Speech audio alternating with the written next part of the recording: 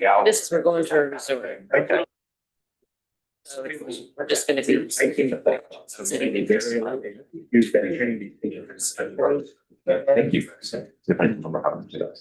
Good morning, everyone. Hello.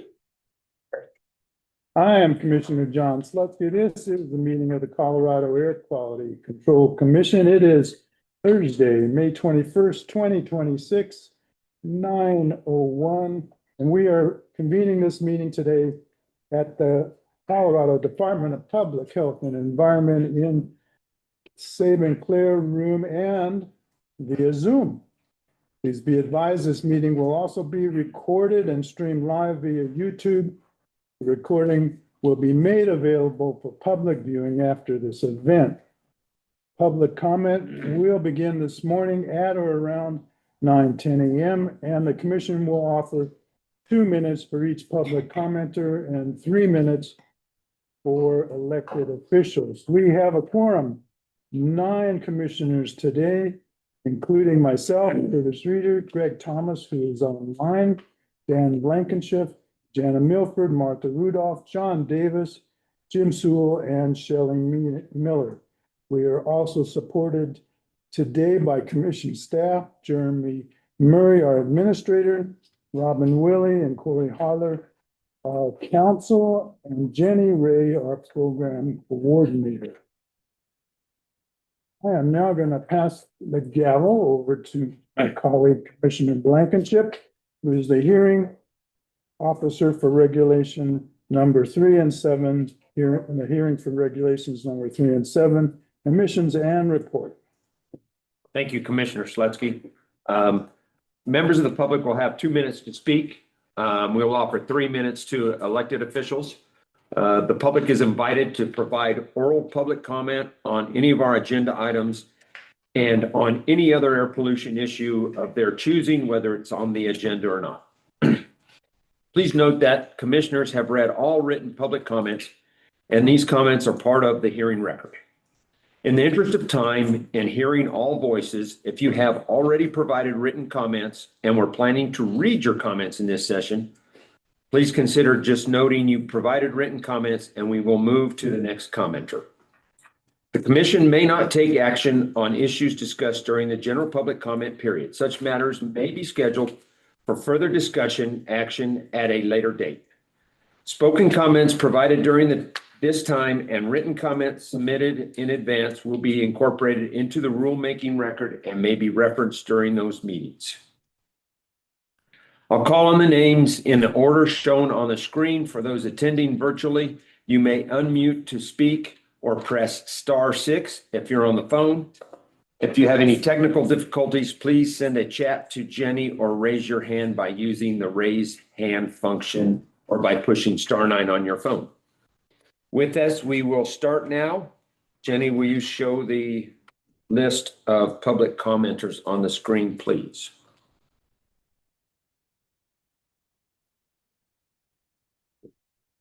Okay, the first one we have is Catherine Goff from North Glen.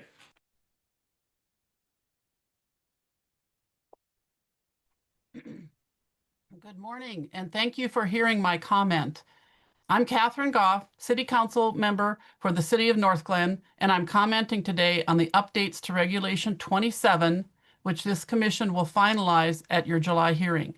It is my understanding that there are issues around carbon capture and storage in the current rulemaking, which raises my concern as a representative of a community where capture, transport, and storage of carbon dioxide could have repercussions.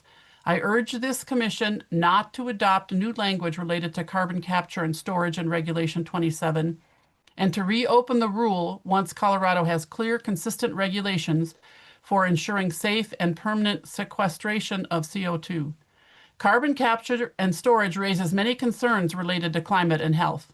First, this technology has not been demonstrated at a scale that can impact the climate crisis. In fact, only one project exists on the whole planet that makes mathematical sense. Most carbon capture consumes so much energy that it ends up emitting more carbon than it sequesters. I'm concerned to see this commission considering carbon capture as a serious method of mitigating industrial greenhouse gas emissions since there's no evidence that it can achieve its promise. Second, carbon capture technologies do not have the same co-benefits as real greenhouse gas emissions reductions. Switching from a gas-fueled furnace to an electric one not only reduces emissions of carbon dioxide, it also eliminates emissions of harmful ozone precursors, volatile organic compounds, and heavy metals. If Regulation 27 relies on carbon capture for its GHG gains, it will fail to produce the air quality improvements that are statutorily required. For my community in North Glen, which is near several industrial facilities and is in the ozone non-compliance area, this means more people will suffer from preventable asthma, heart disease, and cancer. Finally, transport and storage of carbon dioxide can lead to their own risks. Permanent sequestration is possible but not guaranteed, and the state has yet to develop regulations that verify permanence of sequestration or identify mitigation measures if permanence is not maintained. CO2 leaks, furthermore, can lead to rapid death due to suffocation. Until these outstanding regulatory issues are resolved, it's not appropriate to continue to update language in the AQCC's regulations related to carbon capture and sequestration. Furthermore, it makes sense to reopen Regulation 27 once these regulations are in place to make sure that they apply appropriately to the unique circumstances of large industrial facilities. Thank you very much for your time and consideration. Thank you. Lori Anderson.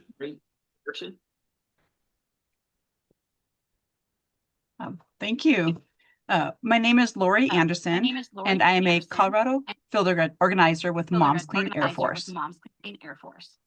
I want to start by acknowledging the multiple organizations, 17 that signed on, and more that would have joined had time allowed, that came together to submit a written comment in strong support of the proposed Reg 3 and Reg 7 fee increases, which I know you have already reviewed.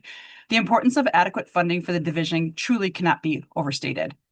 Although general fund dollars have been used in the past, I hope this transition toward funding the division's work through fees paid by the companies responsible for the pollution that makes regulatory oversight necessary continues into perpetuity, with regular adjustments that keep the division fully funded and are able to meet its statutory obligations. Over the years, I have made many comments before this commission, and I have watched the work of this agency grow and evolve. Our collective understanding of air pollution, its sources, its dispersion, its impacts on families and frontline communities, and the solutions needed to reduce it is far more advanced than it once was. Yet there is still more to accomplish to protect the health of our families and our climate future. And none of that progress is possible without sufficient stable funding. And the impacts we are talking about are real. Coloradans living near emission sources, including oil and gas facilities, are routinely exposed to odors and toxic chemicals that contribute to asthma, headaches, respiratory problems, and long-term health harms. When you factor in medical bills, missed work, and the cumulative stress of living with poor air quality, communities are more than paying their price for pollution. They should not be asked to subsidize the regulatory system meant to protect them. I look forward to our state's continued progress in addressing pollution in the most impacted communities, those who have carried the burden of negative externalities for far too long, and to the day when Colorado finally returns to ozone attainment. Meeting EPA's health-based standards requires the division to continue monitoring, inspecting, and enforcing reductions in ozone precursors. That work cannot happen without adequate staffing and resources. For these reasons, those outlined in our joint letter, and for the sake of our children, our communities, and our climate, I respectfully urge the Commission to adopt fee increases sufficient to address the division's current underfunding and to ensure it has the resources necessary to carry out its mission.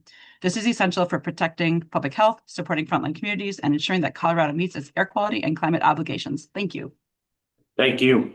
Kathleen Flynn.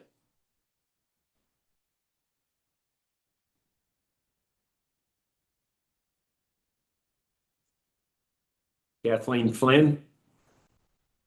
Get off of mute. Okay, sorry. I'm trying to get off mute. I don't have any particular rule that I want to address, and I think the former two speakers were very articulate about that.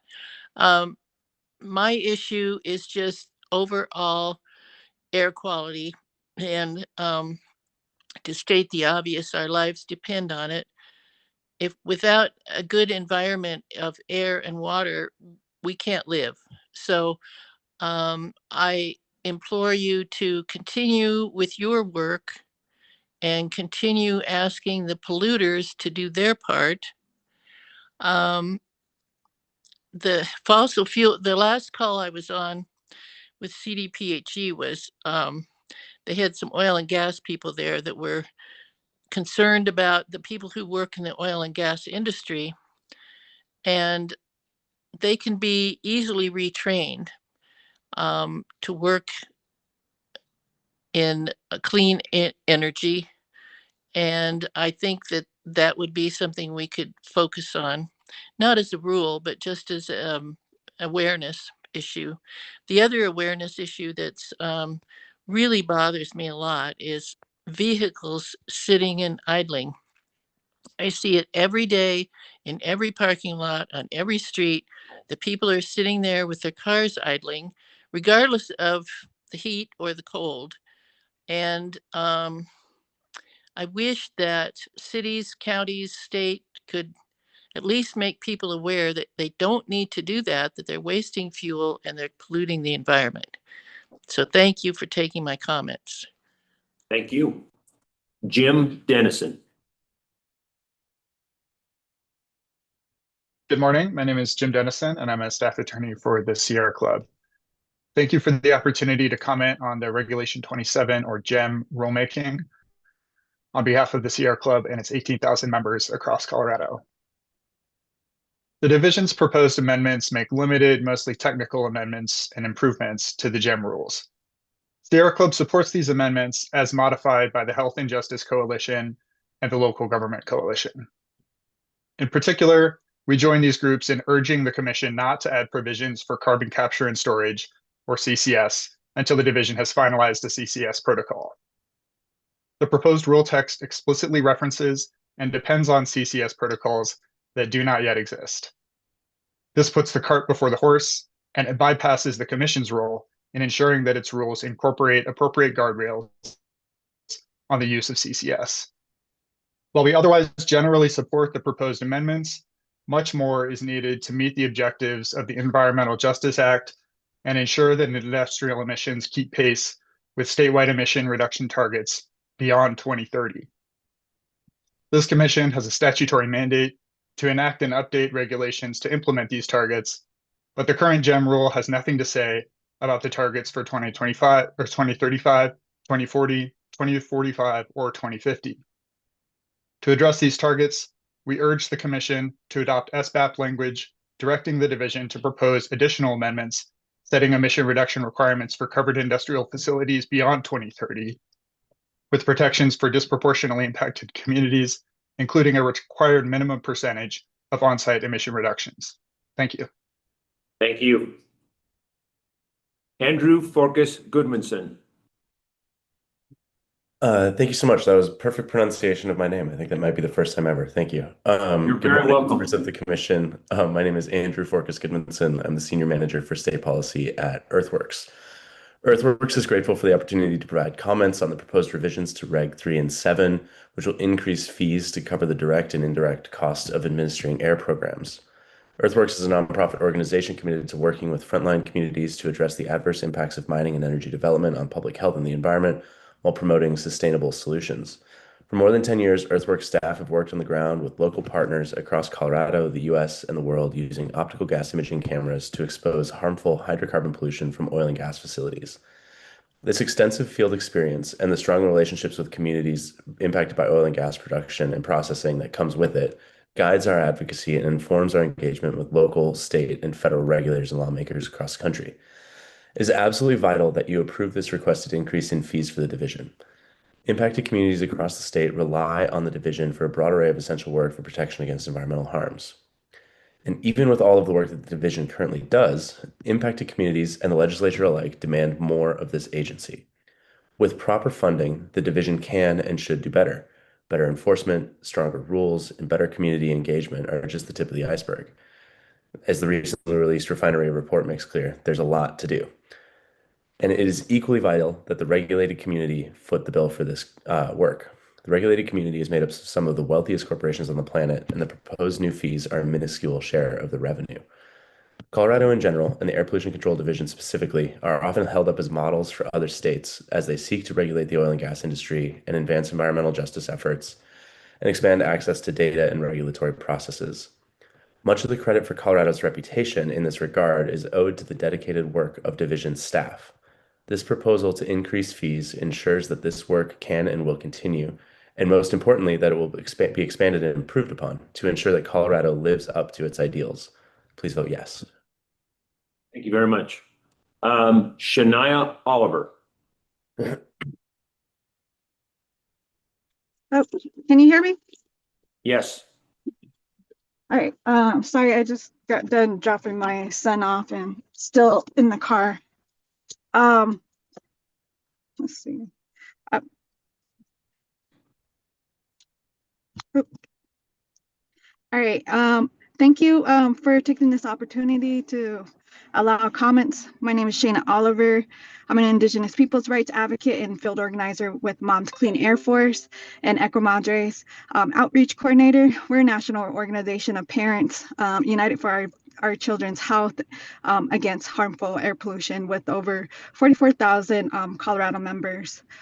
Colorado Moms Clean Air Force support the division to prioritize protections for people and places of Colorado against harmful air pollutants. Significantly, parents support increased fees to support Colorado's greenhouse gas reduction targets, air toxics rule implementation, environmental justice goals. Importantly, I'm a mother of 4, and we are tribal affiliates of the Navajo Nation, and we work and reside in Northeast Denver. My family of 6 have seen and experienced disproportionately impacts of environmental racism. Northeast Denver and nearby communities face hefty burden when it comes to health effects from harmful air pollution. Those that live closest to Suncor Refinery have the highest rates of autoimmune disease, asthma, cancer, adverse birth outcomes, mental illness, and premature death. And personally, my family and I face one or more of these health disparities. Indigenous tribal descendants, Latino, Black, and low wealth communities make up the majority of the workforce and residents of disproportionately impacted communities. Historically, our families have survived genocide, displacement, and Denver, Greeley, Aurora continue to remain ranked 6th for most polluted cities in the country, according to the American Lung Association's State of the Air report. And when I'm exposed to Suncor Refinery's toxins, it really debilitates my mind and body, and where I'm impacted with nausea, headaches for many days. So Moms Clean Air Force and Eco Madres support increased fees on polluters to support greenhouse gas reduction targets, air toxic rule implementation, and environmental justice goals that prioritize children's health in disproportionately impacted communities and not taxpayers. Thank you. Thank you. Jazeel Gardea. Hi, can everyone hear me? Yes. Okay, awesome. Good morning. My name is Casel Gardea, and I work as a civic engagement fellow with a nonprofit organization serving Colorado's Latinx communities. I myself am Latina as well. In my work, I meet a variety of people from diverse backgrounds, from young people of color to the elderly. And in these conversations, I talk with people about different issues happening in the community. And one critical issue that is often overlooked is the importance of clean air, especially in communities of color. I deeply care about the air my parents and younger generations, including my 13-year-old cousin, breathe. I also care about ensuring that families, including Spanish-speaking families, have access to the information they need to make decisions about their health. I'm here today to urge the Air Quality Control Commission to support the Air Pollution Control Division's proposal to increase emissions permits and other associated fees. Taxpayers and the general public bear the burden of health inequities caused by polluted air, while companies continue to profit. This reinforces a systematic issue, the prioritization of profit over people's health, rights, and well-being. Supporting this proposal is essential to maintaining and strengthening the work of the division. The division is currently underfunded, harming Coloradans, especially those living in areas with high levels of air pollution. Inadequate funding weakens emission monitoring and enforcement efforts, while also limiting community engagement due to insufficient outreach and accessibility to services. Coloradans need to have access to regulators and the rulemaking process. These systems strengthen public trust, transparency, and accountability. When communities have access to accurate information, they can make informed decisions to protect themselves against air pollution. Additional funding would contribute to outreach efforts, including translation, interpretation services, as well as enhanced digital access to records and data. These services are important for communities of color. We need real community rights with public engagement and benefits. I once again urge the Commission to support the proposal. Thank you for your time and consideration. Thank you. Julian Guevara. Hello, good morning, commissioners. My name is Julian Guevara, and I'm a resident of Lakewood and a community organizer with Mi Familia en Acción. Throughout my time in this position, I've worked with countless Latino, immigrant, and marginalized communities who have expressed their concerns over issues ranging from immigration and affordability to healthcare and environmental justice. A common thread that emerges in all aspects of the work I do is public health. Health, whether that be of an individual or a community, impacts every facet of life. From education to economic status, health and well-being are central to positive and productive outcomes. There are several reasons why this commission should adopt the Air Pollution Control Division's proposal to increase fees to address underfunding. Chief among them being the main priority and responsibility of the AQCC to protect the people in places of Colorado from harmful air pollution. Again, it's no secret that many residents throughout the state are exposed to odors and air pollution through close proximity to sources of harmful emissions, such as oil and gas facilities. Asthma, headaches, respiratory problems, and other long-term health effects are common and have been reported by residents as a result of this proximity to air pollution.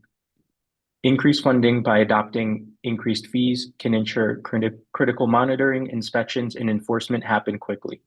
It would also help in strengthening and maintaining outreach, accessibility, and transparency efforts with residents and communities in impacted areas. I urge you to adopt the Air Pollution Control Division's proposal and ensure that Colorado communities are put first. Thank you for your time. Thank you. Zachary Waldholm.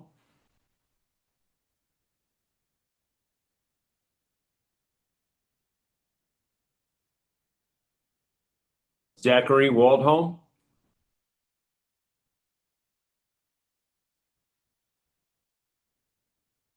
We'll move on to Ethan Algreen.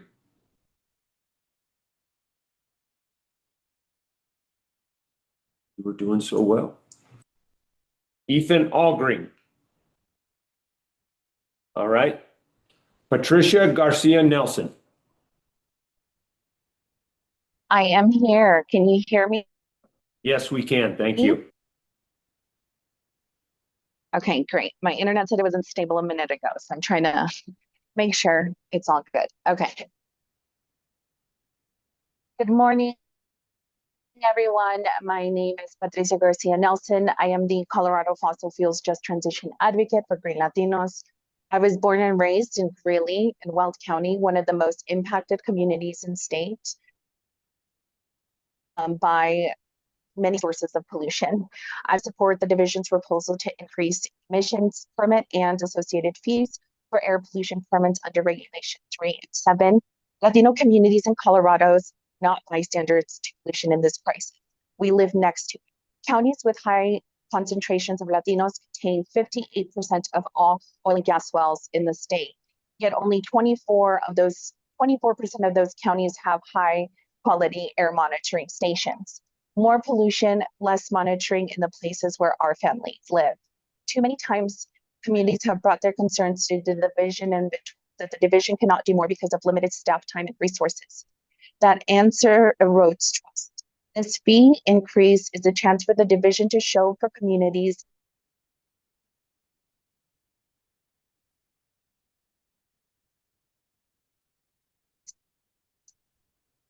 so sorry, I got an incoming call. Did it cut out? Just for a second, but your time's still running. Okay, perfect. Colorado has some of the strongest air quality regulations, even receiving recognition from a member of the European Union at a conference. But world-class regulations mean nothing without real enforcement. Severe non-attainment is not a number on a chart for us. For me, it's documenting incinerators running nonstop for months at an oil and gas site near my home while I accumulate bloody tissues in my trash can and wash my kids' pillows multiple times a week, all while being told that everything is running as it should. 4 young people in my family have had blood cancers, and recently one of their brothers was lost to stomach cancer at the age of 46, someone who spent many years working at JBS in Greeley. This is what pollution looks like in our community. It is not a statistic, it is our family's life. Frontline communities need enforcement that we can see and trust, more monitoring, faster follow-up, and information in languages that people actually speak. Real consequences when polluters break the rules, because real consequences are what we're dealing with. I urge the commission to adopt the proposal. Accountability is not a favor, it is a job. Thank you. Thank you. Alex Schultz. Good morning, Commissioners. I'm Alexandra Schluntz, Senior Attorney with Earth Justice, and I'd like to touch on 2 points today. First, we strongly support adopting the proposed fee increases. Polluters, not taxpayers, should bear the costs of addressing the pollution that they create. The entities that create pollution and profit from it must be the ones to fund the oversight, the monitoring, the enforcement systems that are necessary to protect public health as a result of their actions. We also urge the Commission to consider creative approaches that better support Colorado's goals. The fee structure itself can shape polluter behavior by creating stronger incentives to reduce pollution. For example, large emitters should pay more per ton, just as large water users pay more per gallon. And polluters and DICs, as well as repeat violators, should also pay more. Secondly, we strongly oppose the division's proposed changes to the Prevention of Significant Deterioration, or PSD program. It seems like this topic hasn't gotten much airtime in the party's briefings for this rulemaking, but it is a critical one. The PSD program's purpose is to ensure that we don't slide into non-attainment and end up where we are with, for example, ozone pollution. To achieve that, the PSD program protects against large increases in air pollution from new major sources. And this PSD program is required by the Clean Air Act. That federal law sets the floor, but when the Commission adopted the PSD provisions that are at issue today, it adopted state-only requirements that go beyond the federal minimum to ensure that new pollution sources don't significantly deteriorate local air quality. The division has requested that the Commission revert back to the federal bare minimum. Colorado has long been a leader among states in tackling air pollution, and we are disturbed by this proposal to roll back protections.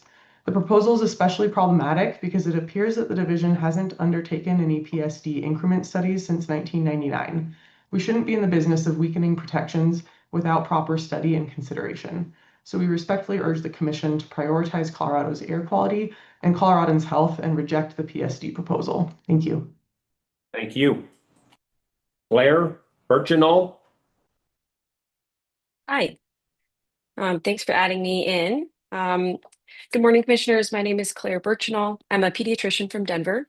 I'm speaking today on behalf of Healthy Air and Water Colorado in support of Air Pollution Control Division's proposed fee increases related to Regulations 3 and 7.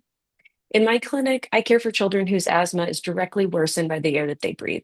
I see kids missing school because they can't stop coughing, families making urgent trips to the emergency department during high ozone days, and parents who feel powerless to protect their children from something as basic as the air outside their homes. For these families, air pollution is not abstract, it is a daily and preventable health burden. So clean air is fundamental to public health across Colorado, especially along the Front Range and in communities near oil and gas operations. Too many people are living with the daily impacts of unhealthy air. We see higher rates of asthma, respiratory symptoms, headaches, and long-term heart and lung disease linked to this pollution. Children, older adults, people with underlying health conditions are all especially vulnerable. The Denver Metro and Northern Front Range remains in severe ozone non-attainment under federal health standards. At a time when Colorado is already struggling with unsafe air quality, we should be strengthening enforcement and oversight, not allowing underfunding to weaken it. The Air Pollution Control Division needs adequate resources to do its job effectively, monitoring emissions, reviewing permits, conducting inspections, enforcing regulations, and ensuring meaningful community access and participation. When the division is underfunded, the consequences show up in my clinic. More asthma exacerbations, more missed school days, more preventable suffering. Underfunding leads to delayed enforcement, fewer inspections, and more pollution going unchecked. And that translates directly into worse health outcomes for Colorado children and families. The proposed fee increases are fair and a reasonable solution. Companies that generate pollution as part of doing business should bear the cost of regulating it, not Colorado families who are already paying with their health and healthcare costs. Adequate funding is also critical for Colorado to meet its legal obligations, including federal ozone requirements, greenhouse gas reduction goals, and air toxic protections. So I urge the Commission to adopt the division's proposal for regulations 3 and 7 so Colorado has the resources needed to protect children's health, uphold accountability, and move towards cleaner air. Thank you for your time. Thank you. That concludes the list of individuals who are signed up. Would it be appropriate for me to ask if there are others? So if there is anyone else online that would like to make a comment, please raise your hand and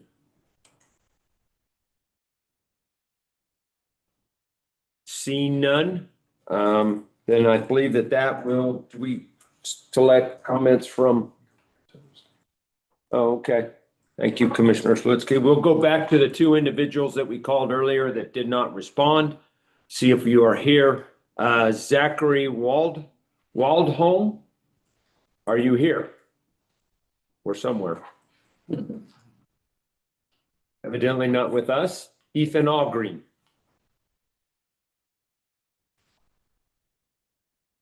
Hearing no response, we will move on and do we solicit comments in person? Is there someone here that wants to make a public comment? That is not a party. That is not a party. If you're not a party. Thank you very much for the direction. Seeing none, this will conclude the public comment session for our meeting today, and I will pass the gavel back to Commissioner Slutsky. Thank you, Commissioner. Thank you, Commissioner Blankenship. The commission will now vote on a consent agenda, the items number 2 and 3 on our agenda. Adoption of the consent agenda allows the commission to consolidate voting on agenda items that do not need to be discussed individually and which presentation of additional information is not required or necessary. We have those two items and they are on our agenda, items number 2 and 3. Item number 2 is approval of minutes from our April 15th to 17th, 2026 meeting. And item number 3 is a request for written comment rulemaking for regulation number 19, lead dust hazard and clearance update. The division requests that the commission set a hearing to consider the proposed update to regulation number 19. The proposal will incorporate revisions finalized by EPA in October 2024. Updating state requirements strengthens protections for children under the age of 7 and allows the Air Pollution Control Division to maintain delegation of lead-based paint activities rule. The division will also request other revisions based on requirements in the federal rules, including revisions to the definition of lead-based paint abatement, training program accreditation applications and amendments, and training course notifications. With all that in mind, I would like to get a motion, commissioners, to adopt the consent agenda. I move we adopt the consent agenda. A second, please. Second. All in favor? Aye. Opposed? Motion carries 9-0. We now have a rulemaking request for regulation number 7, oil and gas operations. Division will request that the commission set a hearing to consider revisions addressing oil and gas operations impacted by EPA's emission guideline 40 CFR subpart Quad OC and the associated state 111 plan. We have Jeremy Schuster here to walk us through this. Jeremy, help us out. Almost ready to go.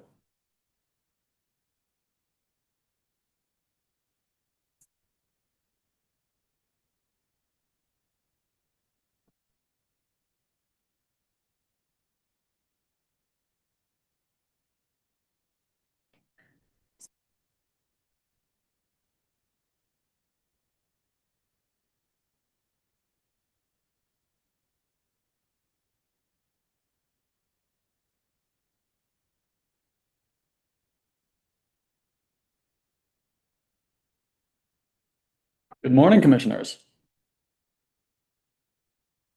Thank you to everyone for joining us online. Appreciate those public comments. I'm Jeremy Schuster. This is Leah Martland of the Planning and Policy Program of the Air Pollution Control Division. Today, we are here to request a rulemaking hearing for Regulation Number 7. Again,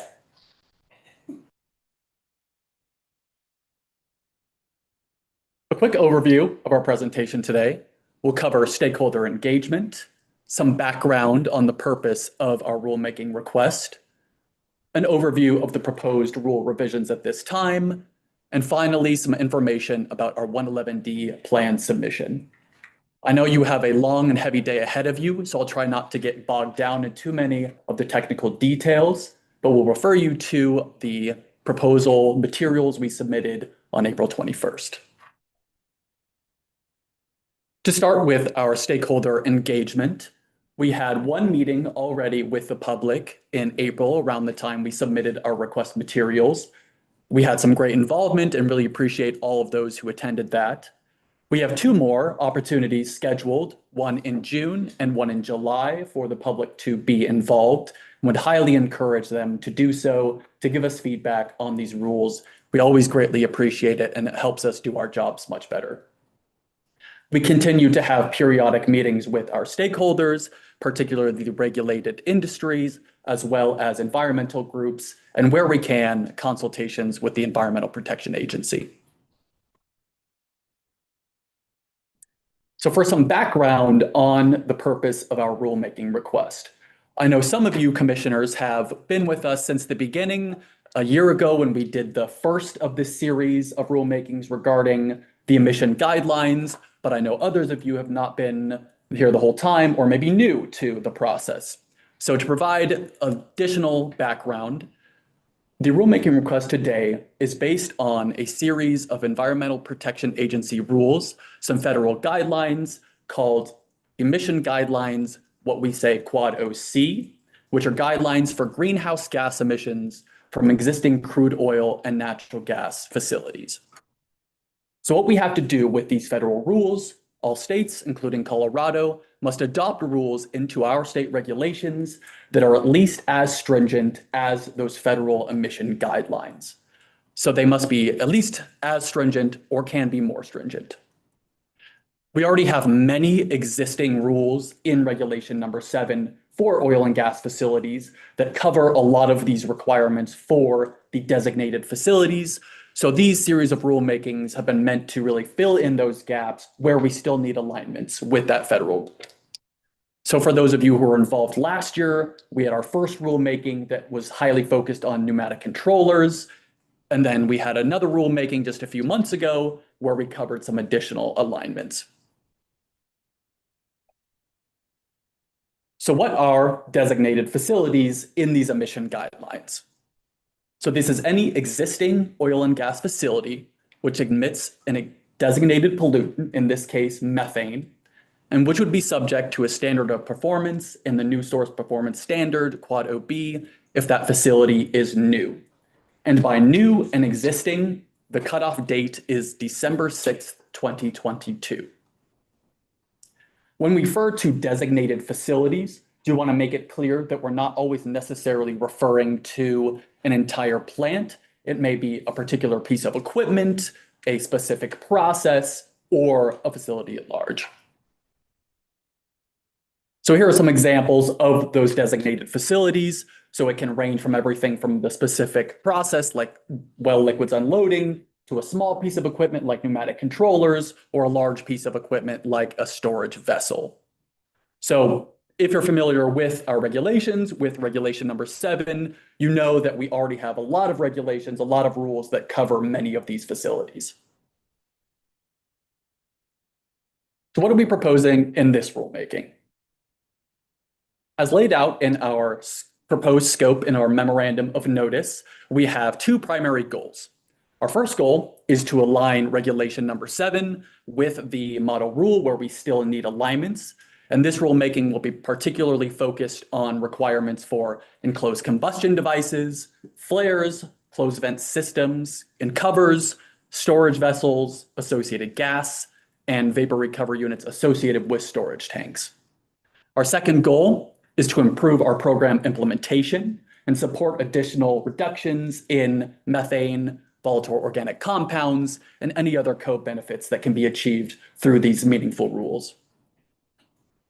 We will also be providing to you our proposed 111D plan. We have provided an example of that in our rulemaking materials, a draft version, and I will go into a little bit more detail about what that takes, what we need to do with that at the end. So the first piece of equipment, going into a little bit more detail about our proposal, is enclosed combustion devices. These are combustors where the flame is not visible. We already have a lot of rules related to enclosed combustion devices in regulation number 7, such as pilot light monitoring, emissions monitoring, and performance testing. Where we want to make an additional alignments is with some more specific technical details. So we're really making these rules explicit for what Quad OC requires. So in this case, these focuses are on maintaining gas flow rates into the combustors, installing and operating continuous pilot light or combustion flame to make sure that those closed combustion devices are continuously operated, and repair and remonitoring after a failed visible emissions observation, so laying out when that needs to take place. Similar to enclosed combustion devices, there are provisions for open tip flares. So they also combust gas as a control mechanism, but in this case, the flame is typically visible at the top of the stack. We have some limited use cases within regulation number 7 around well unloading, swabbing, and pigging, for example, with some operational requirements that are similar to enclosed combustion devices. However, there are some additional allowances for flares within the emission guideline Quad OC. These are going to apply to natural gas processing plants only, while enclosed combustion devices are often found at many other types of facilities. And like ECDs, these will have design, operation, and monitoring requirements to ensure that these combustion devices are combusting gas effectively and efficiently continuously.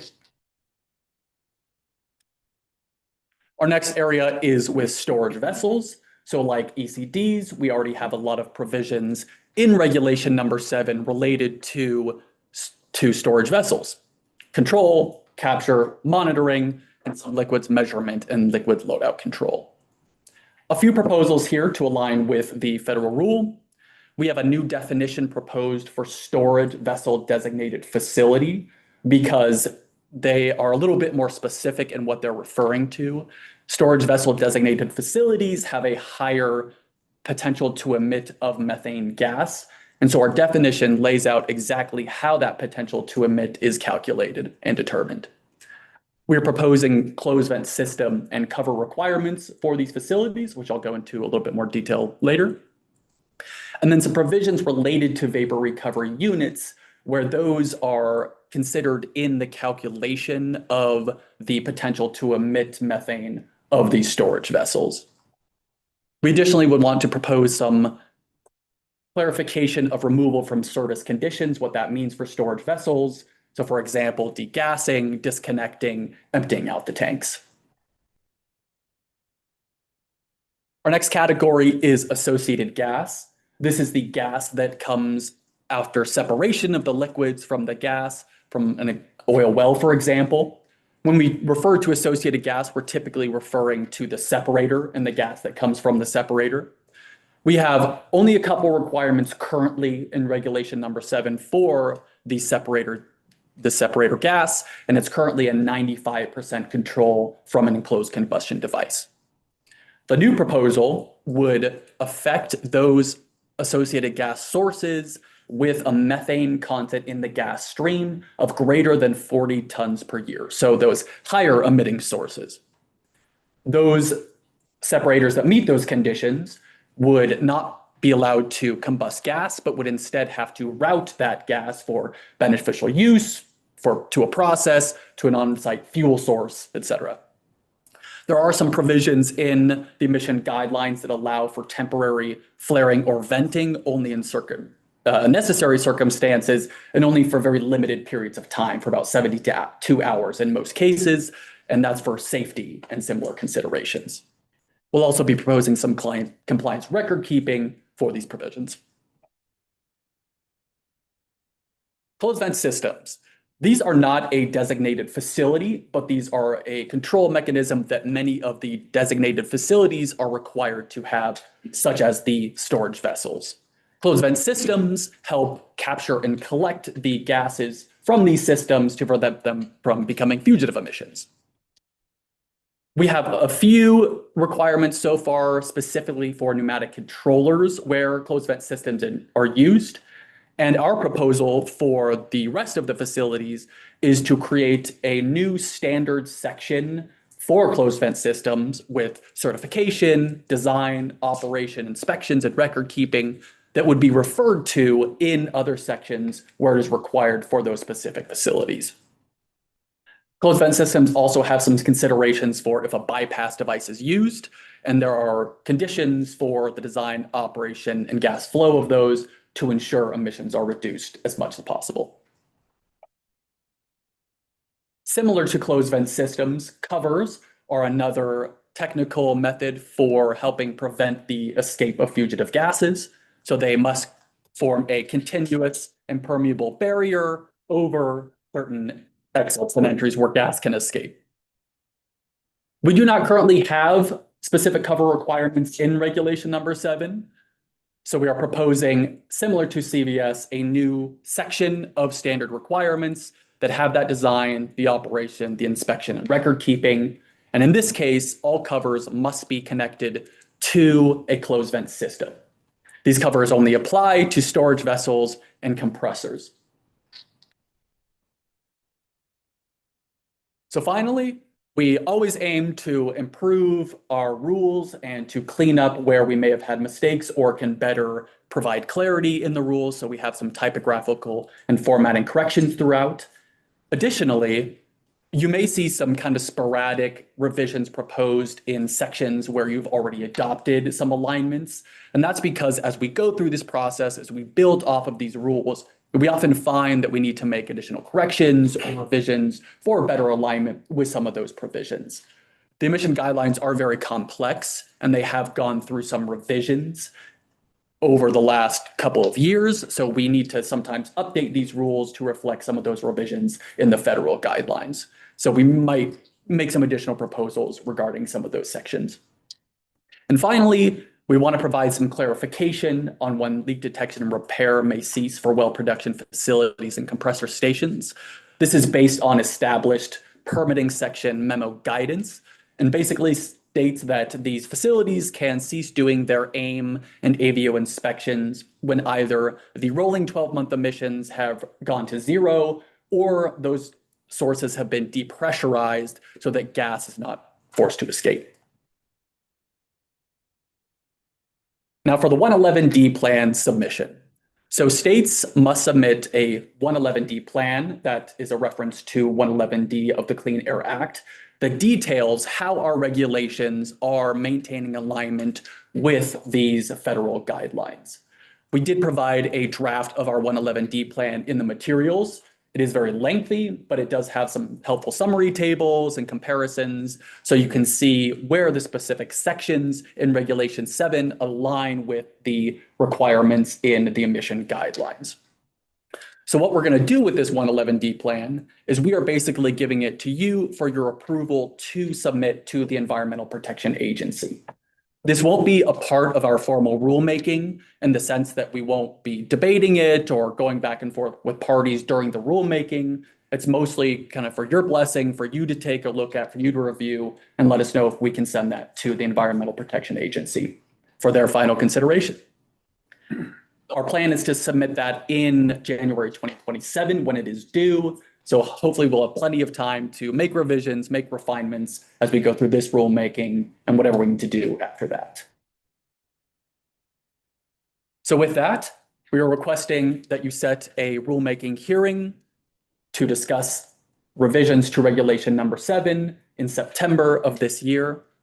Thank you very much for listening. And if you have any questions, initial questions, we'd be happy to take them. Thank you. Any questions, commissioners?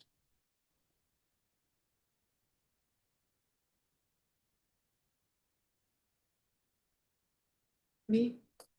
Go ahead. Thank you for that very clear presentation. I really appreciate it. Do you have the scope of notice language Deal with that pretty for us? Oh, okay. I'm jumping ahead. quick. Sorry. Ah.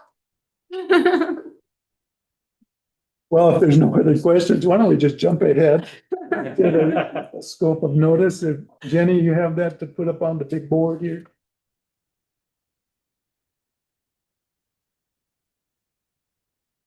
Am I required to read this?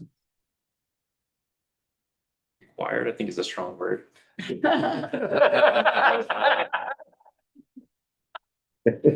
me just read this for that. It's not, it's just one breath of it, right? Yeah, you could do it. Yeah, scope of notice.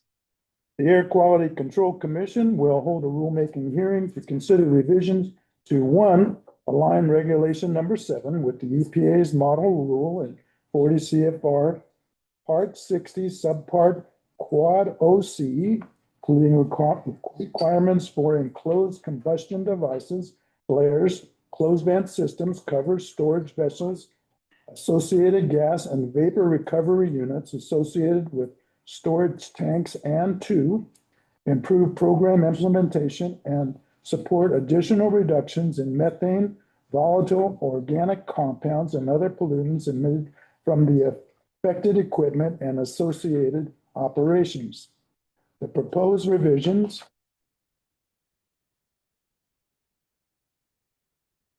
may include both SIP and state-only updates, as well as cleanup, correction, and clarifications. The divisions will also determine whether to approve the submission of the state's draft 111D plan to EPA. Any questions about the scope? He just wanted me to read I it. just wanted to. If not, can I have a motion to set a rulemaking hearing for September 16th to 18th, 2026, and incorporate the draft scope of notice? And of course, approve the state draft 111D plan. Not a big lift, but someone's got to make a motion. So moved. Second, please. Second. Any discussion? All in favor? Aye. Opposed? Motion passes 9-0. And Commissioner Milford will be our hearing officer. Say that. Commissioner Reader. I think that note was wrong in here. Oh, yeah? Oh, they give you a bump steer. I got the bum steer, which is Yeah. better than no steer at all. I guess so. Thank you, Commissioner Reader. Sorry. I am now going to pass the Surprise, gavel to surprise. Commissioner Blankenship. Okay. So pay attention to where we're at. All right. Commissioner Blankenship, do we want to take a short break? Yeah, I think we would like to take a brief recess for 10 minutes. So we will reconvene at 10:05. Thank you for that very good suggestion.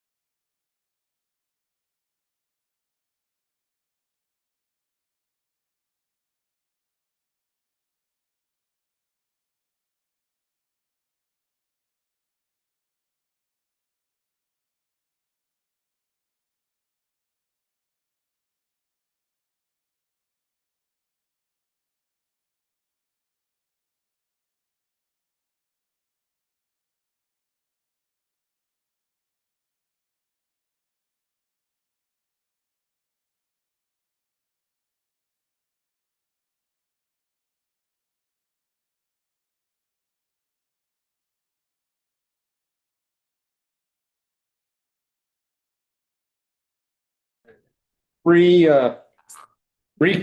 our meeting. Thank you, Jenny.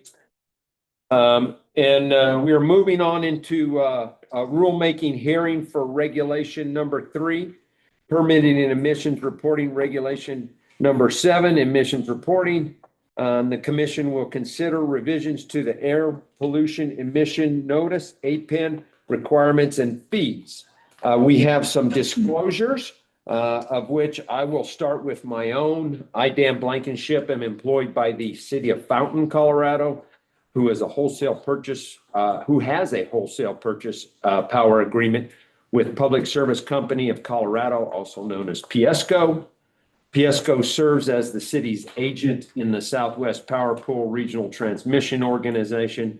As the utilities director, I am responsible for administration of that wholesale power agreement. I am also the administrator in charge of the city's participation in the SPPRTO. I have not discussed any matters relating to this rulemaking with PSCO. I believe that I can participate objectively in this hearing and will fully consider the record presented by the parties and the public. We also have a couple other disclosures. Commissioner Rudolph. Thank you. I am a current board member of both the Health Effects Institute and the Health Effects Institute Energy, a nonprofit affiliate of HEI. HEI was established in response to the U.S. Environmental Protection Agency's and the motor vehicle industry's responsibilities concerning the certification requirements of the 1977 Clean Air Act amendments. EPA and industry representatives established a jointly funded, independent, and nonpartisan institution to carry out air pollution health effects research and scientific review related to the transportation industry. Similarly, HEI Energy was formed through a partnership between US EPA and the oil and gas industry to conduct independent research and reviews to understand potential exposures from unconventional oil and gas development across the United States. Neither HEI nor HEI Energy advocate for any public policy position. HEI and HEI Energy are not involved in this rulemaking and have not taken any action or any position regarding this rulemaking. I believe that I can participate objectively in this hearing and will fully consider the record presented by the parties and the public. Thank you. Thank you, Commissioner Rudolph. Commissioner Reeder.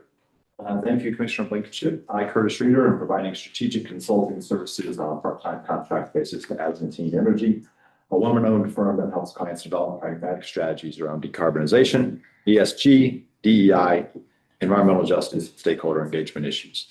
Advantine's clients include oil and gas companies, as well as others in the regulated community. I've established measures with Adventine employees and clients to prohibit any communications between myself and those others on any issue that has been approved for rulemaking before the commission. And I've complied with those measures to not engage in conversations with Adventine colleagues or clients regarding this rulemaking.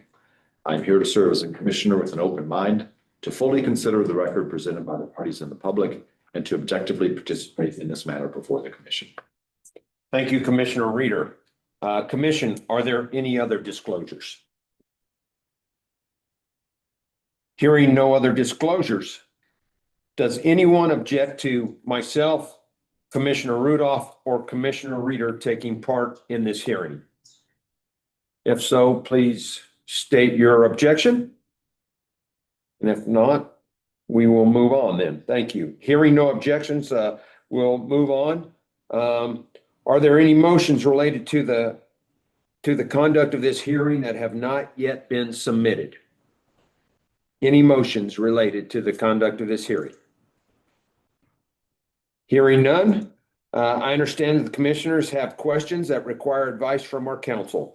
I would entertain a motion to go into executive session for the limited purpose of hearing legal advice about this rulemaking. Is there a motion to move into executive session? So moved. We have a motion. Is there a second? Second. We have a motion and a second. All those in favor? Aye. Aye. Opposed? Hearing none, the motion carries 9-0. We will go into a brief executive session and then resume this meeting to hear testimony from the division and the parties. Commissioners, please convene in the Carson room for the executive session. Commissioner Blankenship, just for the Yes, sir. I'd like to clarify that the commission has moved and voted to go into executive session to discuss and receive legal advice from counsel. Executive session is authorized pursuant to the Open Meetings Act, section 246402, subsection 3A2 of the Colorado Revised Statutes. And executive session will be recorded and will be returning. Thank you. Thank you for that clarification, Maureen. We will now move into executive session. Same.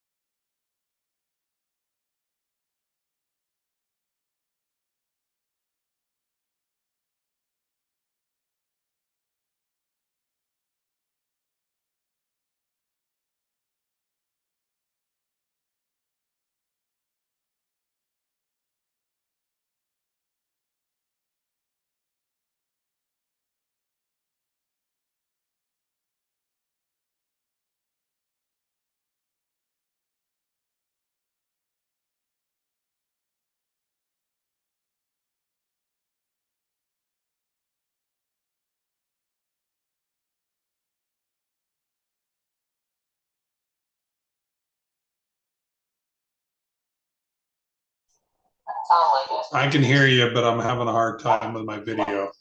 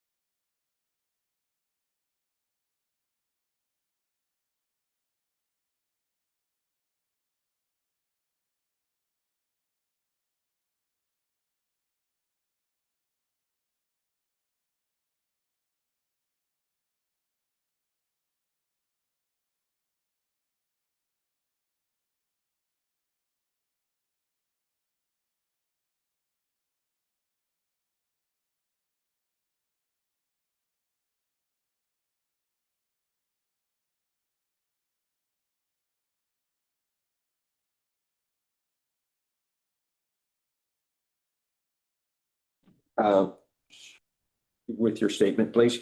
Sure. This is Commission and Council confirming that the Commission entered executive session pursuant to section 246402(3)A of the Colorado Revised Statutes to receive legal advice from council regarding the regulation 3 and 7 rulemaking occurring here today.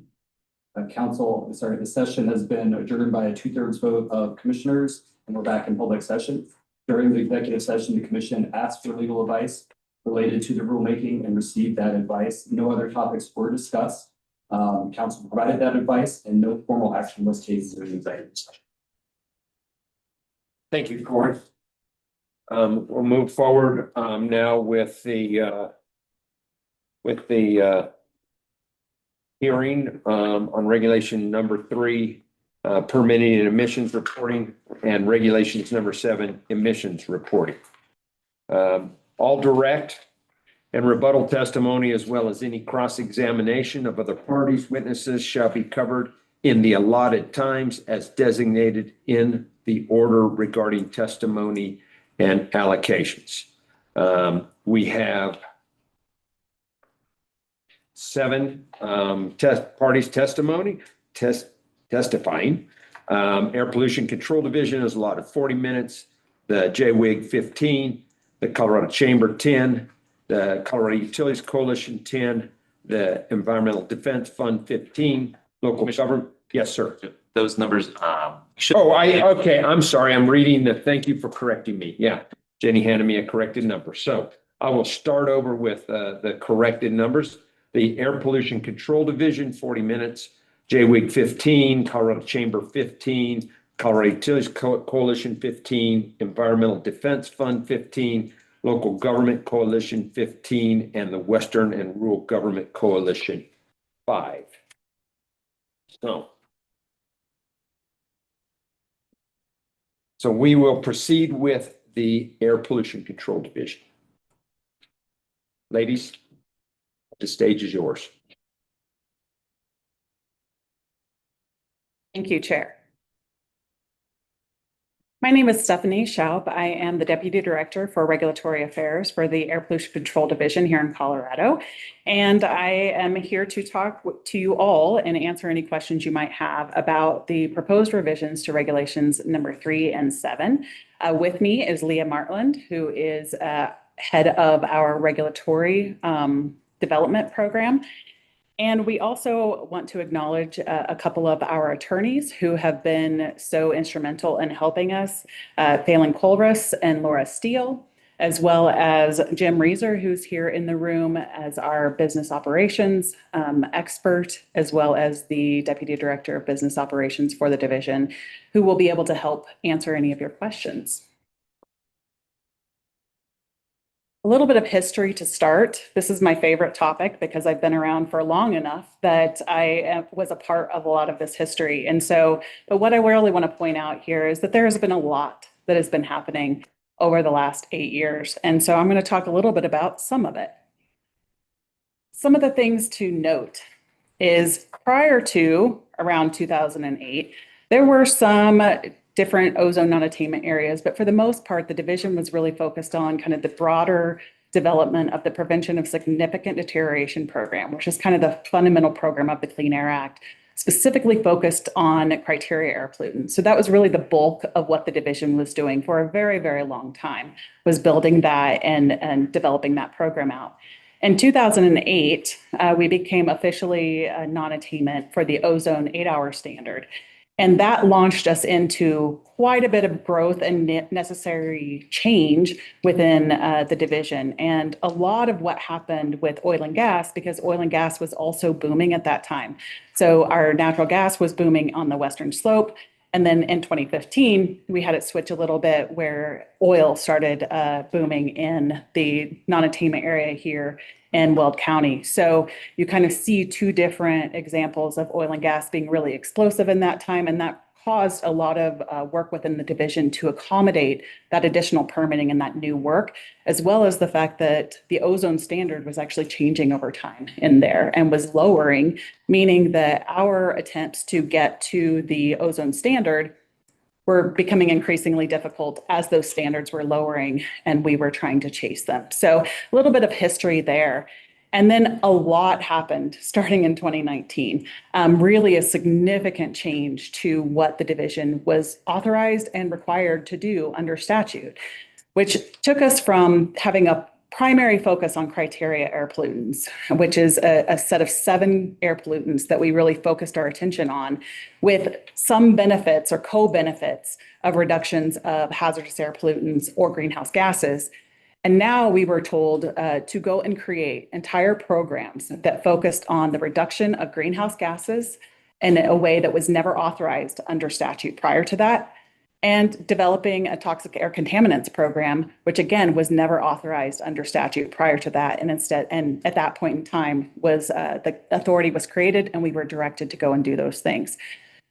Alongside those, the legislature also chose to create new acts around community impacts and cumulative impacts of these different types of pollution, and expanded significantly the type of community outreach, the work within EJ communities, the work to protect disproportionately impacted communities. All of that was added to existing processes, as well as all of the growing and new processes that we were putting into place to develop the greenhouse gas and air toxics programs. So all of that created a significant amount of new authority under statute. And so what happened during that time? You saw significant increases to our staffing levels. As you can see, we have more than doubled in staffing in total. And I want to point out there are a couple of really big legislation that resulted in a lot of these FTE, though not all of them. The EJ Act and greenhouse gas work, as well as the air toxics work. But one thing of note is that the decision item that began in fiscal year 2023, which had 106 FTE associated with it, was really about addressing a long-term permitting backlog and the fact that we hadn't been keeping up with permitting for a very long time at that point. The division had historically been chronically underfunded and understaffed, and this was an attempt to correct for that. And they gave us a lot of new things to do with that. I think always there's the assumption that if you give someone 100 staff, you can fix the old problems and do all of the new stuff at the same time. And we certainly have tried. And so you have seen a lot of the output of that. This commission has been involved directly in a lot of the work that we have done to implement these things. So what happened predictably? Expenses started going up at roughly the same rate, similar as what you might expect. And so just to overlay all of that together, it's really obvious what the division has had to do over the last several years to meet statutory mandates for building all of these programs, for now working on implementation of those programs so that they are actually successful in the long term. While a lot of these rules have now been passed based on the work of this commission and the work of regulatory affairs, we are now in the place of needing to actually make them functional, because they will only reduce those emissions if they function. And that's a lot of the work that we're doing right now, is turning these into functional programs to be available for the long term. And what happened with fee revenue was that it lagged pretty significantly. We were able to rely upon some money from the general fund that the General Assembly gave to the division to cover some of these initial expenses. But fee revenue lagged pretty significantly. And it wasn't until 2020 that the legislature actually decided that they no longer wanted to be in the business of having to raise fees themselves through legislation, instead wanted to give that authority to this commission. And so beginning in 2022 and 2023 was when this commission got the authority to start raising fees to accommodate this explosive growth, to accommodate future changes. It allows for more flexibility. We have a lot more access to come to you for rule changes to change fees than we historically had to go to the legislature to have a bill run to change fees. So this allows for a lot more flexibility, a lot more nuance, and a lot more frequent potential opportunities to raise fees to account for the work of the division. So we did this as efficiently as we could. And one thing I want to really point out here is that division always has to think very long-term and how we grow something like this. We're thinking about not only the historic problems and the fact that we had a system that was so incredibly out of date, and the fact that we were already behind in a lot of our permitting metrics, and also turn our attention to kind of future state of building all of the new things that needed to be done. So we did all of this as efficiently as we possibly could, and we really had to. When we started and had a lot of these new positions that were given to us, we didn't have HR staff that could handle that volume of, hiring that many people. And so we had to build the HR staff. We had to build a lot of the infrastructure to even begin the hiring process. And then as we did the hiring process, we had to phase that in over the course of many years.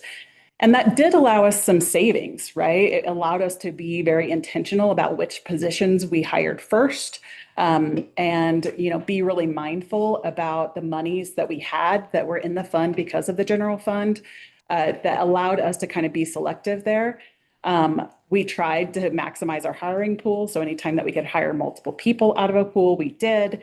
But we also continued working on all of these permit efficiencies. A lot of regulated entity outreach. We have worked with different consultants to do some permit mapping, identified pilot programs to work on. We've implemented some of those programs already, such as concurrent public comment review, and we're also identifying new things to be working on and working towards. But one of the biggest things that we commenced doing was completely from the ground up, building a brand new database. And I can tell you from personal experience, building a new database is one of the longest and hardest things that I've ever seen the division try to do.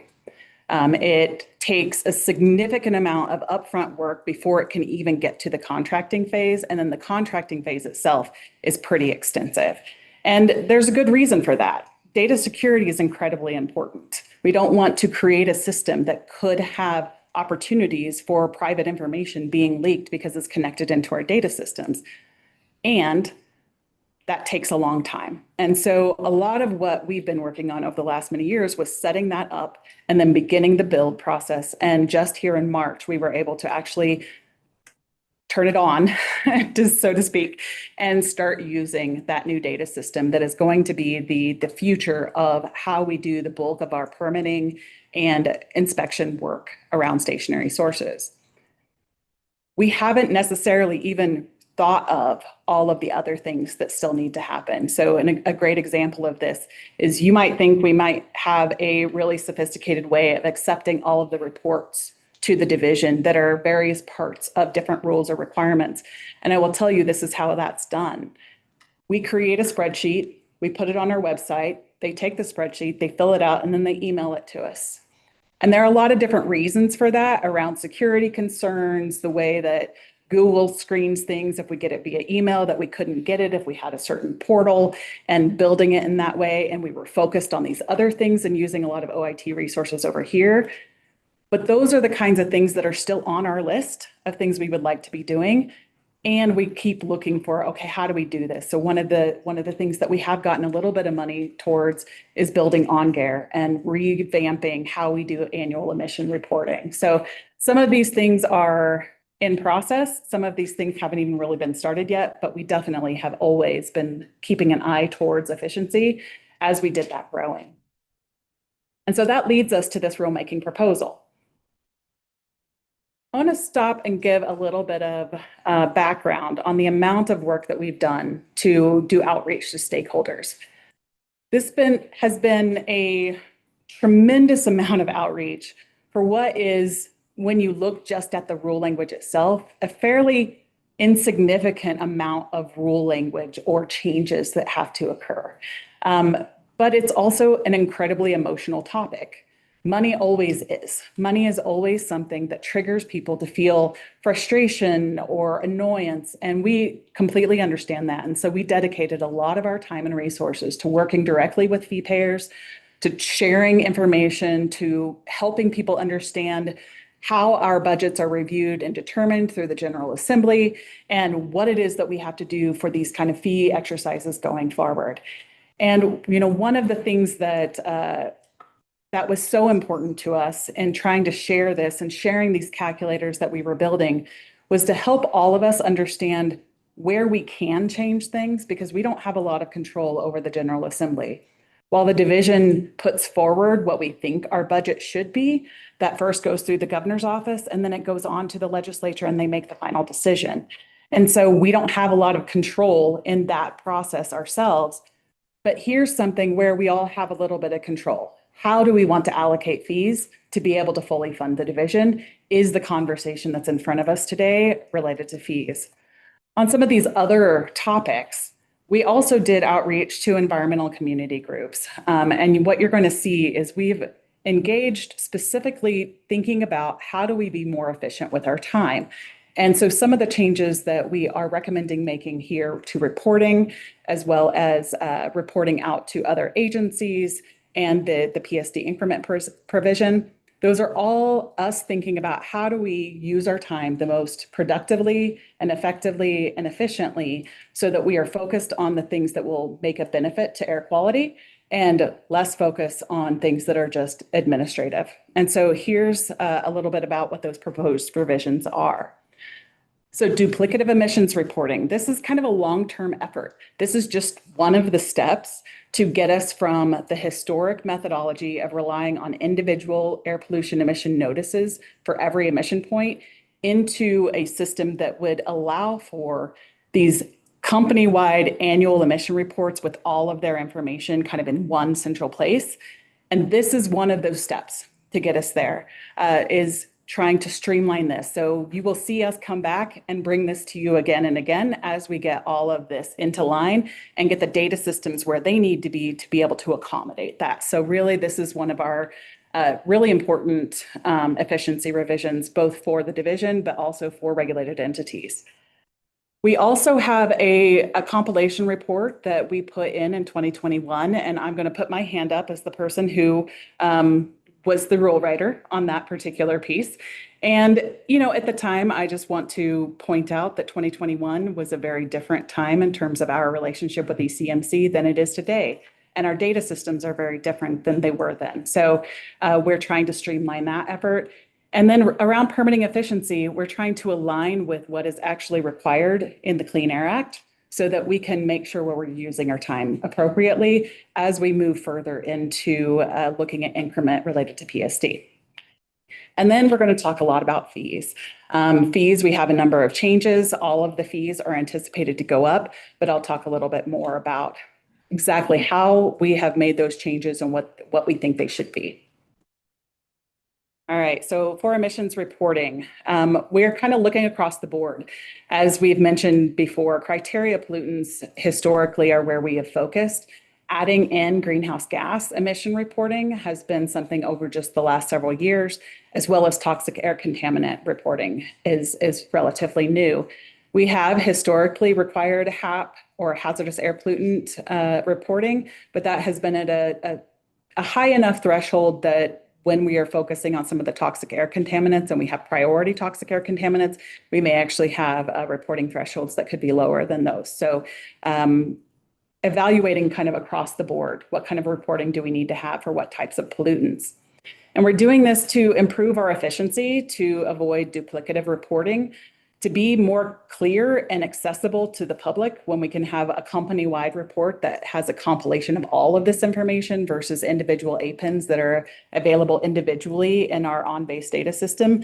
That's not a very easy way to understand what is happening with different companies. So this is going to provide some clarity for the public and allow us all to have a single place where we can go and identify those emissions. This is a little bit of a list of some of the different rules and requirements that could be duplicative. And as we've mentioned before, criteria pollutant and hazardous air pollutant, that kind of is the historic way of collecting this kind of information. But these annual reporting requirements that have been developed over the last several years are where there could be duplication and where we're trying to eliminate that. So this is a little bit more about what are the tools, and I want to point out that this Colorado Air Inventory System, or CASE, is the new system that is being built. And so what we will be using for these kinds of pollutants going forward are these APINs that historically were due every 5 years. They had certain thresholds at which APINs had to be required, or above which APINs had to be submitted to the division. And moving into the world of these emission reporting notices, which are these annual reports. They could include more than what an APIN historically has included, such as toxic air contaminants and greenhouse gases. And the data platforms are varied. We are building a new OnGAIR system. We have historically been relying upon EGRIT, which is a federal greenhouse gas reporting tool that they have stopped offering as of this year. And so we are having to figure out how do we manually accept that information, given that that tool is no longer available. And CARES, which is the Combined Air Emission Reporting System, which is another federal system that is currently still being funded and still available to us, and we intend to use. So we propose to revise and remove some of the periodic emissions-only reporting requirements. This would mean that revised APINs would still be required for certain purposes, like an initial APIN, a permit application, but wouldn't necessarily be required when there is a significant change in actual emissions or when they expire, that 5-year expiration. And instead, they would only be required to submit their emission reporting notice to satisfy those APIN requirements or historic APIN requirements for emission reporting. And a little bit of what that looks like, you can kind of see right now that's really focused on oil and gas. And the reason is because OnGAIR is far ahead in terms of a data system compared to the other data systems that we would be using for other types of sources. And so this is kind of step one of bringing in oil and gas sources because they have a readily available data system in OnGAIR to be able to do this. And further, we want to streamline some of the greenhouse gas reporting requirements for sources that are reporting to Reg 22 through a greenhouse gas APIN. So again, kind of long-term efforts. There have not been substantive revisions made and no alternate proposals were really submitted. For permitting efficiency, we have proposed to revise the PSD, or Prevention of Significant Deterioration Permitting Program requirement for increment. And this is because it will align our program with the federal requirements and improve our permitting efficiencies. So it really will, we are expecting EPA to also make an adjustment that will enable us to make this change. And so we are proposing to do that to increase our permitting efficiency.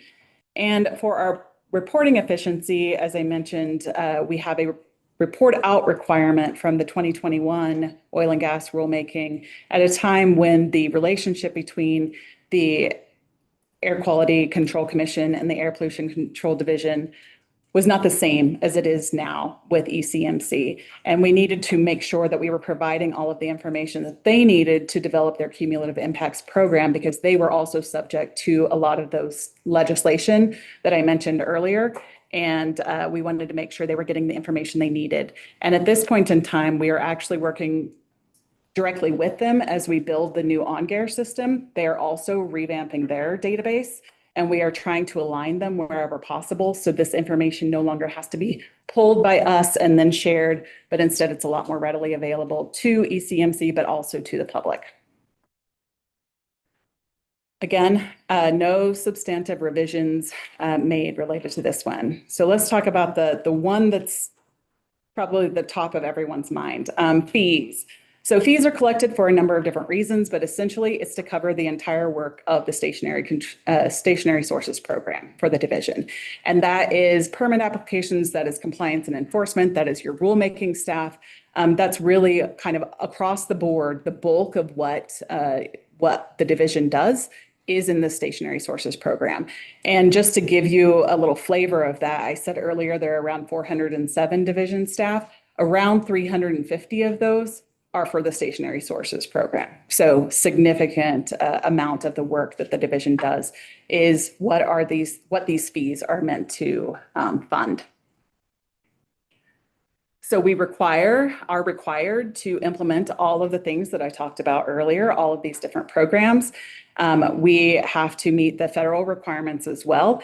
And our current fees, as I showed earlier in the fee revenue, do not meet those requirements, do not allow us to meet those requirements. So we are asking for changes to emissions fees, APIN fees, and permit processing fees to accommodate that. And here's a little bit of an image that is just another way of looking at those expenses and that revenue, but it's adding in the monies that we got from the general fund, although I'll note that the 2024 $10 million was actually money that ECMC gave us to help us kind of bridge us along. So about 25 million from the general fund in 2023, about 10 million from ECMC in 2024, and another 5 million in 2026 from the general fund. So here are all of the numbers, and I'm not going to sit here and read them to you. I think you've seen them in the rule language, but the numbers are a significant change. I want to acknowledge that these are much higher than they were last year, and they're certainly much higher than they were in 2020. And so we want to acknowledge that, and this is what is needed to be able to maintain the work of this division. So this includes, and I think you've probably heard this, what does the commission do here? The commission's role is to decide how to allocate those fees across these different fee types, decide whether or not the fees are sufficient to meet the cost of the division. And that is the work of this commission and the division to work with you to identify what the division needs to be able to fully fund all of the work. All right, so we have made some adjustments to fees that I want to really kind of point out first. And this is the result of a lot of work that we have done with the stakeholders. So in the version 1 of the calculator, one of the biggest changes from our proposal to kind of version 1 of our calculator was that we adjusted the fee, we adjusted the assumptions in that calculator to better reflect what we were actually anticipating seeing. So that would be things like the number of permits we expect to issue, the number of APINs we expect to get in, the amount of emissions that we expect to bill on for the following year. And that was based on actual information that was coming in through the course of last fall, based on what we were actually seeing. So we were adjusting that upward because we were finding and have found that we are roughly $1.5 to $2 million behind what we projected the fees last year would provide in this fiscal year. So we're actually kind of behind, and that's the reason for those adjustments to change those assumptions, which drove up all of the fee amounts across the board from the proposal. Then in this version 2, we shared a multi-year concept, which was really meant to get ahead of this and not have us come back to you with a fee rulemaking every year, and instead give us a several years to be able to really have some confidence in terms of what the fees would be over the next several years for us and for fee payers.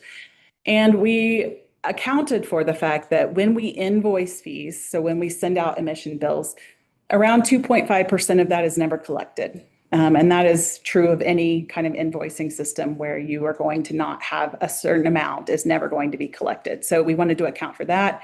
We also added a 5% buffer so that we were aiming slightly high so that the actual amount that we brought in during this coming fiscal year is what we have to have it to be to not have a $0 cash balance. So that was really what that 5% was for.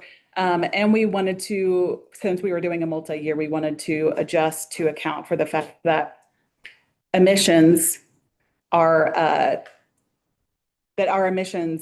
change over year.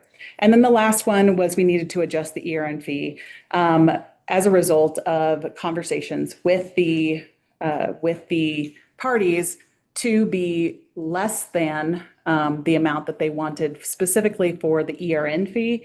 And they wanted it to be more indicative of this 40% of the APIN fee. And so we changed the permit hourly fees upward to account for those differences. So there are a number of alternate proposals. I want to get through these fairly quickly if I can. So One from the chamber was to request a total revenue increase of approximately $2.01 million less than what we have requested.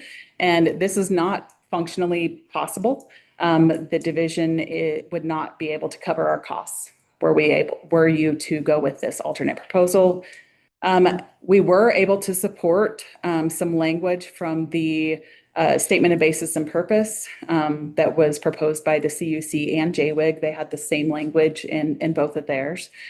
But we are opposed to other pieces of that information that they had proposed in their statement of basis and purpose, where they wanted more interaction and more detail, and they wanted more certainty that our future efforts would result in program cost decreases, and I don't think we can promise that. Also, from CUC and JWIG, again, more information related to what our budget looks like.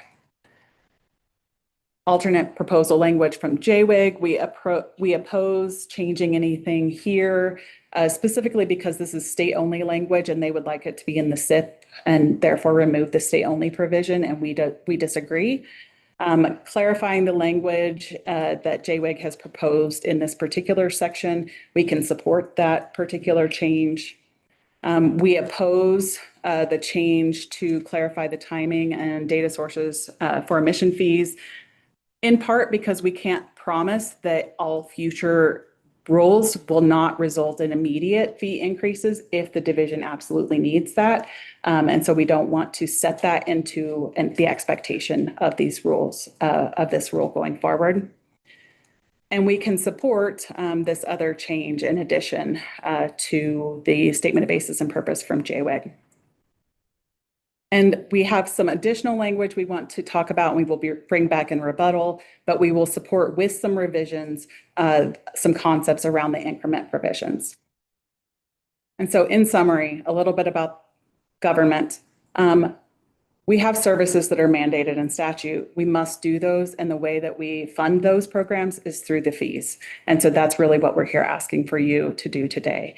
And a reminder that our fee revenue has significantly lagged, and we're just trying to catch it up now. So the division requests the commission adopt the proposed revisions to Reg 3 and 7 as provided with the division's final rule proposal on May 7th, 2026, and included on slides 33, 37, and 39. Very good. Thank you, Stephanie. Do we have questions for division staff?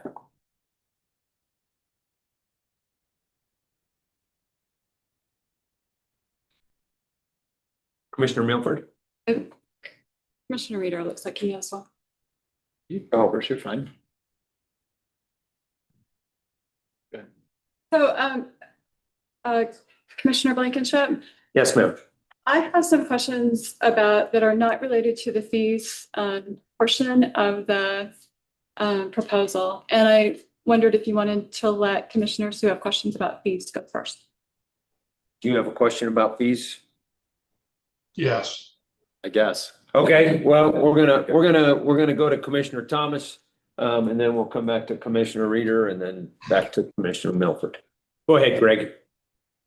Thank you, Stephanie.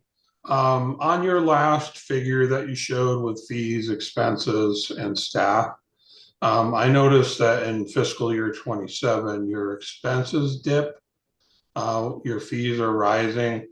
And I would assume that takes into account what's before us today. But what have you projected what that would look like another year out, assuming that things stayed the same? We have, and in the multi-year calculator, we had projected out further. And I think in the most recent calculator we sent out, we actually did include both what at the time we thought the appropriation would be. It actually ended up slightly less than it was because they are not funding staff raises. So there will be no 3.1% cost of living. And so they actually reduced our appropriation from what we expected. So part of the reason for that dip, though, is because we are expecting to spend the last of the data money that was specifically from the general fund in this year. And that is not money we're asking for as a long-term part of these fees. So that's part of the reason it went from kind of that 51, 52 down into that 49 million kind of level. We would anticipate then going forward, we will need again to fully close the gap between what we are requesting for this year and what we anticipate next year to be, which will be in that kind of $50 million range. And you can see in the multi-year calculator that we have provided some of those future high-level estimates. Again, with kind of some buffers built in, because at this point in time, we're projecting around $90,000 left in our cash fund at the end of this year, which is not even a day's worth of operation. And so really trying to estimate upward just to get ourselves a little bit of balance. So we, again, don't have kind of an emergent situation going forward. Okay, thank you very much. I kind of go into that. Okay, Commissioner Slutsky, and then we'll go to Commissioner Reader. So my question has to do with the fund, stationary source fund. And when I say something that's wrong, go ahead and tell me. My knowledge of this is I think good, but maybe not. So if there's a balance in the fund, and I think there is that correct? There's a very small balance. How much is a small balance? We were projecting it to be a little higher than it actually is. At this point in time, we're projecting it to be around $90,000 at the end of it. The number you said just now. Okay, well, that kind of ruins my question.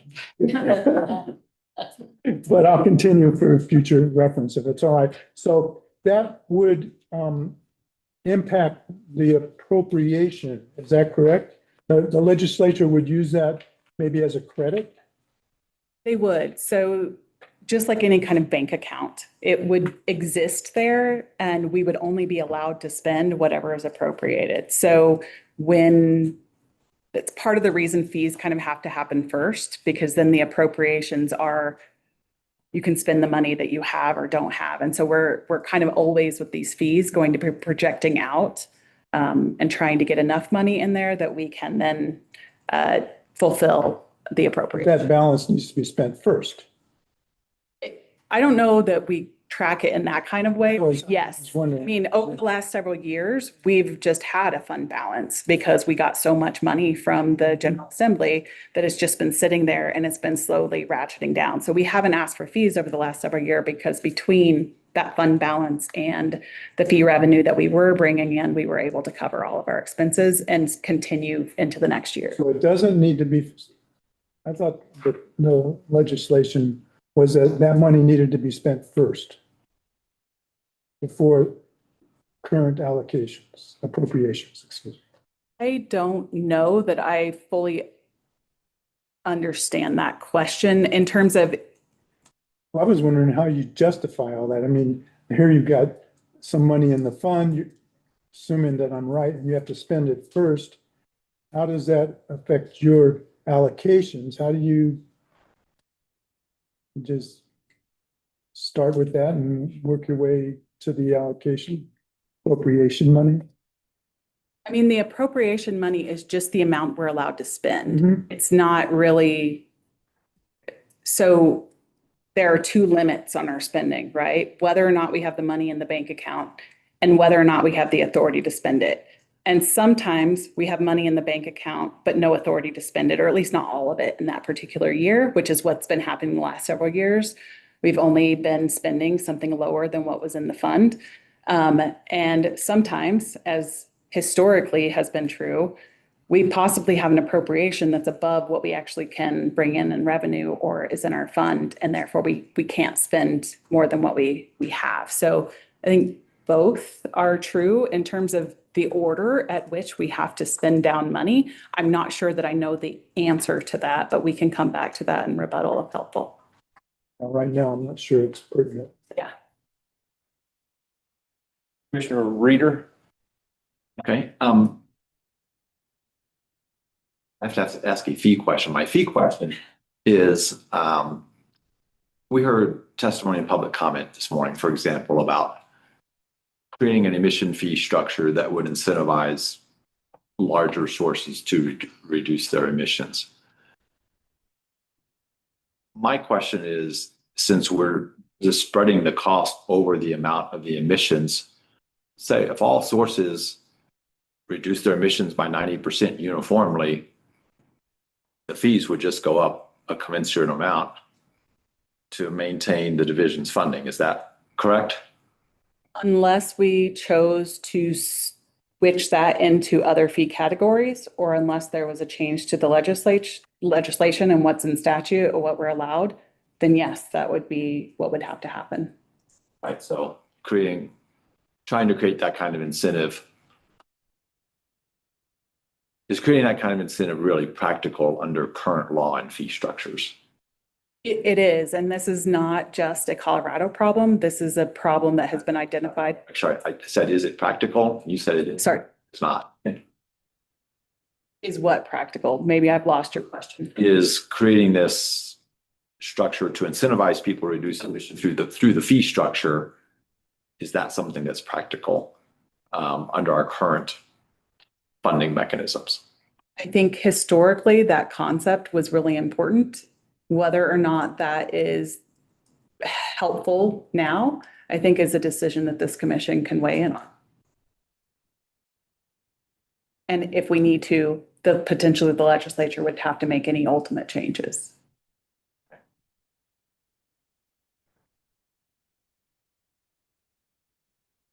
Okay, second question is about data systems on slide 16. You talked about the Colorado Air Inventory System being the data system for the APINs, and we have OnGair over for the ERNs. I mean, are those completely separate data systems? Do they use the same underlying platform, or I'm just kind of curious to understand that better. Yeah, one of the things that we've been doing while they're being built kind of concurrently, they're both going to be using Amazon Web Services as the platform and using Salesforce as some of the opportunities for getting in. So our goal, future state, would be that some of the information that's entered through an APIN for a brand new source or for a permit would get populated into OnGair, for example, and that potentially in the future, OnGair could actually not just be oil and natural gas, but could be an annual reporting platform for a lot of different sources. But right now, kind of focused on oil and gas because that's where we started. And, I guess it wouldn't be 2026 unless I ask some question about how is the division trying to use AI to become more efficient? That's a fun question. Let's talk about the data center of it all. We are looking at data at AI for specific pilot projects. There are some things that have been identified that could support the creation of kind of standard permit templates. Right now, we have templates that we all maintain, kind of several of them.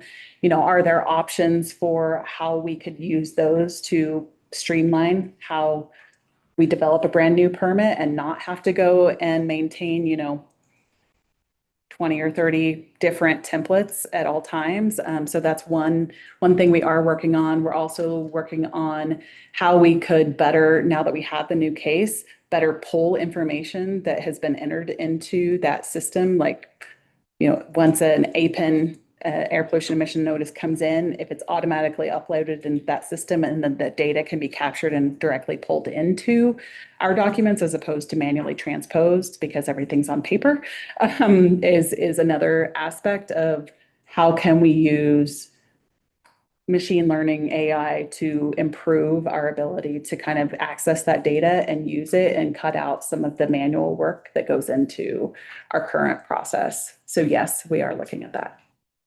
Thank you. And last thing, go to slide 39. I really just want you to repeat what you said on that. I was trying to take notes and look at a couple of different things and kind of missed what you said there. So if you could just briefly repeat that. On 39, we would support the revisions that were proposed in the JWIG's alternate proposal related to the SBAP and clarifying the partial transition from APINs to year ends. Remind us to say, I was thinking about asking questions. Okay, Is it a different one? good. Thank you. Okay. Thank you, Commissioner Reader. We'll jump to Commissioner Sewell and then I'll come back to you. Is that okay? Thank you. Go ahead, Commissioner. Yeah, my question's on slide 34, the division's position. The statement is reductions in permitting timelines will not be fully realized till after the backlog is diminished. Just for my curiosity, is that improving or what is the backlog? How will that happen, I guess? Yeah, the fun thing about the backlog is that we were already behind and then we just keep adding more permit applications that the number keeps going up as we are trying to get more efficient with what the old number was. And we have historically not been very flexible or able to respond quickly when things shift like that. So it is going to be going down, but in the near term, the way that kind of works, at least depending on which metrics you're looking at, some metrics will actually go worse because as we get rid of or get older permits issued, our kind of time to issue a permit will go up and then slowly we'll start coming back down. Other metrics are just going to be around measuring the amount of backlog we have or the number of permits that we have waiting on assignment and issuance, and those we will be expecting to come down as we fully implement Salesforce and the work on this new case system. Sort of at the threshold. It's sort of right. I wish I could say that it's a completely linear expectation, and it's really not. There are going to be things that push it forward quickly and other things that will take a while to really fully realize, but we will. And that's part of the reason why we can't agree to this particular language, because we can't agree that this will happen in this very near term. Commissioner Milford? Thank you. And thank you both for the presentation. Could you go to slide 22? I want to ask about the PSD increment.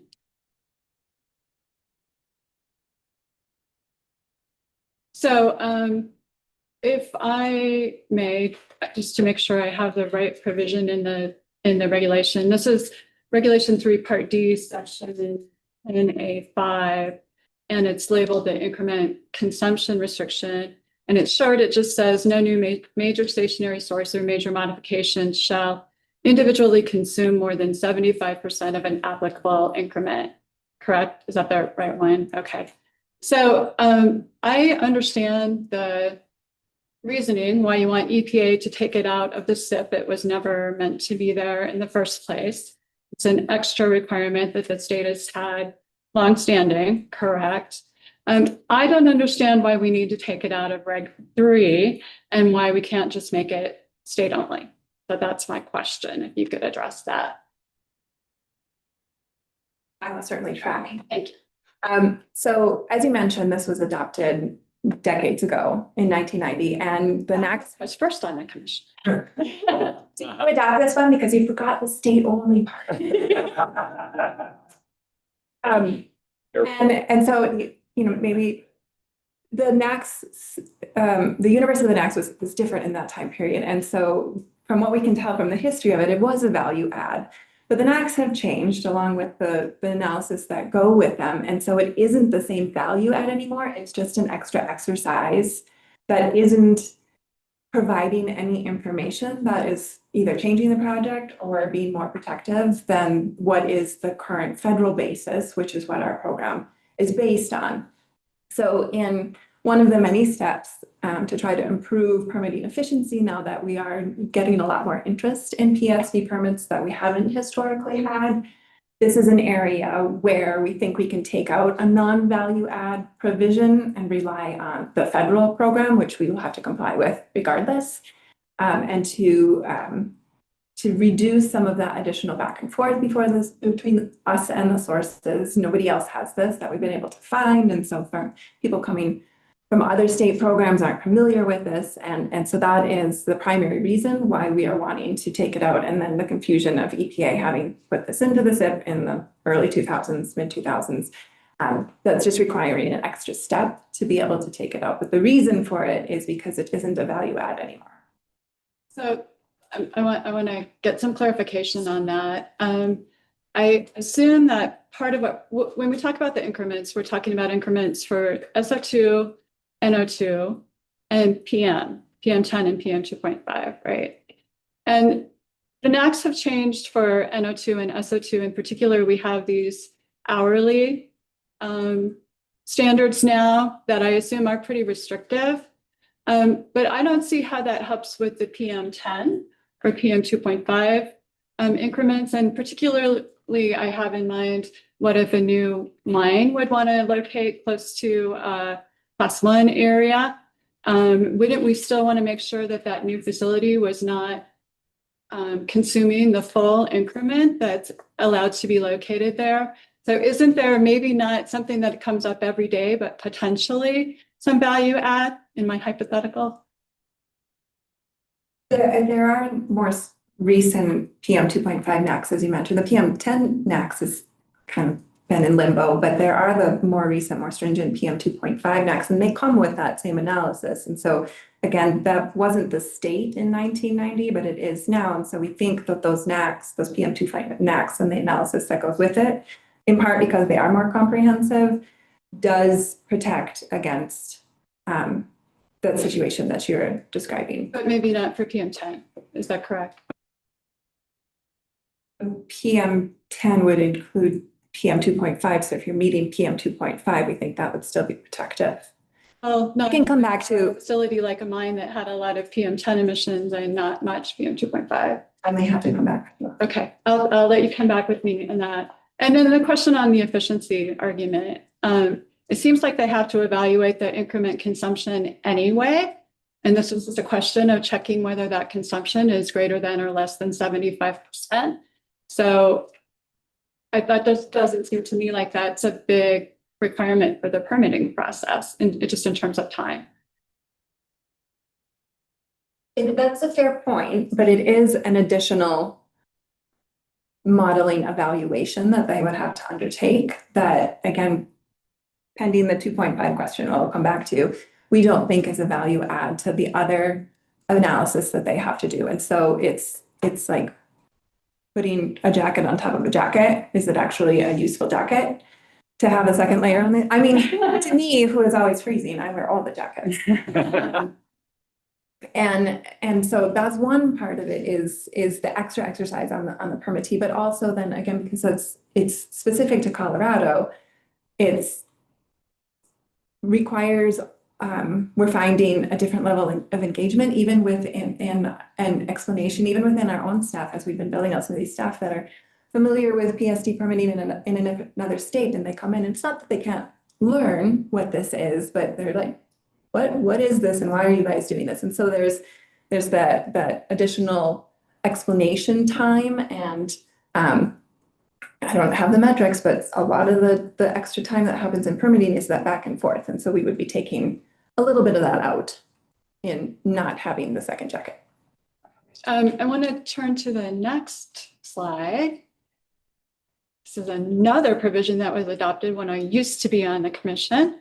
And I thought at the time there was a fair amount of value for adopting it. So this is the provision, Reg 7, Part B, Section VD, Annual Information Reporting. And it basically has a pretty long list of things that have to be rolled up ostensibly into an annual report to the commission. I have pulled the most recent May 2026 ECMC Cumulative Impacts Report that just came out. And I totally appreciate all the work that CDPHE does as input to that. And a lot of these items are covered there. But if that went away, what would happen to these information items and how would they be reported? So that's question one. Question two is whether the ECMC report is readily linked to the division's website so people can find this information there. And then question three, I spent a fair amount of time with my friend Google trying to go through and find on the division website where these different items were. most of them were covered, but I did have to keep going back to Google to find the next link. So is there an index page somewhere that I'm missing that should have directed me to all of this stuff without having to do all that back and forth? So that was 3 questions, sorry, but. Yeah, and I'm going to go back there with you. You might remember 2021, December of 2021. That was the last rulemaking that had to be done in 2021 to satisfy the initial greenhouse gas requirements that came out of, and we had to have them done by the end of 2021. And that was the big oil and gas rule. And it was pretty significant. I think you might remember, Robin and I, it was in the middle of COVID and we couldn't even be in person. It was a very extensive.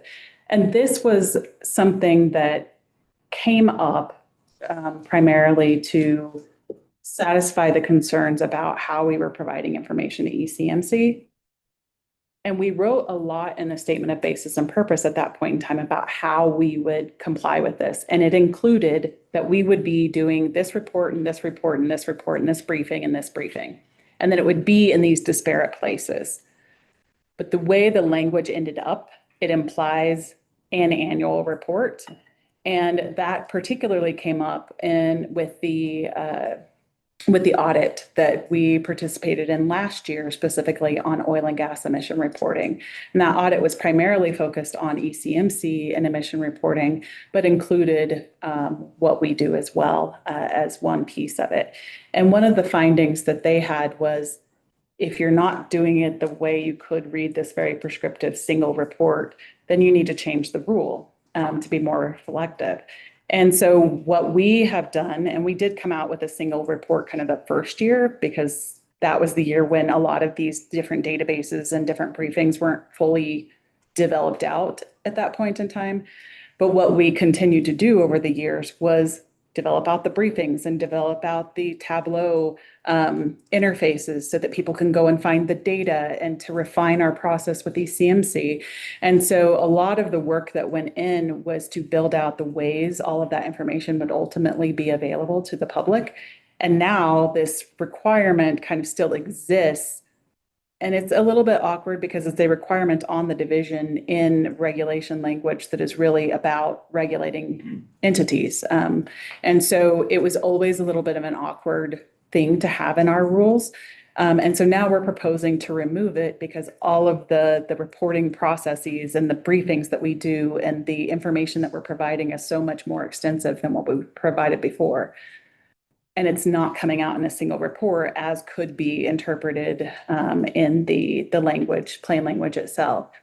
Is there a specific website that says here are all of the things related to this provision? No, there is all of those things in the various places where they live to be able to find that information, but they're not necessarily put in one, a link to those things is not necessarily all in one place. We have historically kind of tracked it ourselves on our own kind of internal, but not necessarily on an external website. I think that was all of the questions. Did I get them all? So sort of more or less. So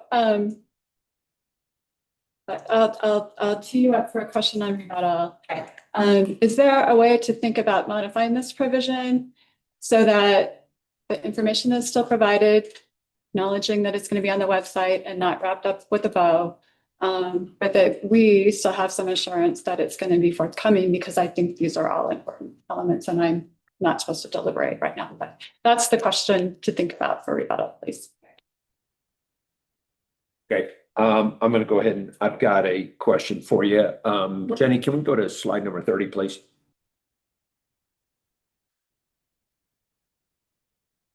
Slide number 30 addresses the commission's authority in this fee setting process. And Stephanie, can I get you to remind us or go over again what the commission's authority is with regard to setting the fees? Absolutely. So as we've mentioned, there are 3 kind of buckets of fees that are allowed under statute. One is annual emissions, one is APIN filing fees or emission report filing fees, and another is application processing fees, which we kind of call permitting hourly fees pretty commonly. And those are intended to cover all of the direct and indirect costs associated with the Division Stationary Source program. The legislature is who ultimately determines what those costs should be to meet all of the statutory requirements. And so the way that process happens is that we submit a proposed budget to the governor's office. They look at the state across all agencies that he then, in this last year, Governor Polis proposed a budget to the General Assembly. The General Assembly took it, the Joint Budget Committee took it, and they did all of the work that they do to double check everything and to refine things. And then ultimately they come out with a long bill towards the end of every session that sets what the appropriation is, or essentially the spending authority is for that following year. The authority given to this commission was really around how do we want to distribute the fees amongst the fee payers that are required to fund these direct and indirect costs? And how do we want to establish those different buckets of money? Like, do we want more influence, or do we want to put more into the annual emissions bucket, given that the way that is working is that emissions just keep going down, and the incentive is not quite the same as it used to be to reduce emissions? Do we want to see more of that funding come from application processing fees, for example, or APIN filing fees? How exactly do we want? Another example that I have thought of, and we've had some conversations about, is historically APINs are only required above a certain threshold. But our emission reporting notices require emission point reporting all the way down to sometimes 0, meaning all emission points have to report all of their emissions. Our intention, and what we've said, is that we are going to kind of treat it the same as what we did under the APIN system. So it's not adding a lot of new points that historically have had to be reported to us under these annual reports. We're not adding fees to those. But this commission could choose to do something different. You could choose to say, we want to assess a fee on all emission points that are coming in on an emission reporting notice. And even though we have said we would kind of mirror the historic way of doing it, have it more analogous to what the APIN historic fee structure was. So those are the kinds of decisions that this commission gets to make. And a lot of the discussion that has gone in with stakeholders is us trying to refine those of where fee payers would like to see some of that priority be, so that you all have the information you need, and that we can make those revisions on your behalf before we even get to the point of hearing. So you've been, thank you for reestablishing or restating what the commission's authority is here. And so you talked a little bit about your methodology or process that you use to come up with the fees that are shown on the previous slide, which is number 29.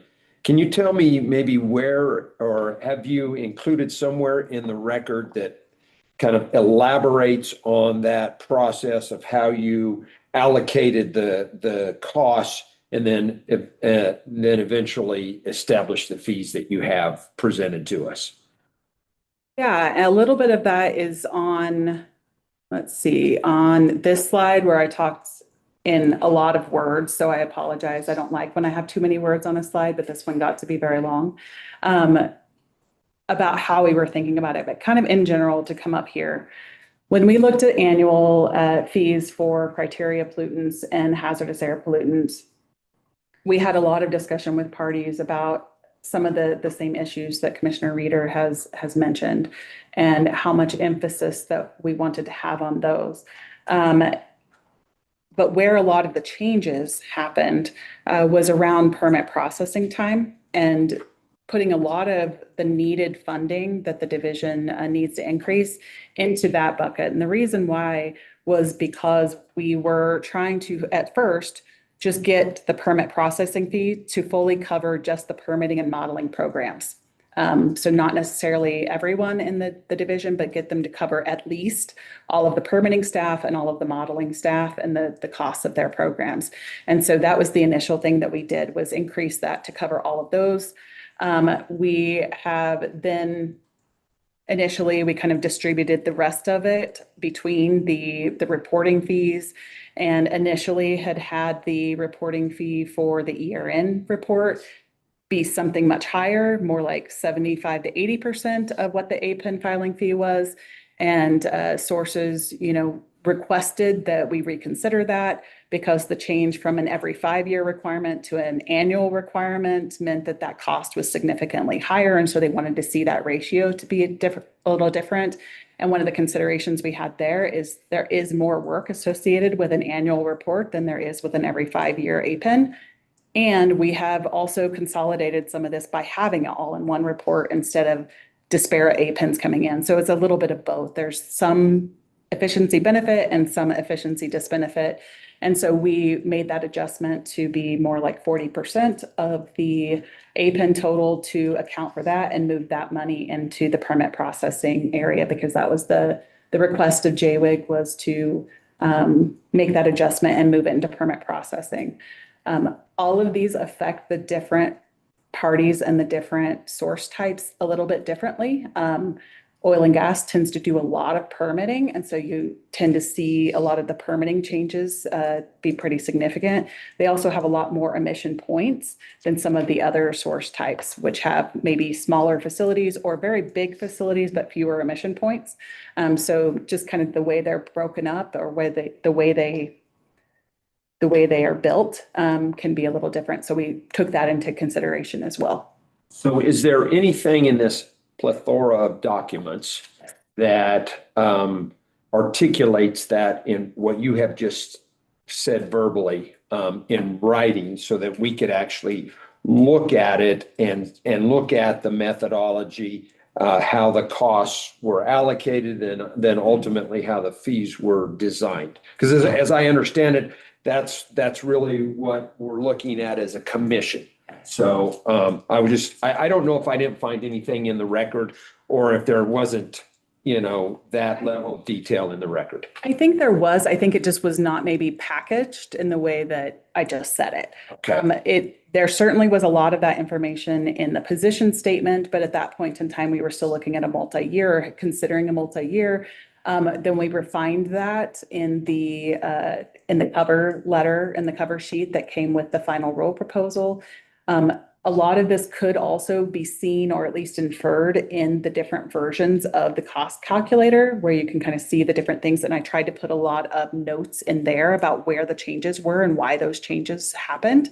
In particular, with the final rule proposal, if you open the Excel document that was associated with that, you can see a lot of description of like, this changed because, and so on. So a lot of that detail is kind of in those calculators themselves.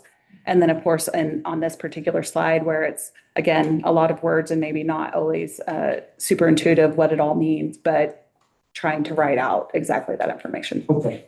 Thank you very much. Commission, any follow-up questions? Commissioner Reeder, please. I had one additional question on slide 29. When we talk about the ability to sort of use permit processing fees for more than just permitting, and maybe you displace some of the emission fees with that. I wanted to ask about the greenhouse gas annual emissions fee. Is that limited to strictly funding the climate program by statute? No. Well, it doesn't fund just the climate program. It funds all climate work. And so climate work happens across the division, not just in the climate program. Okay. But it is, and that's why that in this case shows the 11% increase rather than a 90% type increase, is because that is kind of a set aside separate. It can be commingled. It's commingled, but yes, and because that was one of the more recent things that we increased pretty significantly, as opposed to the others that hadn't been increased quite as significantly in past rulemakings. So the greenhouse gas fee was what was most recently a significant increase to our budget. But as a clarifying follow-up, can we use those annual fees for greenhouse gases for non-climate work? No, not under statute. That's what I wanted to clarify. Thank you. Any other follow-up questions from? Yeah, I wanted to go back to the PSD efficiency proposal. Like, use your microphone. Yeah. Your mic. I was like, who are you talking to? Me. Yeah, I wanted to go back to the efficiency request for the PSD. Okay, so how many people?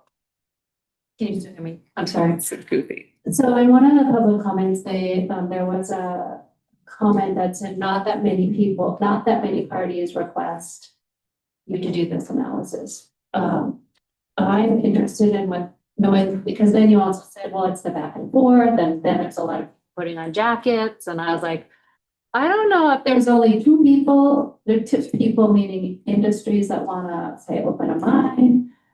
What's the number of this? Like, how efficient is this really? Because my concern is the people in the state of Colorado love the beautiful part of our state. And if all of a sudden we say, well, we're gonna rely on the EPA to protect our state, I want our state to protect our state. So I'm confused by why you think this is efficient, how many people needing permits come in. It's a great question because there have not been a lot of PSD permits. These are very large sources. So in the past 10 years, there have not been, I can't say any for sure, there have not been many, but because of the changing thresholds related to ozone and like I said, people love coming to Colorado. There's definitely an increased interest in some of these businesses. And so there has been more interest in PSD permitting in Colorado. So in looking at the program as a whole, again, relates to what Steph said, like overall evaluations, continued evaluations of efficiencies for the program. We are looking forward to see that could have an impact on how we can permit those programs permit those sources as they come in. So right now, not a huge number. There's definitely interest there. And the reason why, minus the PM10 that we're going to come back to, why we think that the program is still protective is EPA has a PSD permitting program that all states have to use. And granted, there's some uncertainty that's happening in the world of EPA right now. It's a long established program. And so we think it's on pretty solid grounds. They would have to go through and justify a fair bit because some of it comes directly out of the Clean Air Act. And that itself is a whole challenge to change. So that this program does not appear to be as at risk as other programs of potential rollbacks. So that's why we feel pretty strong about continuing to use EPA's Part 51 program through our rules. And I want to kind of follow that up with the state has quite a number of additional requirements that have come into place since that late 1990s, early 2000s on oil and gas sources, which are more area sources, meaning individually, they're not usually that big. Therefore, they're not triggering into these. But as these go down, we could see more that kind of trigger into this, but we've got a pretty substantial, like even we heard during public comment, even the European Union is pointing to Colorado's oil and gas program as leading in the world. We also have our own regional haze rules and requirements, and while there could be things happening at the federal level that could change that, they're still in our state rules. They still exist. So I think what we are looking at is we've got all of the rules in place to create those protections. We don't need this really specific kind of administrative permit provision to create that protection. Thank you. Okay, any other questions? So Greg has one. Greg? Thank you, Commissioner Milford. Commissioner Thomas, go ahead. Thank you. Stephanie, do you have average number, I guess, or aggregate number for the indirect percentage of those costs? I know you've got direct and direct costs, so I was looking at table 1 of the position statement. But it doesn't break it down by direct and indirect. I was just curious if you use a flat percentage or if that's all fully calculated out.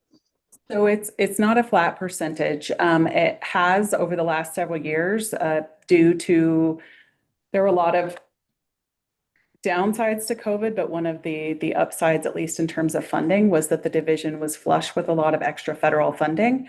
And that meant that, or the department was, that meant the department's expenses were lower. That meant all of the divisions had a lower indirect to cover the department's expenses. And so it was kind of down in that 1, 2, 3%. And now it's moving back up into the 12, 15% range that we would expect to see more long-term.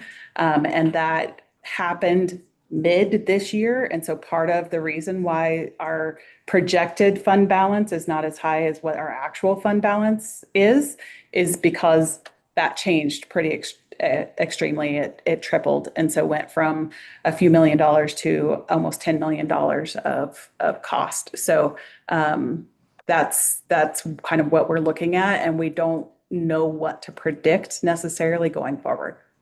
Okay, thank you.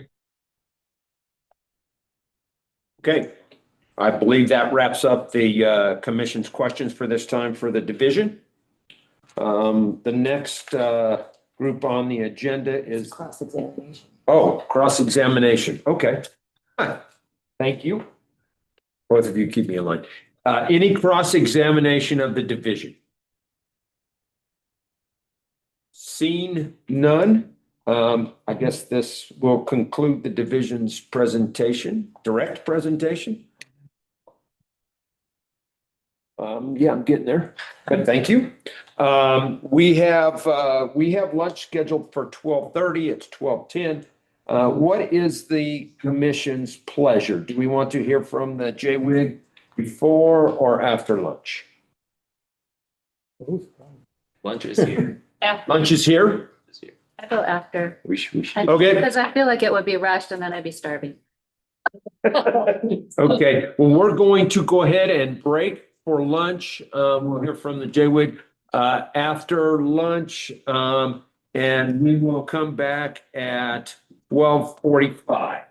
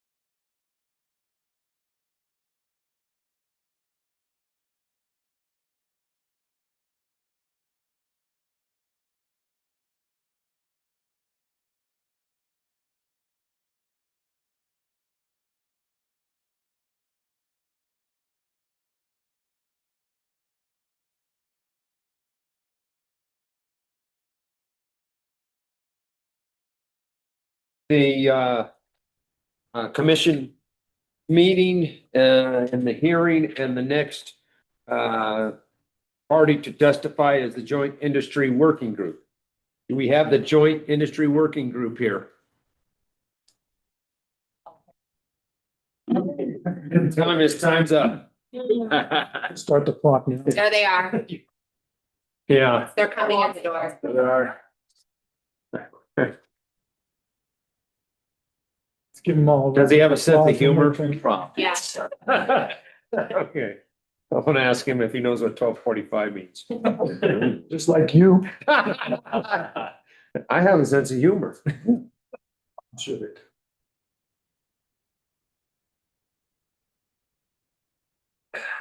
Didn't have a key to get in. Door locked.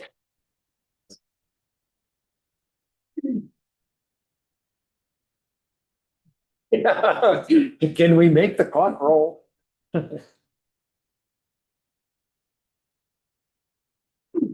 Jay Wig, you have 10 minutes of your 15 minutes remaining. Very clear.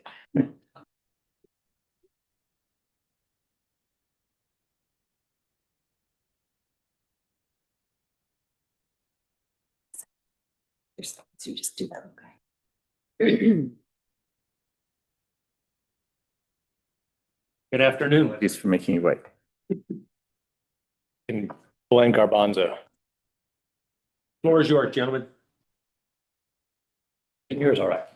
Yes, sir. Great. Well, good afternoon, commissioners. My name is Ryan Steadley. I'm the Vice President of Regulatory Affairs at the Colorado Oil and Gas Association, COGA. I'm joined by Chris Colclaser, counsel for COGA. We are representing COGA and API Colorado as the Joint Industry Working Group, or the JWIG. We have 5 requests, and as an initial matter, just to be very clear, JWIG is not contesting any of the fee amounts. Our 5 requests are: number 1, adopt the division's final numbers, which set the ERN fee to $270 and the permitting fee to $410. Clarify when the division will begin using the ERN data instead of 8-pin data to calculate emissions fees. Set expectations that future fee hearings will be more transparent and that the division's process improvement measures will bear fruit.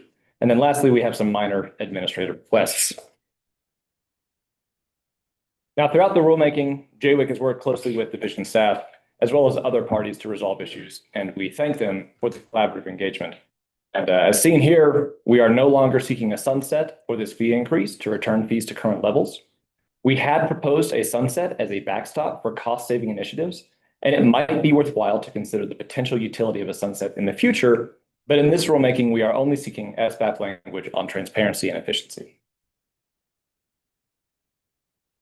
And again, to be clear, while the JWIG does not contest the latest dollar amounts, the trajectory of fee growth is concerning. The division's work is important, but fees were raised last year, are being raised this year, and will be raised again next year in not insubstantial amounts. We understand and appreciate that the division is working hard on efficiency and permitting timeline improvements, but we also believe it's entirely reasonable expectation that greater efficiency should lead to reduced costs. So, in a repeat of last year, JWIG is not fighting the total fee increase. We're asking for real process improvements that improve efficiency and can bend the upward trajectory of the division's fees. And now I'll turn it over to Chris. The ERN fees are inequitable. These are a large fee that is paid solely by the oil and gas industry for at least the first year. We do support shifting some of the ERN fees to permitting fees to make this inequity smaller, and we appreciate the division's change to do this in their final rule proposal. We are seeking clarity on how to calculate the emission fees, and here I'm talking about the $164 or $1,090 per ton emitted, the emission fees. We support the proposal to use APIN data to find the number of tons emitted in 2026, which will be billed in 2027. And we are proposing language to say that you would use ERN data to determine the number of tons emitted in 2027, billed in 28. Now, the division said this morning that this change is premature because they will have future rulemakings to adopt ERN fees for other industries, but our language is limited to oil and gas. And on the next slide, you see our language references sections 9A1D and ONGAIR. This is limited to the oil and gas industry, so those future rulemakings are relevant here. We also heard the division say that they don't want to limit when a fee increase can take effect, but our language does not do that. Our language just reflects the fact that on-air reports cover a full calendar year and they are filed the next June. And so we are asking that starting in 2028, the division would use the on-air report data instead of APIN data to determine how many tons were emitted. Next slide, please. There is another timing issue with this transition from APINs to ERNs that concerns us, that is eliminating enforcement risk about the timing of when the ERN or on-air report would satisfy the requirement to file an APIN. And the concern here is that on-air reports are due June 30th, but if your 5-year APIN renewal came up earlier in the year, let's say May 21st, would you then be out of compliance because you had not yet filed your APIN renewal, even though your on-air report is still on time on June 30th? And so this language is intended to clarify that that's not the intent, that filing the June 30th on-air is compliant, and we appreciate the division supporting this. Next slide, please. Turning to transparency, let me first acknowledge that the division provided more information than last year, and it's helpful. For example, this table in the EIA shows the cost of each program. The fee calculator spreadsheet projects the number of billable hours, permits, and tons, plus the estimated revenue from each fee. The JWIG is grateful for this, but there are still gaps. For starters, there's no way to tell if these are the appropriate costs for each program or how these costs might change in the future. One way that they might change is that the new data system and automation might reduce costs in the future. Additional information will help to inform next year's budget and allow the public to compare the budget to the division's actual expenses. Next slide, please. Another example of why we're seeking more transparency is that the division's numbers changed significantly as this rulemaking progressed. So this chart shows it's excerpted from the initial EIA and the final EIA. And as the far right-hand column shows that compared to last year, the fee increase would be about 13.9 or 13.5 million from fiscal 26 to 27. And the division said this morning that's consistent. And that's one way to read this chart. Another way to read it is to look at the center column showing their total budget request. So they started in December requesting 39.4 million. Now they're requesting 44.15 million. They're asking for $5 million more today than they were in December. And the only reason that the increase stayed the same is because they also bumped up the baseline projection of fiscal year 2026 revenue. So that's in the left column. December, they were projecting that they would receive about 25 million this year. And now they're projecting about 30. That is a significant difference. We don't know why. And we can't tell what it's from. We also can't tell if this affected their request or not. It seems like they should have been able to request less money, a smaller increase, if they're actually receiving 5 million more than previously thought. Next slide, please. So what the JWIG is really asking for here is transparency in the future and also process improvement. These process improvements are critical. We pointed to this last year. Not all of you were on the commission, but we did submit information and attached it again this time, showing that permitting delays continue to grow despite the increase in staff and despite the increase in funding. Since 2021, the budget has quadrupled from $12 million to $50 million per year in projected costs, 4 times higher. Total division staff has doubled. You heard that this morning, from about 175 to 400. And permits are taking 3 times longer to process than they did in 2021. So just wanted to point out that the statutory deadline to issue a minor source construction permit without public comment is 90 days. And if public comment is required, the statutory deadline is 135 days. Last year, the median number of days to issue a permit was over 1,000. So when we ask for process improvements, this is why. We need reduced costs and we need faster permits. I respect the division. To my former coworkers who are here, you're truly great, but this needs to change. We need to have permits issued within the statutory deadline. So turning next to some of our permit streamlining and efficiency goals, these are the things that we are after. We're supporting SBAP language that reiterates what you said last year in 2025, directing initiatives to improve efficiency. And we ask you to say that you expect results. Not just that we will have a stakeholder process, right? The division has done several of these. Going back to 2008, there have been, throughout the years, multiple initiatives to improve processes. Expenses continue to go up, permits continue to take longer to issue. So we are asking you to say that you expect results, not just stakeholdering. And that should include an expectation of cost savings that can be built into future fee adjustments. We are also asking for more transparency. We are asking you to evaluate alternative fee structures. And again, the division should meet we don't have SBAP language on the permit deadlines, meeting the statutory deadlines, but we think they should be met. Next slide, please. So here is our language that we're requesting. It's a little hard to see with the highlights on the screen. The division has said they support the first few changes. We do appreciate that. We ask you to also adopt the JWIG language about the commission expecting results from these initiatives. Because the real goal is to operate better, save costs, and issue permits faster. It is reasonable for you to say that you expect these initiatives to make a difference. And I just want to point out that at the end of our proposed language at the bottom of the screen, there is some flexibility here. We're not asking for much. We are asking you to say that these processes would reduce the amount of fees or at a minimum, reduce the amount of any proposed fee increase. So there is flexibility in the language that we have proposed. We are also asking you to say that you expect greater information. At the end of this process, as I mentioned before, parties still do not know why the division's current year revenue estimate went up by $5 million between December and May. And we also don't know how or if that affected the current request that is before you today. It seems like that should have enabled a smaller bump. So I do have a few more slides on administrative efficiency. This is our request to put language in the SIP as opposed to making it state only, to say that these emissions reports for sources that are below the APIN threshold are being reported on a state-only basis.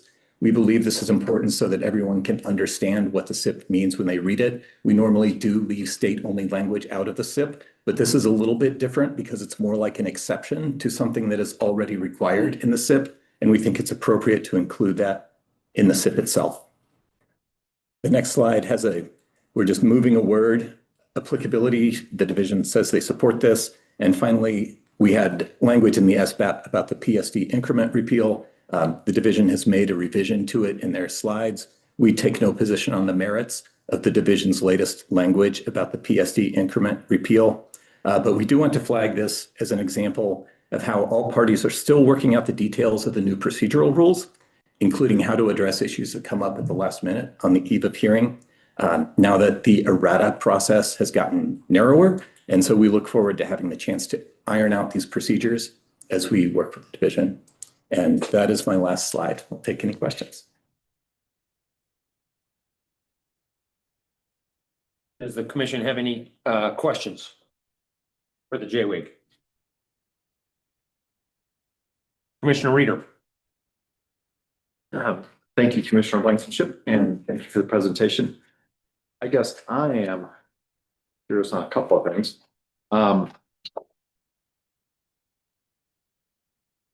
With regard to your request around process improvements and efficiency, to what extent do you think some of these may come out of the audit that the state is doing around the air pollution control division processes right now, as opposed to the commission asking for kind of a separate process improvement work scope, if you will?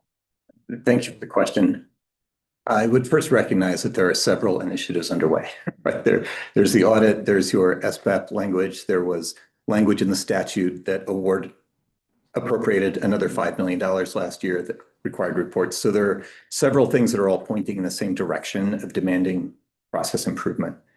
That audit is being done, to my knowledge, without public involvement yet. There will be a report. I don't think that KOGA has had any visibility into what is being done. So I don't know that I can answer your question, except we hope that it does help to drive process improvements. Okay. Secondly, then, on that same topic, we heard from the division this morning pretty clearly that they view the commission statutory authority to be around raising fees, and that the state, the General Assembly has set the budget. And that's sort of the limits of the commission's authority. I'm curious if you have a different legal interpretation or just sort of where you're coming from in terms of some of your requests versus where the division seems to be. JWIG is not asking for a different number. I understand the Colorado Chamber of Commerce will speak to this. It's in the slides that they have posted on the website this morning. So I think I would just defer to the chamber to address that. Okay. I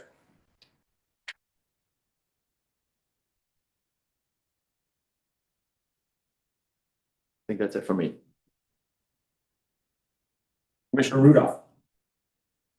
Thank you. I want to follow up a little bit on your answer there. I know you're saying to wait for the chamber, but you've asked for transparency in how,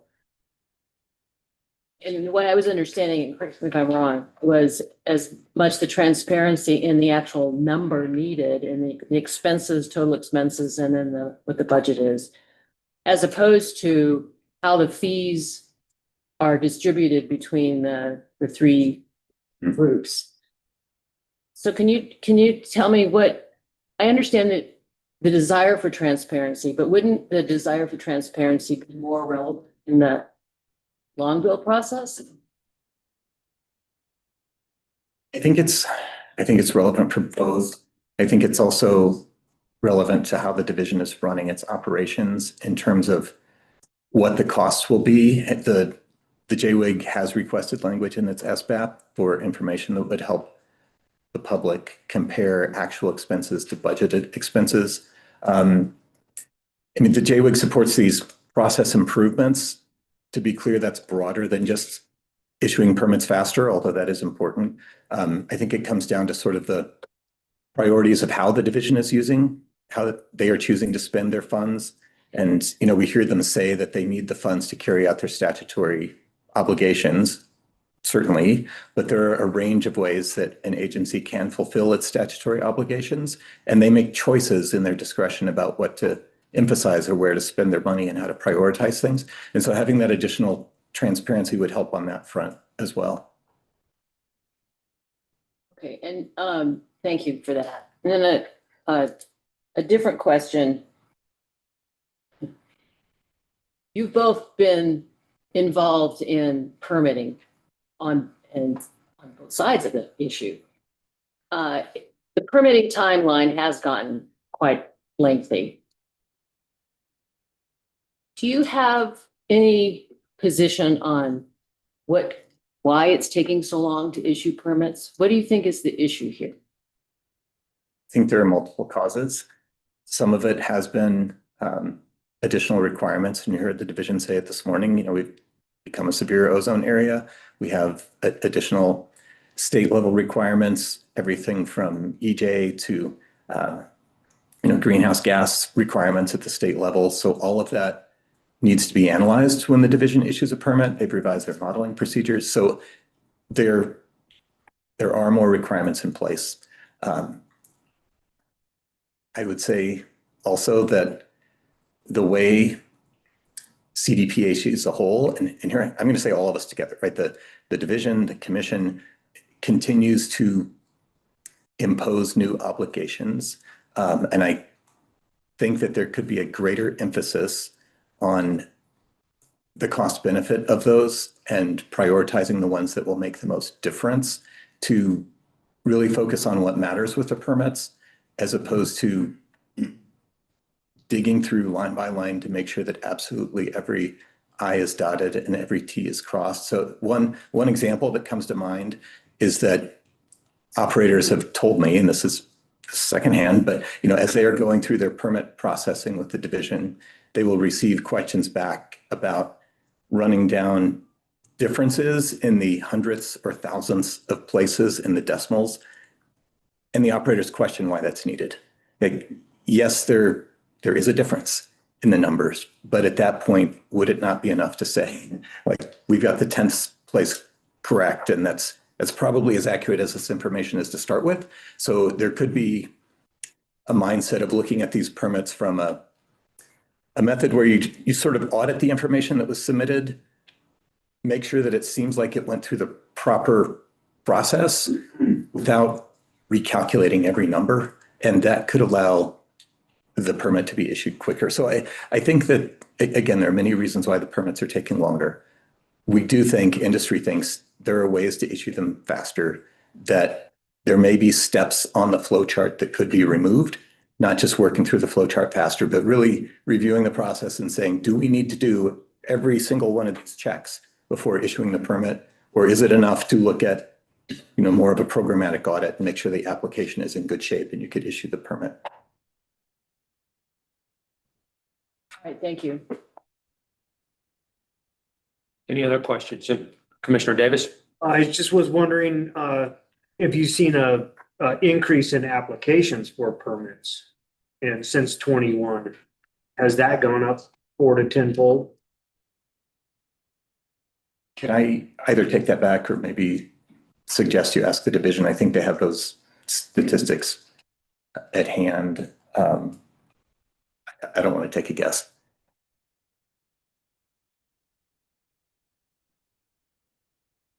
Anybody else? Commissioner Thomas, do you have anything?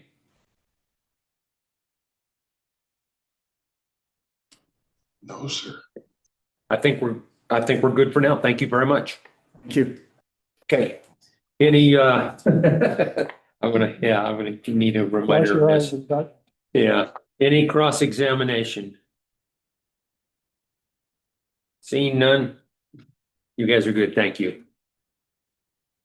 We'll call up the Colorado Chamber of Commerce.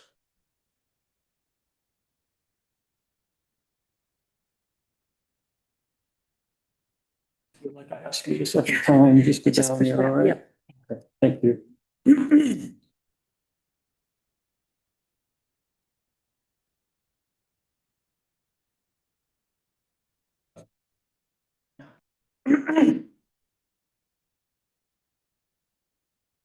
All right, multiple glasses. Okay, I think you can hear me. Good afternoon, Commissioners. I'm Dave Pullman for the Colorado Chamber of Commerce. I'm going to move pretty quickly over my presentation and skip a bunch of slides, and I'm going to focus on a theme, and then I'm going to spend some time related to the authority of this commission related to fees. I do want to thank staff. They had several outreach meetings. It was enjoyable to meet with them and discuss a lot of items with them. Appreciate the tools like the fee calculator, and definitely appreciate all of the work that they are doing on process improvements. So big kudos to them on that aspect. For the theme, I want to talk about in the order allocating testimony time, the hearing officer referenced the goal of achieving maximum efficiency in these fee rulemaking hearings. The Colorado Chamber shares this goal. However, to move towards maximum efficiency, major revenue projection changes must be explained to fee payers, such as when revenue projections change throughout the rulemaking process by $5.1 million and $4.8 million as shown on the screen. To move towards maximum efficiency, regulated entities should learn of such large revenue changes early and not 2 weeks before this hearing, when there is time to analyze and respond meaningfully. To move towards maximum efficiency, higher revenue projections can't be used to then argue the final revenue increase is in the same range as the initial proposal, when they're clearly $5 million or 20% more. Maximum efficiency requires real progress towards the efficiency and accountability directives previously issued by this commission. Maximum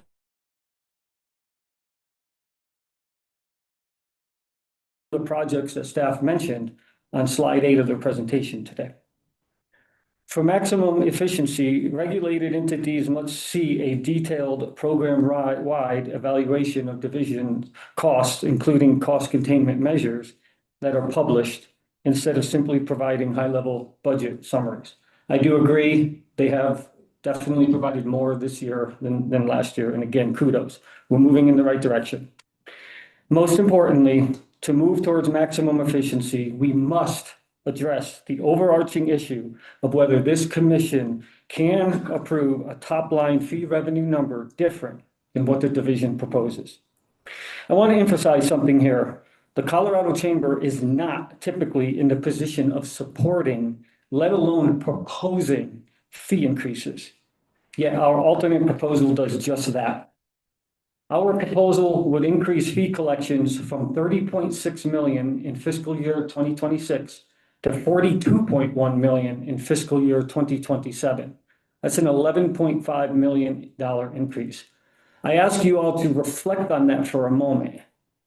The Colorado Chamber of Commerce is supporting what would be the largest fee increase you have ever imposed. We are simply asking to moderate the division's request slightly. This is a reasonable position, and it is consistent with achieving maximum efficiency. By adopting the Chamber's alternate proposal, the Commission would affirm three key principles. First, the Commission retains and will exercise its statutory authority to approve, deny, or modify proposed fee increases. Second, the division is expected to comply with prior Commission directives on cost evaluation, operational efficiency, fiscal accountability.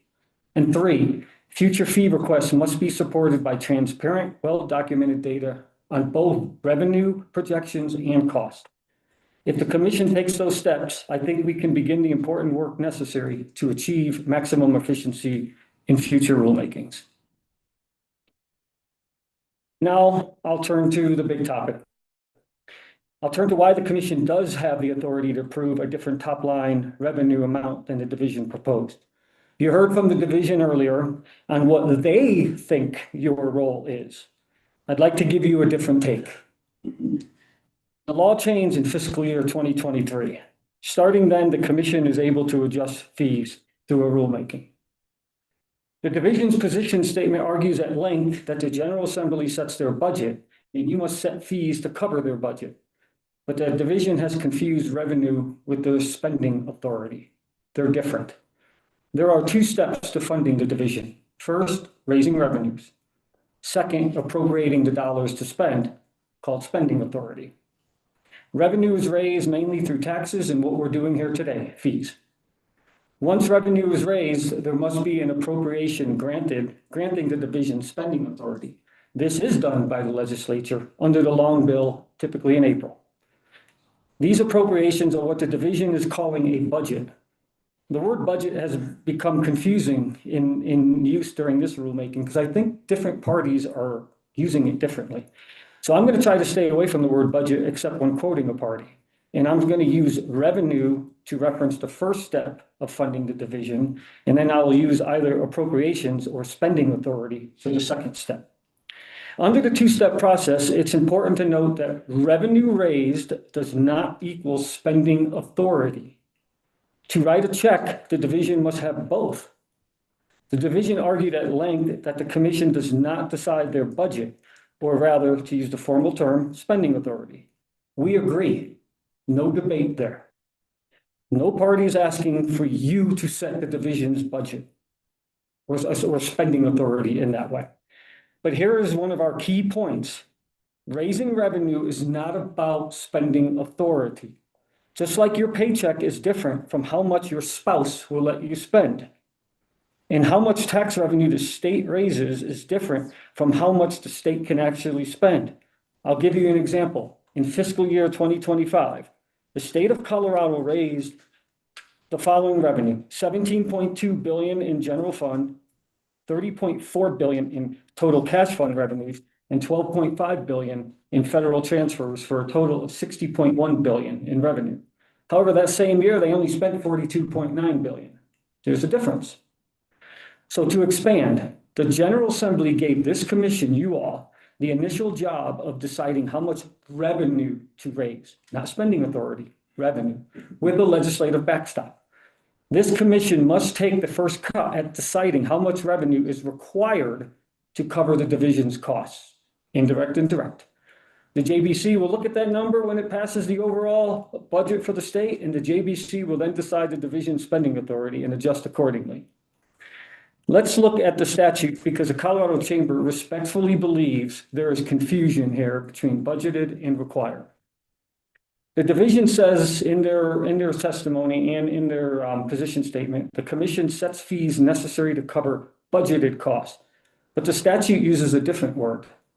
Sections 114.1 and 114.7 say the commission must adjust fees to cover required costs. Here's a screenshot of the Senate Bill 204 that redlined this. The statute calls on you to use your expertise and judgment to assess the amount of revenue required. The statute does not use budgeted at all.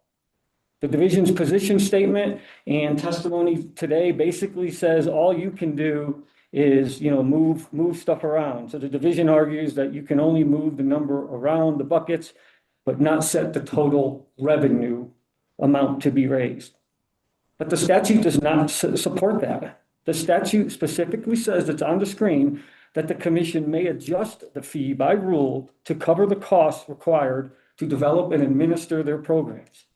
The statute does not limit you to moving dollars around to match the division's total request. It says you may adjust fees to cover the revenue required to administer the program, and it asks you to take the first cut at that number. I want to talk about separation of powers. Now, at the highest level, the legislature passes laws and appropriates funds. That's Constitutional Law 101. Unless there's a veto, the governor and state agencies like the division execute the laws and appropriations passed by the legislature. The governor and the division as part of the executive branch, do not have any power of the purse. The General Assembly delegated some of their power over revenue to this commission with a legislative backstop. The chamber is asking you to exercise that power. It is highly problematic and a violation of our separation of powers for the division or the governor to decide the total revenue number and tell this commission they must approve it without question. It's a legislative matter, and the legislature delegated some of that authority to you, subject to a backstop. It is not a role you have historically played, but this commission must make that decision.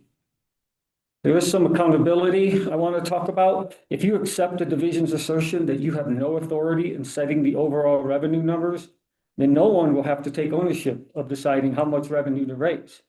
Hypothetically, the division and governor's office could decide internally that the division needs 44.2 million to cover what they think the legislature will appropriate. Let's assume the division is right and this commission can't challenge that number. The commission then becomes operationally subordinate to the executive branch, including the division. The commission would then have to approve whatever total revenue number the division proposes. The legislature, when they decide how much to appropriate, will see that they've gotten 44.2 million. So it's safe to say that they're going to appropriate at least that much, if not more. It creates an accountability gap where the governor's office can say the commission approved the fees. The commission could say we were legally required to collect every dollar requested by the division and the governor's office. The division can say we only requested enough to cover what the legislature was going to approve.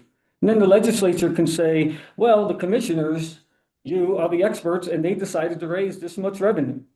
No single institution would be fully accountable for establishing what the true revenue should be for this division. And that's avoiding accountability. The legislature gave this commission primary responsibility to adjusting fee revenue.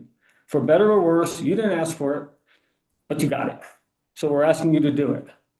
So what should you do? So what is the process? The commission decides how much fee revenue to raise based on how much revenue is required to fund costs. The legislature may override, and then the legislature decides what to spend and appropriates the money, provides a spending authority. So how do you decide how much revenue? That's a tough one. I don't have great answers for this, but you should evaluate recent and projected costs, assessing what may be temporary. Consider recent appropriations. Account for the many streamlining and efficiency gains that the division has testified are ongoing. Consider upcoming workload and demand continued data from the division to make an informed decision. You have read a lot about the desire to ensure accountability from the division, and you've heard some testimony. There is no better way for this commission to exercise accountability over the division than to have direct oversight into the revenue. The legislature is too far removed and can't realistically provide a detailed level of accountability, but you can. especially with the power that they delegated. To your question earlier, Commissioner Rudolph, the long bill process is a very detailed process, but it's for, I believe, I don't know how many agencies we have, but a ton of agencies. You are much closer, boots on the ground right here, that can provide that first layer of accountability right here. In summary, the division's position on this does not work for the following areas, for the following reasons. Number one, it does not align with the statute as I've shown. It's a clear violation of separation of powers. Executive branch can't dictate their own revenue. I mean, you asked a question and they told you that you can only allocate it, but that's them based, of course, they're going to answer that question because they don't want, or I shouldn't say they don't want, that would mean oversight.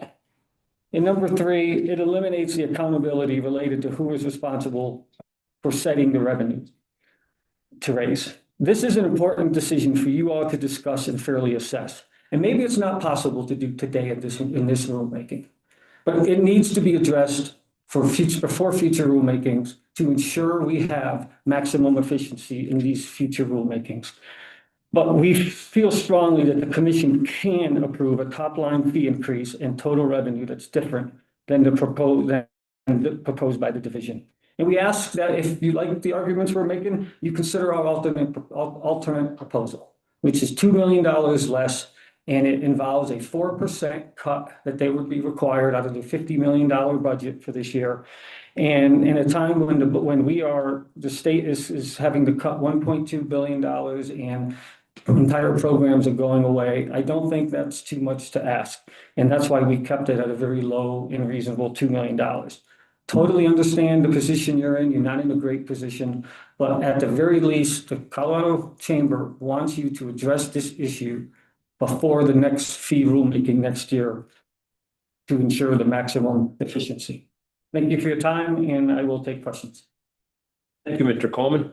I will start with the question about, how about slide number 25? In this, and I want to call it a cartoon, but in this slide, who is responsible for setting the direct and indirect costs of the division? That is part of the revenue raising is you. The costs. Direct and indirect costs. The direct and indirect costs are going to be through that appropriations process, but you have to decide what you need to cover for that. Okay, so if I understand your answer, you're saying that the legislature approves a bill and the governor signs it, and that establishes the direct and indirect costs?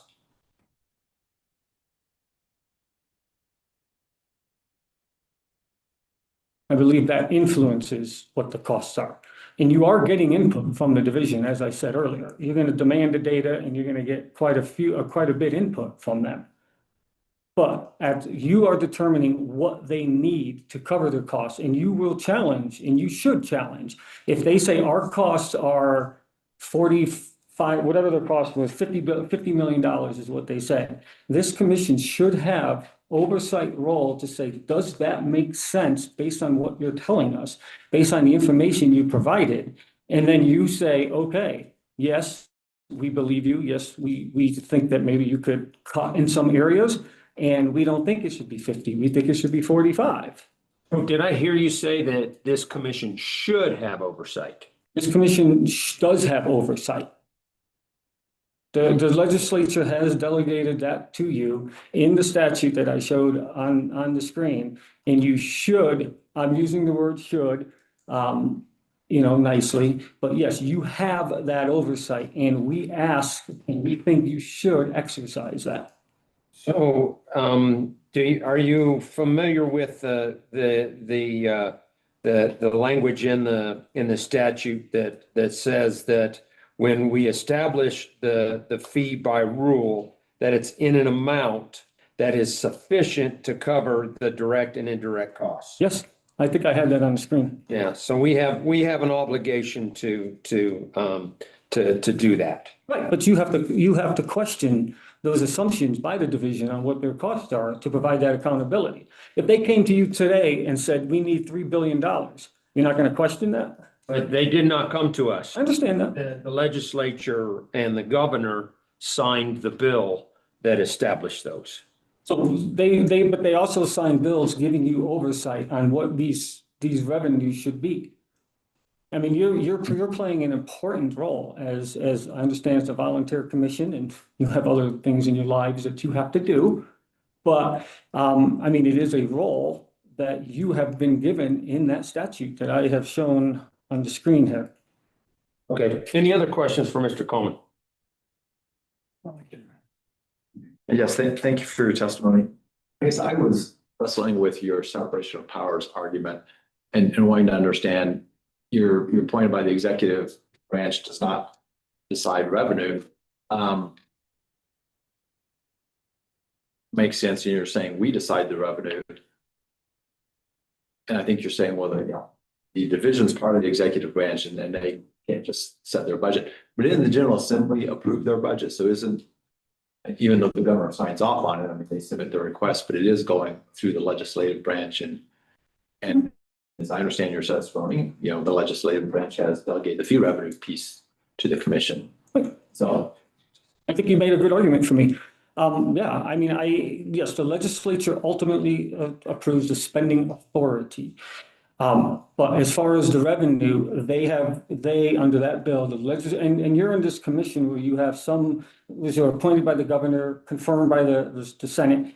But where we're at is you have the legislature specifically has delegated the revenue to you. So when you are looking at a revenue, you are acting on behalf of the legislature to take that first pass at what we think the revenue should be based on what the division is providing to us. That's the first pass. You are basically putting a hat on as legislatures in that role when you do that. And then it goes back up to the long bill, and then the legislature ultimately does that. What's highly inappropriate, we believe, is for the division to come and say, we want 44.2 billion. And then they say, you have to approve 44.2 billion. You can't make it 44.1 billion. And you have to just accept it. You can allocate in between these different buckets, but you can't change the 44.2 when they are part of the executive branch. You're acting as the legislature branch, providing that key separation of power. They're acting in their role as the executive branch, as ultimately employees of the governor.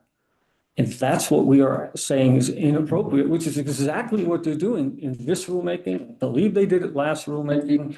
What we want is more, we want this issue resolved before the next rulemaking. I understand that I'm not getting my alternate proposal approved today. I know that. But we had to throw something out to get the discussion going. If that's what we want from you. You want to do it another time? At your retreat next month? At the August hearing? Fine. Let's have that conversation to put this to rest. Because how great would it be is if we have that resolved, we have these transparency issues resolved that I talked about, that Jay Wig talked about. What I would love for next May, what I would absolutely love is for me to be able to look at all of the documents that the division does, all of the detailed analysis, all of this, and be able to say, I don't have anything to say. So I'm not even going to be a party. I would love that. So you don't have to see my ugly face next year.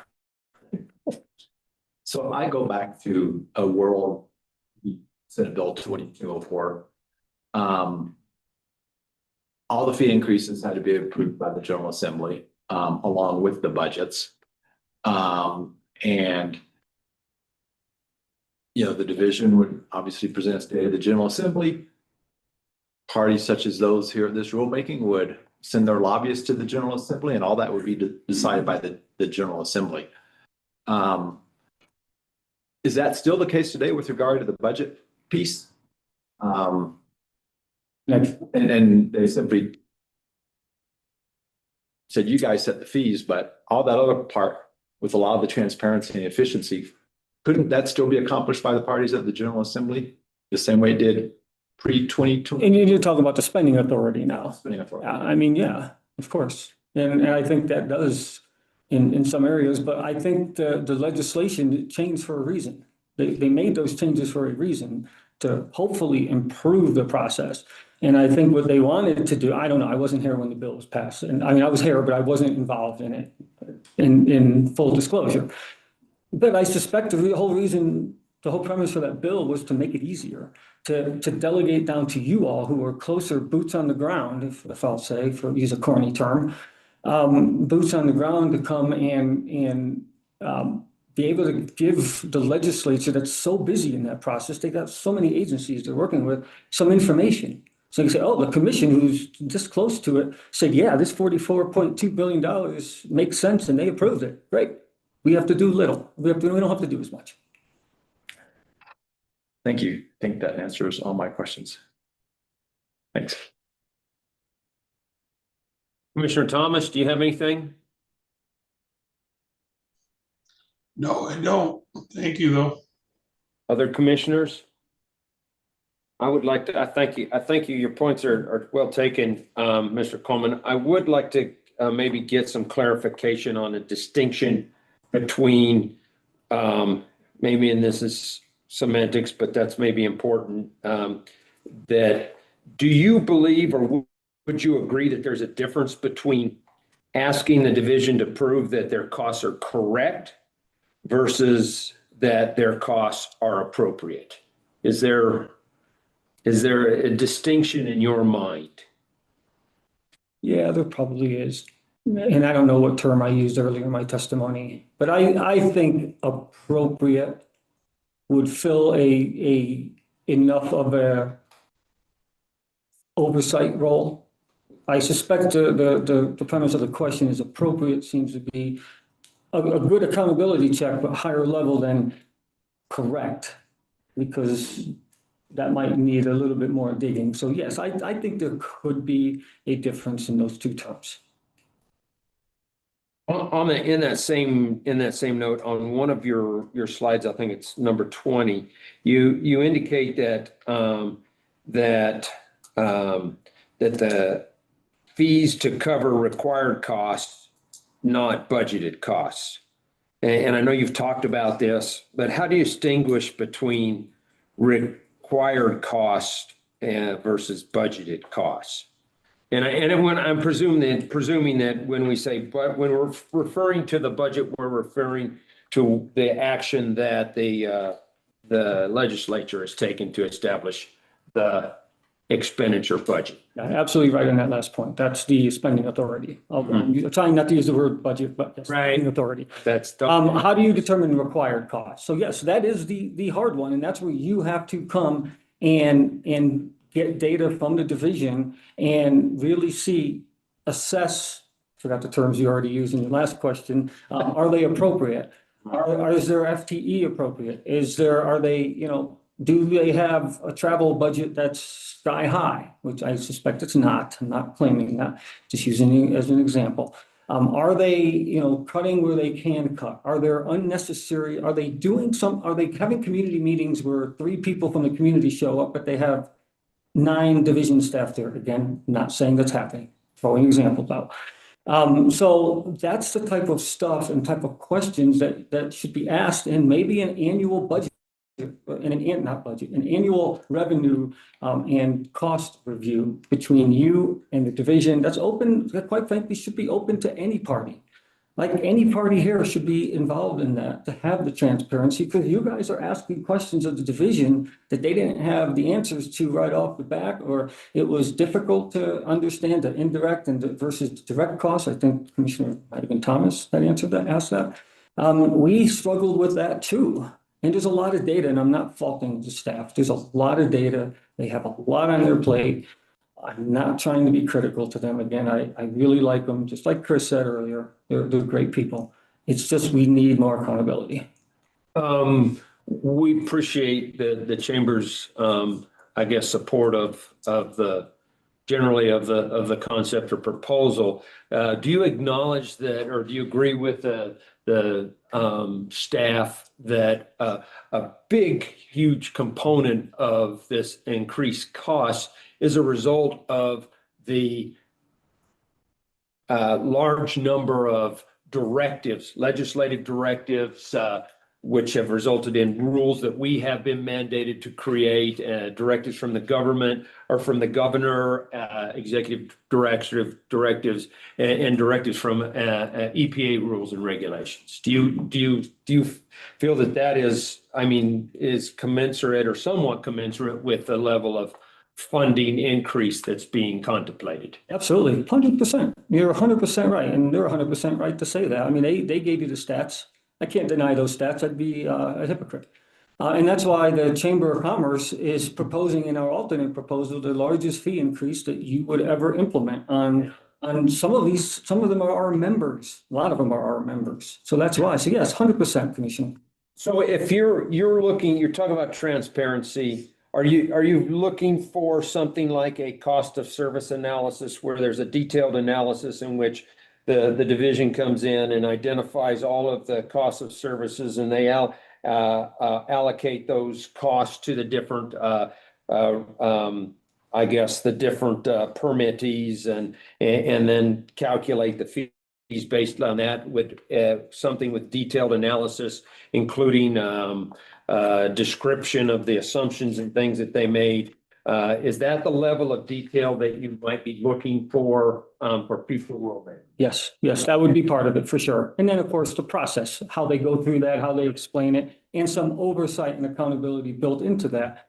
And that's something what I would envision in that example. They would provide all that. They would present it in a public meeting to you annually, I suppose. And then you can question them. Okay, yes, that makes sense. Or that doesn't. Yeah, that makes a lot of sense. And then we can be a part of that. We can comment on it, written probably. And, we could figure that out. But yes, that is a critical first piece, what you just explained, Commissioner. Okay, very good. Any follow-up, Commissioner? Thank you. You're welcome. From what I understood from our prior discussions was that this process that you just described and you were discussing happens at the joint budget committee meetings where I'm not a budget expert. I don't feel that I can do what you just asked. But there is a place where this happens at the legislative branch and they present all their costs and they ask for the money for these costs and they're reviewed by experts in the budget because they signed up for this joint budget committee. I'm thinking this is how it works, but again, I'm an academic, so this is what I understand. So it doesn't reconcile with what I'm able to do, and so I'm confused about what you're asking. Yeah, so I would say 2 points. So number one, yes, they are going to have that. And that's why the legislature has kept that backstop. For them to say, let's say you goober it up, to use a technical term, the joint budget committee can go ahead and fix any goobering up that you might have done, which I don't believe that you all will goober it up. So you would fix it. They could fix it in that process. But they have delegated the revenue setting fees to you in statute 114.1 and 114.7 to take the first crack at it, take the first attempt to help them. That's what we read the statute is doing.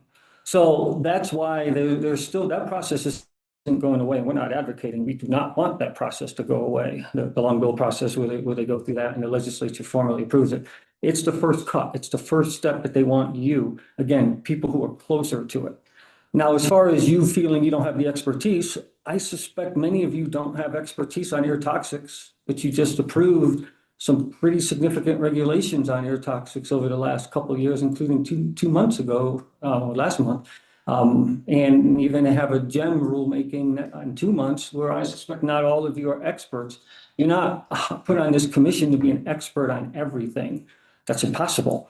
You're put on this commission to provide an independent voice, accountability, and do what's reasonable to the best of your ability, which I think you all do a fabulous job. And that's why you're on here. You're not on here because you're a detailed financial expert. Okay. Any other questions from the commission?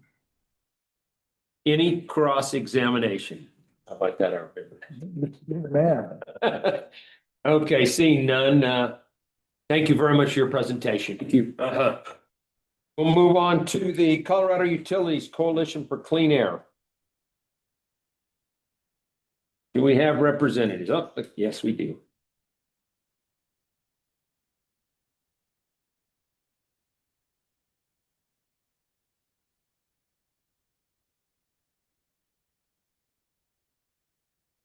Slides.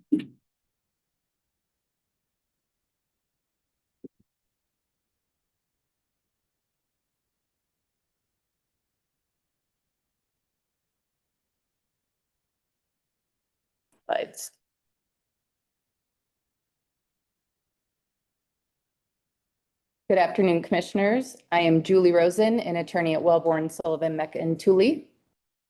Hi, I'm Amelia Marsh, and I'm also an attorney at Wellborn, Sullivan, McIntooley. We are here today representing the Colorado Utilities Coalition and its members in this hearing: Black Hills Energy, Colorado Springs Utilities, Platte River Power Authority, Public Service Company of Colorado, and Tri-State Generation and Transmission Association. There are 5 utility entities that are part of the CUC. It's a small group. All 5 are engaged in this hearing. The important things to know about the CUC for this hearing are that CUC members provide electric power services to Colorado communities.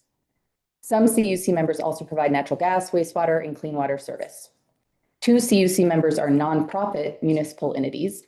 One is a not-for-profit cooperative, and 2 are rate-regulated utility companies. Utilities, no matter the type, need predictability and consistency in their costs so that they can properly budget within their budgeting timelines. The majority of our testimony will discuss the CUC's priority issues in connection with this fee increase. Before getting into that, we want to give credit to the division staff. We agree with what others have said. And staff mentioned earlier all the meetings that the division has held. They held a lot of meetings with the CUC as well. Division staff responded to questions. They made efforts to provide information, though maybe not as much or not as clear as the CUC would have liked. This year's process has been a step in the right direction. These fee hearings are a lose-lose situation for fee payers. I think it's fair to just admit that. Let's say it out loud. CUC members do not want their fees to increase. Even so, the CUC is not opposing the division's proposal this year. They recognize that the division needs more revenue and it has limited options under the existing statute. But the CUC has significant concerns. This slide provides an overview of the CUC's main concerns that our presentation is going to touch on. These concerns revolve around 5 main themes: oversight and accountability, transparency, continually changing revenue needs, operational and efficiency improvements, and the existing fee system's design. Most of these concerns may sound familiar to you. These are similar to concerns expressed in last year's fee increase hearing, and some were raised in the 2024 GHG fee hearing. Concerns are even greater now, with the year-over-year significant increases. Concerns are also heightened due to the increasing scale of the stationary source controlled fund budget and the increased reliance on fees to fund the higher budget level. The budget is big. The projected expenses for fiscal year 2026 is $51 million. You've seen this slide already today. In 2021, expenses were only $12.5 million, which is still a lot, but it's a lot less than where we're at now. This is steep growth in a relatively compressed timeframe, and the division is projecting continued significant growth. As the budget increases, the need for higher fees increases. This slide shows the rising fees paid by just the 5 utility entities, with sharp increases in just the past few years. There's a greater need for oversight and accountability than there has been in the past. The CUC agrees with the chamber. The commission has an oversight role. You had the legal authority to review the SSCF budget, and the CUC believes that your exercise of that authority could help address most of the CUC's concerns. I think there's an important clarification needed here. Dave touched on this, but I'm going to reinforce it. When we talk about the budget and the commission's authority around the budget, throughout this rulemaking process, we've heard the division use the term budget in different contexts, actually. They've used the term budget in reference to the governor's budget request, which is the spending request that goes to the legislature. And they've also discussed the budget in the context of revenue needs and fee setting. When we talk about the budget in this presentation, we are primarily referring to the latter, the cost to run the division's program and the revenue needed to cover those costs. You heard from the division that it thinks that the commission's role is limited. According to the division, the commission cannot evaluate and make determinations on the cost needed to run its programs.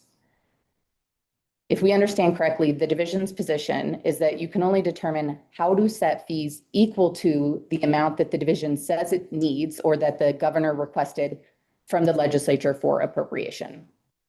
That interpretation sidesteps important oversight. With a budget as big as the division's, there needs to be substantial checks and balances. We haven't talked much about this authority issue in previous fee hearings because the budget was lower. We're raising it now because the issues are more acute. If the commission cannot scrutinize and adjust the budget, then there's no meaningful opportunity for fee payers to engage with the division and commission about the budget and how much fee payers will be required to pay. Without oversight, there's less accountability on cost estimates, revenue projections, less accountability for operational improvements and efficiencies, less transparency. There's more uncertainty for fee payers, and the commission will lack the information it needs to determine whether and how to adjust fees. As Julie and Dave have discussed, the commission has the legal authority to evaluate what revenue is needed for the Stationary Sources Control Fund in the context of setting fees. I'm going to go through a high-level overview of the CUC's understanding of the legal basis for the commission's authority here. So to start, as we've discussed, the General Assembly certainly does have a role here.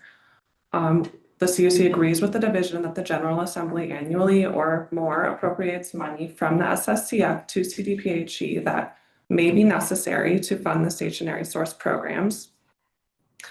However, the commission has a separate oversight role that is different from the legislative appropriations. The commission determines how much money the division may raise for the SSCF from fees, and the General Assembly determines how much of the SSCF monies the division may spend. The General Assembly used to have both of these roles, and then in 2020, they passed the law giving this role to the commission to set the fees. Now the commission is responsible for setting fees by rule in the amount required to fund the direct and indirect costs of the AIR programs. The statutory revisions in 2020 thus brought the evaluation of the division's revenue needs into the commission's rulemaking authority and responsibility. In order to set fees required to cover the SSCF program costs, the commission needs to evaluate what those costs are. The division is asking the commission to accept the stated budget needs at face value, diminishing the commission's oversight role. This slide lists some examples of what the CUC believes the division should do to exercise this oversight role when it determines how much fee revenue to raise. So this includes evaluating direct and indirect costs, reviewing detailed spending data, comparing past expenditures to future projections, looking at division priorities, considering streamlining and efficiencies, and generally asking questions of the division as to where they came up with these numbers. These inputs should be holistically evaluated. This evaluation is interlinked with transparency, efficiency, and making sure that the division runs efficiently and effectively.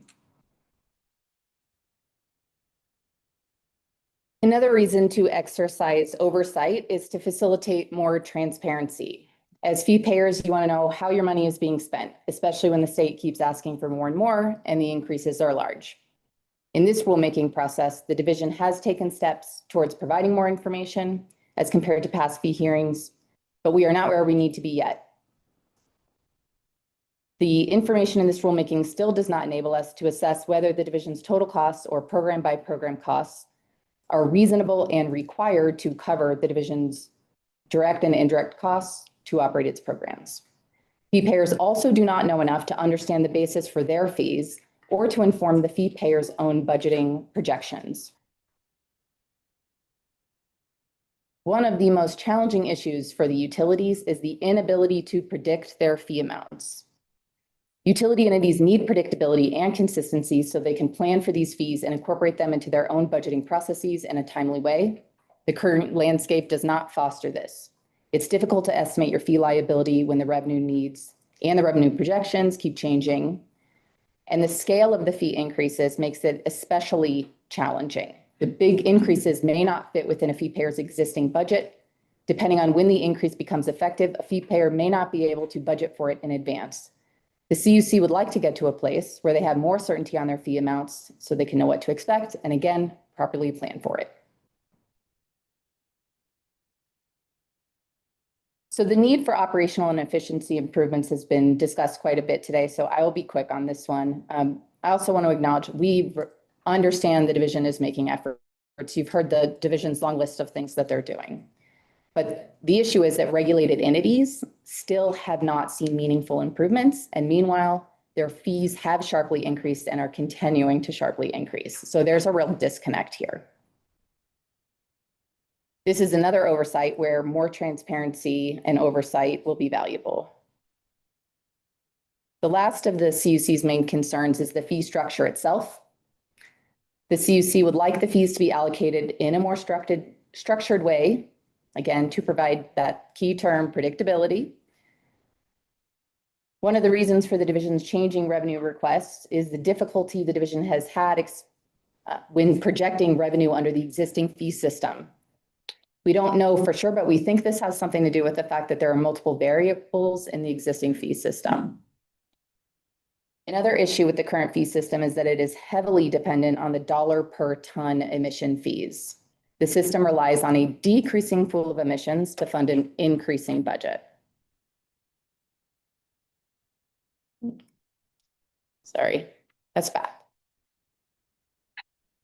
The CUC proposes this SBAP language to attempt to address its concerns.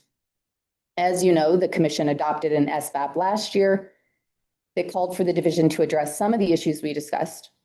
The existing 2025 SBAP requests the division provide budget evaluations to the commission annually, undertake enhanced stakeholdering with fee payers, implement efficiency improvements, and reassess the fee structure.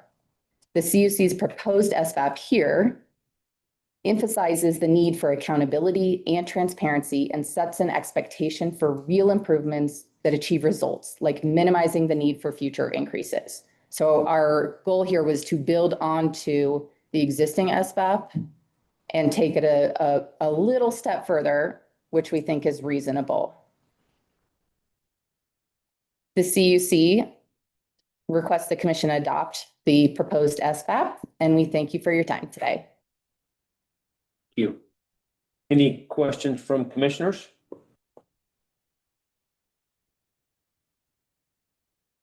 What you guys are thinking about it, I have a couple. On slide number 8, you make a statement that the commission must set fees to cover the direct and indirect costs required to develop and administer the programs, and you provide a citation from the statute. How do you define direct and indirect costs, and what is the basis for that definition? We would have to go back and do some research to see if it is a statutorily defined term. Yeah, I'm not aware of that, but I was wondering, I mean, so you maybe, do you kind of get a sense for what we're dealing with here then, you know, what it's clear that we have an obligation to set fees to cover those costs. And so I was just wondering if you could tell us what those should be. Yeah, I think that just in our understanding is it's holistically covering the division's expenses to establish new programs and administer programs, existing programs and programs moving forward. It's to stay in business. Okay, and so do you agree or disagree that the division, I guess, is to implement these programs? They basically go to the legislature and submit a budget request or an expenditure request saying that these are the costs that we anticipate, or this is the cost of providing the services and doing the things that you ask us to do. I don't know that it is that straightforward because there's a lot of considerations that the governor's office is weighing and deciding what level of costs to put forth to the legislature. But we think that, you know, as our presentation provides, that it is your role to determine what those costs, what those necessary costs are. And just to follow up, my colleague Amelia showed me, direct and indirect costs are defined by statute. Okay, Yeah. okay. But you say, you just said that it's our responsibility to determine those necessary costs. Since you're so good at finding this stuff in statute, can you tell me where you found that one? It's in multiple places in the AIR Act. Yeah, so is your question about like what types of costs or the amount of costs? If it's our job to determine what the necessary costs, so I guess that would be both. Obviously the types would then roll into the amounts. Certainly, yeah. And the statute gives a list of, the costs that include but are not limited to the listed programs that we've discussed. And then the statutory language says that the commission is tasked with setting the fees required to cover the direct and indirect costs of the program. So in that assessment of what's required, you have to assess what the costs are. Okay, so you're saying that you're kind of drawing a kind of what you would consider to be some sort of logical conclusion that in setting the fees, we would have to assess the costs? Yeah, and I think it's important to look at the actual statutory language. So this appears in multiple places in the AIR Act, like I said, in section 114.1, which is the APEN notice fees section, and then in section 114.7, which covers other types of fees. So the language is after the fiscal years that are addressed by the time when the General Assembly set the fees, the commission may adjust the fee by rule to cover the indirect costs required to develop and administer the programs established pursuant to this Article 7. So may adjust means you need to be evaluating to see if the costs are appropriate and whether the fees need to be adjusted up or down accordingly. Okay. And then one more with respect to oversight. When you talk about oversight, what level of oversight do you believe that the commission has over the division? And what's the basis for that, your belief? Well, I think in the context of fee setting, again, it goes back to this language. It's when you're determining whether or not it's appropriate to adjust the fee, you are in a position where you will be making a decision about what the division's bringing to you, whether their costs are required, whether the costs they're presenting are the costs that are required to cover the cost of their program. So it's sort of an evaluation role. I tend to agree with what Mr. Coleman for the chamber was saying in terms of what's that, like the legal standard of review.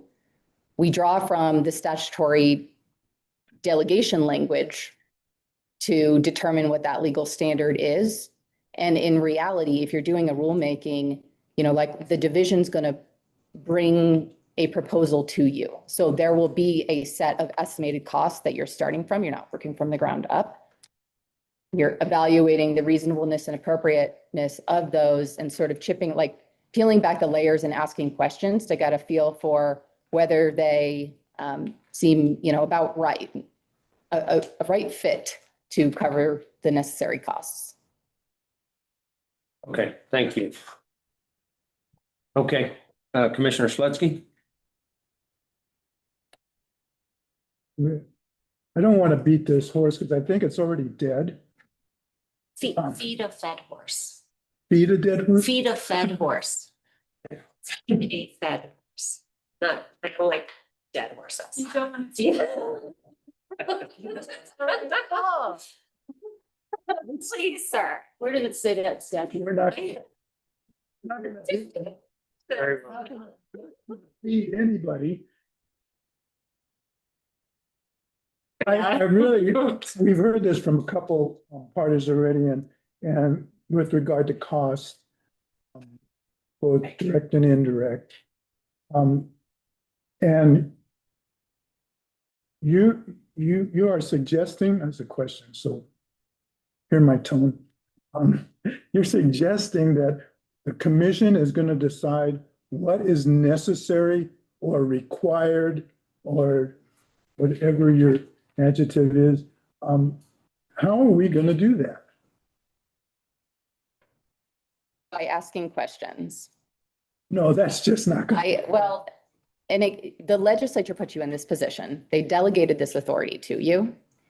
And Did the legislators say we have to figure out what's required to run the air pollution control division? we think that's inherent in the obligation that the legislature delegated to you to adjust the fee to cover the indirect costs required to administer the programs. So using the example that Dave did for the chamber, we're supposed to figure out if there's a stakeholder meeting and they bring 5 people from the division to help answer questions from stakeholders in the public, we're supposed to decide whether they only need 2. I mean, it's that kind of detail that you're asking for. I don't know that we are not proposing a specific level of detail. And it's one of those things where you start asking questions and you feel your way through it until you know what you're doing. I agree, it would be new. But that doesn't mean that it's not something that you should be doing. Can I ask a question? Yes, and then we'll go to Commissioner Thomas Because I don't. and then Commissioner Sewell. Were you done? The I am way done. that, the way that a law is written, it's explicitly telling us, there's no implicit in there, and what I hear you trying to convince me, and maybe you can tell me that you're not trying to convince me that there's some implicit job that we're supposed to be doing based on the statute, that we're supposed to review and question the AQCC budget. That's not what's written down in that, what you just read. That's, you're trying to get us to accept that that's implied, and I don't buy that, so I don't understand your argument. What I do buy is something that you said, which is very interesting, which you said, okay, $1 per ton. Commissioner Miller, is there a question in there? Yes. Okay, thank you. I'd like for you to propose ways in which we can improve the fees. For example, you said $1 per ton when emissions are decreasing and costs are rising isn't the best way to do a fee. So could you give, what other ideas do you have for us, for example, to improve the fee structure? Yeah, so that's like the multi-million-dollar question here. I think that we all need to put our heads together and figure that out. In the GHG fees hearing, there were some ideas put on the table, most, specific to how the GHG fees are calculated, but some that could be translated more broadly to other types of fee categories. And so I think it just is, I'm not smart enough to figure that out on my own. Stakeholder meetings need to be had on that so we can find our way through it. Idea. Thanks. I'm going to go to Commissioner Thomas and then over to Commissioner Sewell. Greg, you're up. Thank you. Ms. Rosen, can you go to slide 5 again? Sure. Okay, maybe it wasn't this slide, but here's my question. So in the development of this proposal and in the stakeholder engagement, when I look at the position statement from the division, I do see that if this had been a multi-year fee setting process, which it's not, is that fiscal year 2030, those proposed revenues go from 44 million, what is being requested today, to 58 million in 2030. So that's, roughly 10% a year. But what I didn't see like, well, what are those cost increases from? If those were the revenues needed to cover the program, Was that discussed at all in the stakeholder engagement? Like, where are the cost increases happening that are driving that? Maybe. We heard a lot of different numbers and things going on with the budget estimates. And so I think one of the factors that I do recall is that the division's gonna run out of the general funds that are left. So there'll be a gap to fill there. Okay. And I'm sure the division could provide other. Yeah, I'll examples. ask them that in rebuttal. I appreciate your answer. Anything else, Greg? No, I'm good. Thank you. Okay, Commissioner Sewell? Yeah, you touched on this, I think, already, but one of the slides talks about the commission should be looking at ways to help streamline and efficiencies in the cost of the budget. Does your industry, the Utilities Coalition, have ideas how to do that from your viewpoint? We have thought about this, and what we concluded is that we don't know enough about how the division is currently functioning and what their internal processes are to be able to figure out where there's room for potential changes and where the real speed bumps and hiccups might be.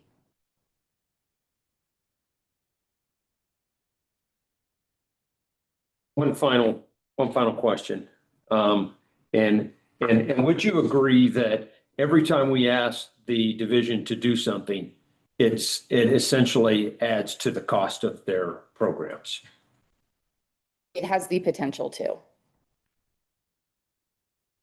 But it doesn't necessarily relieve them of any other duties, but it just adds to their plate. I mean, I think it depends on, it'd be a case-specific analysis on whether costs would be incurred associated with the additional responsibility. Utilities are extremely familiar with and use on a day in and day out basis a cost of service analysis. So asking the division to perform a detailed cost of service analysis, as I contemplated with Mr. Coleman, do you think that would add cost to their plate? Cost to whose plate? To the division's plate to perform a detailed cost of service analysis that would provide the transparency that's being asked for, and information and transparency that's being asked for. Yeah, in other words, are the things that we're asking for, do they have the potential to add costs? Yeah. Actually increase our own fees? I mean, I suppose. Yeah, more or less that's the question. But it's, we've got the long view here that eventually there'll be some plateau or, fingers crossed, even a declining trend. Fair enough. Thank you. At the risk of feeding a dead horse or feeding a. Feeding horse. I know. So I think kind of what we're debating here is who has the better ability to determine what the division's cost ultimately. Is it the legislature or is it the commission? Isn't it the case that whenever and part of the what we heard today is that the reason why costs have gone up for the division is that the new laws that have come out that have required the toxics, et cetera. Anytime a statute is proposed, there is an analysis done to determine whether there's a fiscal note. And the fiscal note, in part, will dictate what the cost would be to administer this new program. Isn't that true? That's the idea behind it, yes.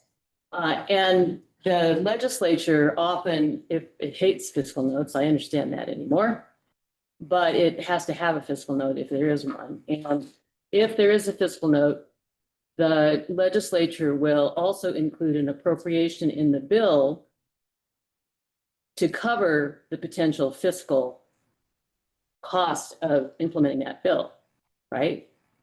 And so with each of these bills that have come out, I've not looked at them closely to see, I'm presuming there's a fiscal note for each of these that added work for the division And that also included an appropriation and FTE with that appropriation for purposes of determining this is what the legislature believes, I'm sure with input from the executive branch.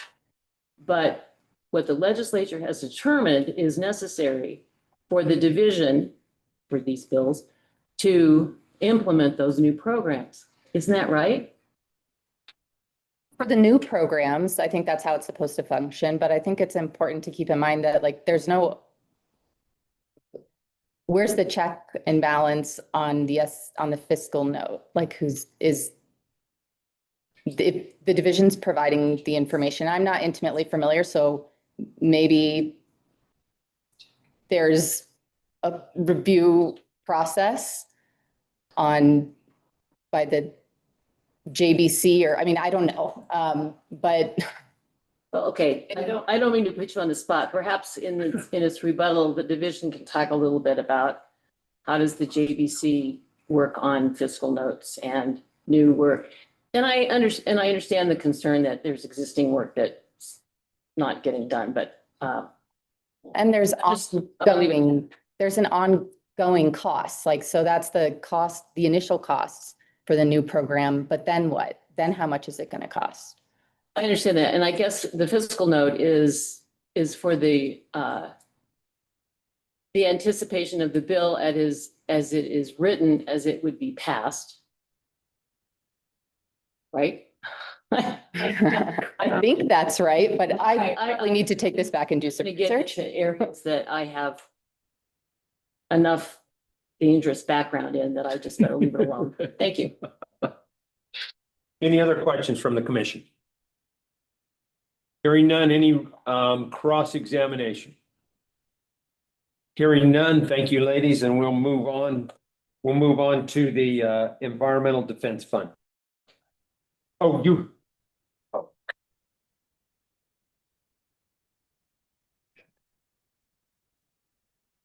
I'm sure.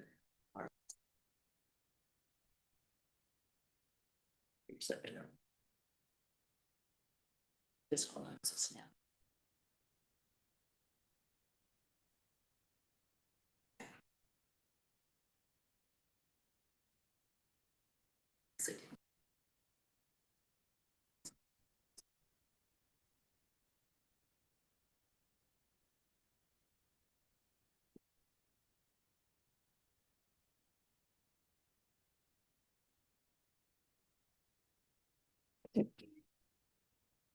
Afternoon, when you guys are ready to start. All right, thank you. Good afternoon, commissioners. My name is Sarah Judkins with Kaplan Kirsch. I'm here representing Environmental Defense Fund in this rulemaking. And with me are Nini Gu from EDF and John Putnam from Kaplan Kirsch. Nini is the Senior Regulatory and Legislative Manager at EDF, working to improve air quality and reduce oil and gas emissions in the Western United States. Prior to EDF, she worked for 3 years with the Air Pollution Control Division on a project to help predict and track methane emissions in Colorado. Her time at AQCC required extensive examination of the data systems, inspection programs, and digitization needs at the division, giving her an understanding of the staff, time, and resources necessary to implement effective air programs. John Putnam is a partner at Kaplan Kirsch here in Denver and has been practicing air quality law for more than 30 years. John also served as the Director of Environmental Programs at CDPHE at the beginning of the current administration, before serving as General Counsel at the United States Department of Transportation and Senior Advisor at CDOT. John also served as Chair of the RAC and a member of ECMC. As an initial matter, EDF supports the division's proposed fee increases and urges the Commission to adopt the division's proposal. Thank you, and I'll move quickly through some of these slides because I think they've been well covered by others, and I'll leave some time for question and rebuttal. But I think there's no question that the work that the division has in front of it remains quite large. The legislature has expanded that, the federal government has expanded that, and we still have large challenges. I also want to celebrate the progress that's been made by the division, but the work continues. We are still out of attainment. We still have very tough greenhouse gas reduction goals, toxics related control to achieve. there's a lot of work that's ahead. We've heard about the backlog in permits. That requires resources. It also requires process improvements, and I think we all recognize that. But going back to this commission's North Star and the division's North Star, Title 25, Article 7, Section 102 does provide that the goal is to achieve the maximum practical degree of air purity in every part of the state. And that needs to be thought of when considering all the other statutory language that has been discussed in this rulemaking. Next slide. So one of the key questions here, why are we talking so much about fees? One of the reasons, again, is that the understanding was, from the legislature that this would be paid for by fees and that the fees would be sufficient to cover both the direct and indirect costs. In some ways, that's been eased by the fact that there has been money from the general fund, that there has been money from ECMC, but alas, those days are changing. And given where we are with the state budget, we know that it will come back to the kind of fee setting authority to ensure that statutory requirement to have those sufficient funds to meet the divisions and the commission's objectives remain fully funded. It also, I think, is consistent with the notion that users should pay, for the impacts and the services that they receive. And the work that is being done, that's being paid for here, is only created because the emissions exist. Next slide. And all of this aligns with the commission's statutory directives here. As noted, starting with the North Star that this commission needs to consider and that the division considers every day. There is a strong expectation of environmental protection overriding all of the very specific directions which have been categorized by the legislature and established over the last number of years. And the section 114.1 and 114.7 made clear that there needs to be sufficient money available for the legislature to appropriate those funds. And the Constitution creates the obligation of appropriation in the legislature and not the commission. That was not changed by the legislation that's been discussed here in this case. Next slide. All right. I won't dive too extensively into this, but as you've heard today, all of the industry parties and fee payer groups have gone before us. Most parties do not oppose the fee increases that have been proposed in this rulemaking. And I've just included on this slide a couple of quotes from various parties' filings, and I think that's underscored by presentations that you've heard today. And finally, we want to emphasize that the division's proposal is modest. According to the division's position statement, their proposal would only fund 80% of the total program costs for fiscal year 2027. In EDF's opinion, the division should be fully funded and that the legislature has directed funding to cover the direct and indirect costs and fees. Without full funding, the division is partially hamstrung in its ability to carry out its essential air quality programs, many of which are required under statute and the division works to implement. And thus, in any future fees rulemaking, EDF encourages the commission to fully fund the division's critical work. The division's work is driving progress on important air quality and policy challenges that the state is facing, but funding and staffing is necessary to make the rules that the commission has adopted function. EDF is open to continued conversations with stakeholders and the division on approaches going forward to provide the division stable long-term funding. Finally, EDF wants to note that it supports the division's proposed SBAP language regarding the commission's understanding that fees, a new fee proposal will be brought next year, and also the division's continued work to providing information as well as improving processes and work on efficiency. Thank you. We're happy to take any questions. Commissioners, do you have any questions?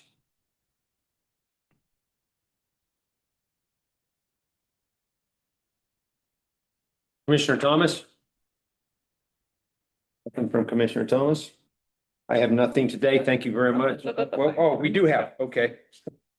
Commissioner Reader, sorry about that. I was curious in getting EDF's perspective on this issue. We've raised a couple of times, I've raised a couple of times about the future of a largely emission fee-based program as emissions decline, particularly in the greenhouse gas sector, if we achieve 90 or 100% reductions. And is it reasonable in the future to expect a very small universe of fee payers to bear the entire program? I'm just kind of curious on your long-range perspective on those types of things. Sure, I'm happy to get started, and my colleagues may join in. So I think a few things are true. The first is the first 80–90% of emissions control is often the most cost-effective and easiest to attain, and the last X% is the most difficult, the most costly, and most complicated. And so to the extent that emissions are remaining and we need to achieve those emissions reductions to meet statutory requirements, then it does suggest that there's some reasonableness to those fees. That being said, I think open to other ways of thinking about how to distribute those costs, but there aren't good choices in a lot of ways because they're still the ones contributing to those emissions. Presumably one could go back to people who already controlled. I think there's obvious equity and other sort of questions, efficiency questions, incentive questions associated with that. But it is, a fair question I think all of us need to address. And I think to some of the previous conversations, that's probably where this commission should spend some time thinking about the incidence and allocation of the fees rather than going into questions about cost, which are left to the legislature and the executive branch to address constitutionally. Thank you. Any other questions from the commission? Seeing none, is there any cross-examination? Seeing none, thank you very much for your presentation. Thank you. Thank you. Last but not least, we have the local government coalition, not last or least. Next. No,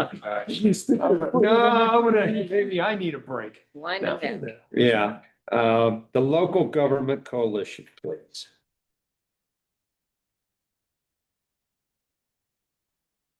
And you may proceed when you are ready. We just want to check, Devin, are you online? Yeah. Hi. We have one. Oh, okay. All set? Yep, we're ready. Thanks. All right. Thank you, commissioners. We're the Local Government Coalition. Next slide. Our team today is made up of Cindy Copeland, Air and Climate Policy Advisor for Boulder County. Online, Olivia Lucas, Senior Assistant County Attorney for Boulder County. Dr. Taya Stockman, Air Quality Policy and Program Specialist for Adams County. And myself, Dr. Devin Reynolds, from Colorado Communities for Climate Action. I'm a policy advisor there. Next slide. I'm pleased that this slide is now out of date. The LGC represents 49 local government from across Colorado, and that those governments represent about 1/3 of Colorado's population. Next slide. Today, just to summarize our positions, we fully support the division's fee proposal, and we urge the commission to adopt the division's May 7th, 2026 final rule proposal for Regulation 3.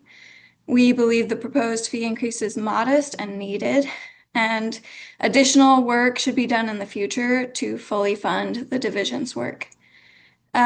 State and local governments are currently overburdened by impacts of the climate crisis and air pollution, and we respect the state's need for funding for this work.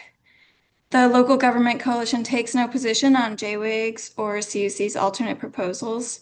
We do ask the commission to reject the chamber's alternate proposal.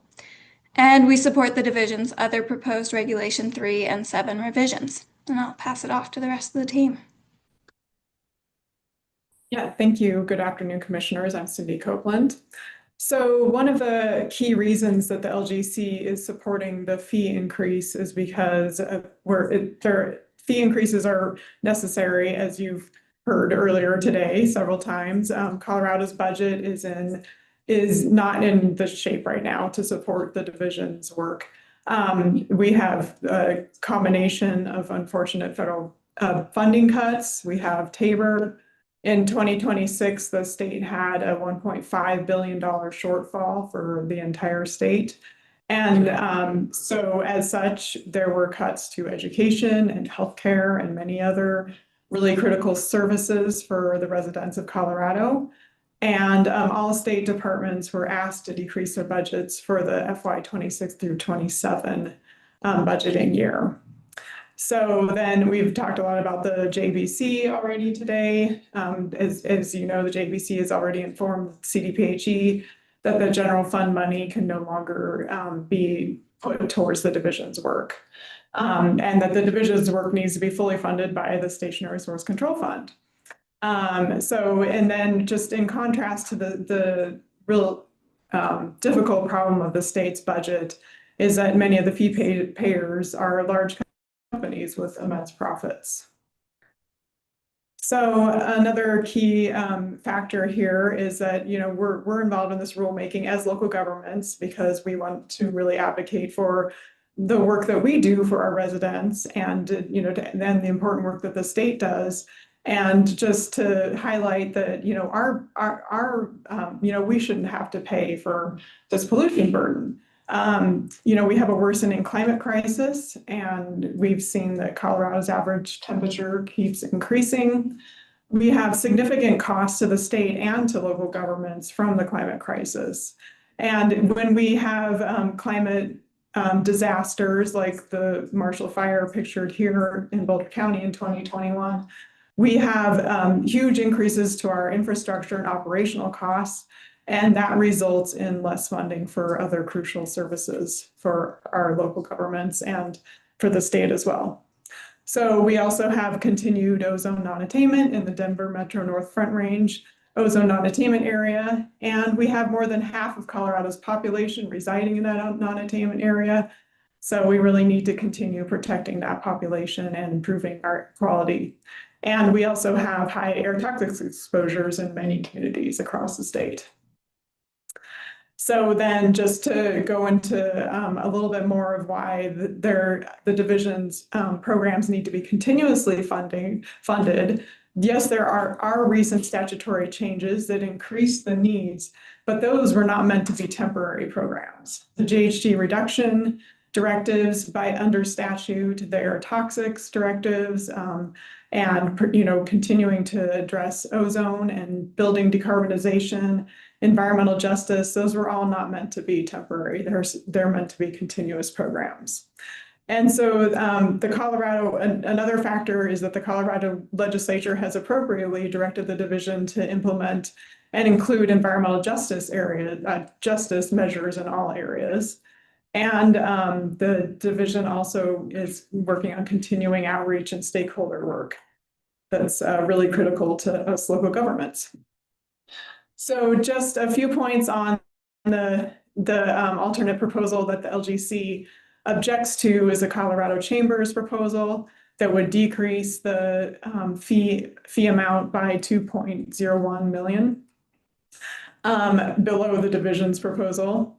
So we think that the division's final proposal is in line with the increase that was approved by the governor's office. And the proposed increase is not even enough to cover all the direct and indirect stationary source program costs. So, and then as local governments, we really rely on the division's work and their ability to continue their stakeholder work with us. And then just lastly, the division has already acknowledged that another fee increase rulemaking is necessary. So reducing the revenue from this rulemaking does not make sense because we'll just be revisiting that in the future. So I'm Taya Stockman from Adams County. Adams County has some of the most disproportionately impacted communities in the state. And we strongly benefit the strides that the division has made over the past 5 years since the passing of the Environmental Justice Act. So one critical component of the division's work is stakeholdering and collaboration with local governments as frontline advocates for our communities. You guys have seen many fewer comments and permit concerns from me specifically because of the division's coordinations with me to let me understand why specific technical changes are required or not in a specific permit so that I can pass that information on to our residents. So there's been a lot of ongoing communications with local governments and the division. We actually have monthly meetings with the division that has greatly increased transparency to not only the local governments, but also our communities, and has led to a lot more community trust building between the division and the division.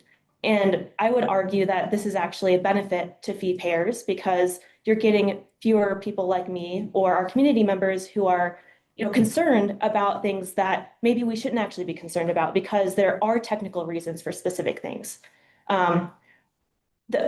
I've also seen the division do a great job doing public meetings, especially recently. So there was a couple meetings last week about the refinery report, and the division did a wonderful job. I talked with stakeholders afterwards, and I felt like everyone was on the same page and we're really showing that the division and community groups can work together to work towards reducing pollution in communities that are most impacted. So I've also, helped the division figure out what 101 sessions are super valuable to the public to reduce misinformation and make sure that community members really understand, when they're making these public comments or when they're bringing concerns to you all, that they're making, their concerns are validated by, the facts, and that we're really striving to have this really increased collaboration. And I just want to have a kudos to the division because I'm often, a big critic because, it's important for local governments to have a check on our state government. However, I do want to say that there have been massive strides that I want to continue these programs because it's not only beneficial to the commission, the division, but also the stakeholders who are paying all these fees, the fee payers as well. And with that, I just want to, leave up our summary slide for any additional questions that you may have for us. Thank you. Thank you. Any questions from the commission? Commissioner Reeder. Thanks for your testimony. I especially appreciate Dr. Stockman's feedback on the public meetings. That's very, very helpful and insightful and informative. So thank you for sharing that. I really only had one question, and it's maybe a little minor in some ways, but we heard from EDF that the division's proposal was modest because they're only asking for 85% of the money that they needed. However, what you said is the proposed fee increase is modest. And I guess I'm struggling to reconcile that with ranges from, they're mostly 86 to 125%, whether that kind of percentage increase is really modest or not. I'm curious for your feedback on that. So sorry, so you're asking whether we think that the division's proposal is modest or that the increase is modest? Your language says the proposed fee increase is modest, and I'm okay. Sorry, I'm sorry if that's yeah, maybe not that super clear. No, yes, we agree that the proposed fee increase is modest. So I mean, because modest in the way that it would cover most of the division's programming, but not all of the funding that the division needs. So just recognizing that it's not, that the division is, I understand that it is a significant fee increase, but that it's not going to cover all of the funding that the funding needs for the division. Okay, so you're saying the proposal request is modest? Yes, sorry if that was unclear on the slide. I was acting. Mm-hmm. Thank you.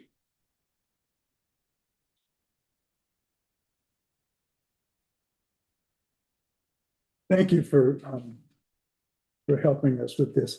We're about getting close to the end of direct testimony, and we've heard a lot about fees and, of course, but I'm curious, no one has talked about the benefit of what the fees and what our controls do. And I'm speaking mostly about health benefits. And since you have indicated that you have some good feelings about what the division has done locally in your community, can you speak to the benefits of what do we get? You know, what do we get when we pay for? I could start with that, and I'm sure that Taya has something to add. I will say, I mean, even though you have heard me for many, many years talk about the ozone non-attainment area and how long we've been out of attainment, we do recognize that there have been improvements, right? So that is, that's one area. And I don't remember the numbers of, the ozone alert days, and in recent years, but I know that it has been, a little bit better. And I know that meteorology and, the weather, plays into that, but there has been some improvements there. And so, we are seeing that we've been doing a lot better there. And then I'll say, going way back, PM10 non-attainment, now you're looking at, I can't remember, some future month, you're looking at revisions to the PM10 maintenance plan. And so, those improvements, over this, long history, we have seen those direct benefits that, we do see, decent air quality during the winter, right? We don't see as many brown cloud days. So, I think we have seen those improvements. Yeah, and I also want to add, a lot of these fee increases are because of a lot of the regulations that we passed over the last few years. So I'm sure that we'll see increased health benefits, especially thinking about air toxics, but then also a potential rulemaking about refineries. Like there's a lot of ways that these fees are not just helpful for reducing the pollution, but then also showing, having the transparency, not just to the fee payers, but also to the public, because the public now is getting a better understanding of, oh, why is this pollution control really important? Why are we doing this pollution control instead of this other pollution control that might look nicer, but it actually has it doesn't reduce pollution as much as this other type of control. So for me, what I've seen is the educational component that, like, for instance, the education and community outreach team has been an immense help to not just help local governments understand the technical details and, hook up with the people who are writing the permit, like reviewing the permits at CDPHE. But then we can also translate that to the public and say, hey, this is, why these reductions are really important, or this is why this control was actually chosen, because the permitting program, it might be slow, but it is a robust process that does lead to pollution reductions that then we can then let people know about it better than we previously were. Do you get that kind of feedback from your public? Do you have somebody saying, hey, this is a benefit to us? I get very direct feedback from the public in Adams County. A lot of them come to these rulemakings because they want to, shape the policy. They weren't able to come to this rulemaking because, they have a lot of other things that they have to do, but they provide me very direct feedback, which then I'm able to tell the division, like, this is what I'm hearing, because they'll be very honest with someone like me at local government. So then we can also help the processes at the state improve as well. And yes, I have heard people say that they're really grateful for especially the educational outreach and the division being more clear about what pollution reductions are actually occurring and how that benefits them and their health. Thank you. May I add that in the Regulation 27 rulemaking that's ongoing, during the stakeholder process, which is a result of that increased outreach that the division is doing and is part of the increased need for a budget, that resulted in a really great experience between the division and community members. And ultimately, the division was asking community members if they wanted a fee that would then provide funding for projects, or if they wanted to see more greenhouse gas and pollution reductions out of the Reg 27 outcome on this hearing. And they ended up removing the pay to pollute option in response to stakeholder feedback, including communities' feedback, which, you know, was prioritizing what communities said they saw as most important rather than what the division or, you know, those people coming up with policy might see as an attractive offer in terms of a fund. And so again, that got both positive community feedback and also ultimately will result in fewer emissions of both greenhouse gases and air pollutants. Commissioner Milford? Thank you for your testimony. I kind of want to follow up. We've heard a little bit of back and forth from some of the other parties about a fee for service model. And it seems, I guess the question is, as I understand that kind of model, you count up FTEs and hours required for permitting and just charge for that. But that wouldn't cover the kind of education and outreach that you're talking about being so valuable. Is that fair to say? Yeah, I mean, that's why we've come here as again, as local governments and saying we benefit from those indirect services from the division and not just, you know, we of course wouldn't benefit nearly as much if it was just a fee for service and directly working with, you know, with the permittees. So yeah, that's important for us. Go ahead, Commissioner Miller. Hi, thank you for your testimony comments. I was wondering if the local government coalition has had discussions about possibly a study or a survey of all of your members, even the residents in your cities, to get feedback on the impacts of the Air Pollution Control Division's programs. For example, I love the anecdotal stories that you tell, and that like things are going great recently. It would be nice to hear more voices. That is a good consideration. I have been in talks with Professor Priyanka D'Souza, and that could be something that we could coordinate on.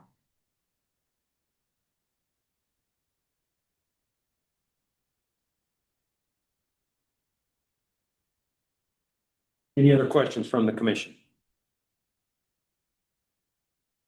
Any cross-examination? Hearing none, thank you very much, ladies.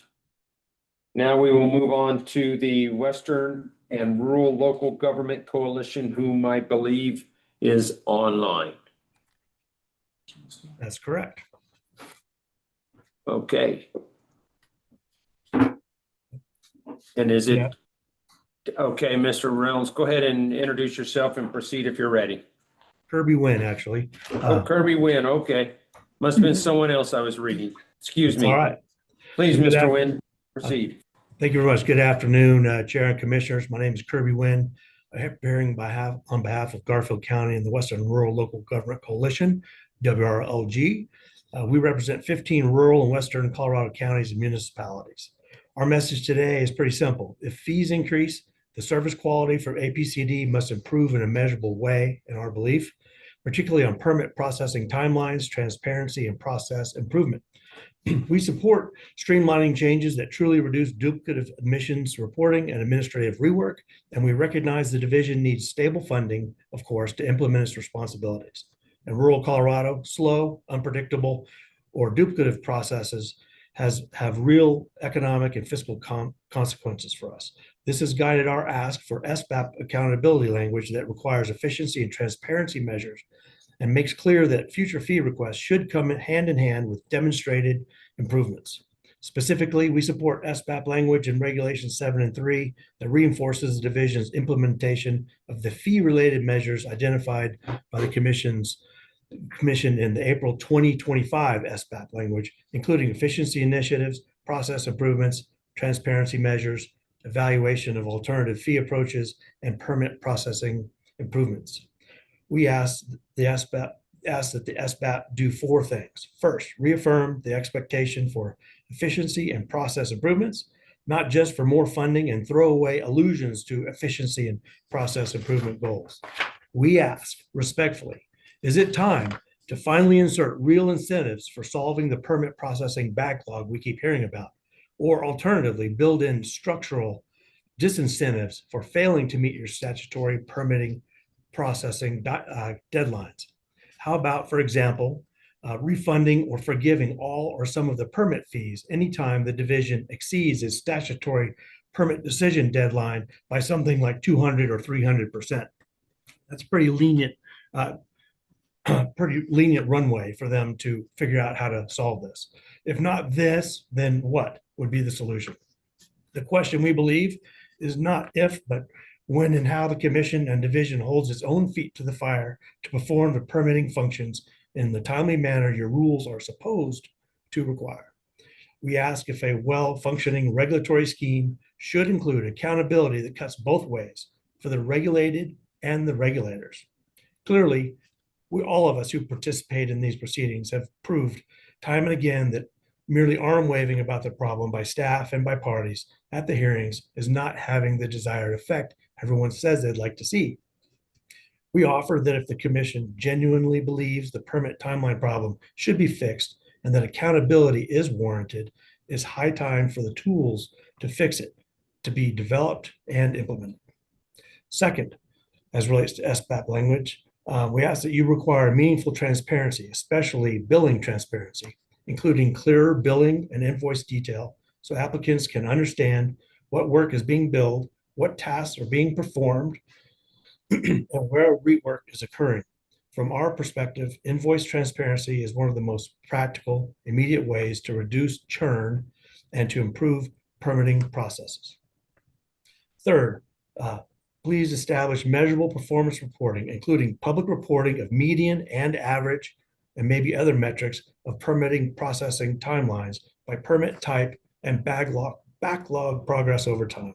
We believe reporting these metrics twice a year, perhaps, would help all parties keep a keen eye on how things are proceeding and where focused effort is needed to effect improvements. From WRLG's perspective, permitting performance is where this rulemaking can make a very positive difference. We're not asking the commission to micromanage permitting, not at all.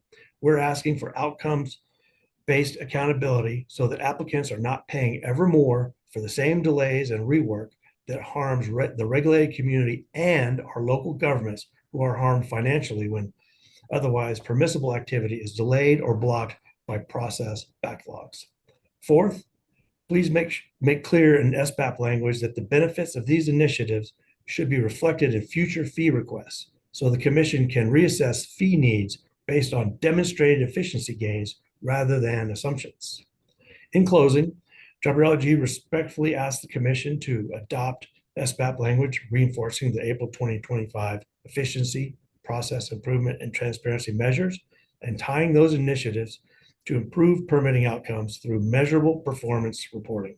Second, please require meaningful billing transparency, including invoice detail that enables the applicants to understand what work is being billed and identify opportunities to reduce rework. And with that, I thank you for your time, and I'm happy to answer any questions that you may have. Thank you very much. Does the commission have any questions for Mr. Nguyen?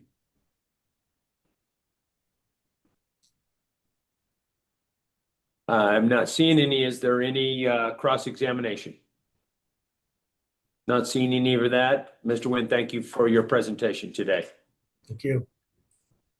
Okay, that actually concludes our direct testimony. I think we have a 5 o'clock hard stop today, but that will enable us, I think, to get through some of the rebuttal, but I think we need to give some time for the parties to work on rebuttal. I would say that we will take a break. Commissioner Blankenship, Yes. just wanted to let you know there's 30 minutes of testimony time left. 30 minutes of Total. testimony, total. Oh, well, I think we're going to get through all of the rebuttal then today. In order to do so, I would say we will take is the commission okay with a 30-minute break? It's too long. Too long? How many parties is 30 minutes? Parties need time, is that? Yeah, How many rebuttals? everybody has at least half a minute. Well, Colorado Chamber is half a minute, and then 3 minutes here, 4 minutes there, 5 minutes there. How much does the division need? Which time does the division need? have and need. They gotta make the slides. That's fine. I'll rebuttal. I'm hearing them say that the commission or the division would like 20 minutes to. We could also use that time. I'm seeing 10. They're saying 10, they only need 10 minutes. Okay. Okay, how about we resume at 3:10? Is that okay with any objection? All right. We will take a break until 3:10.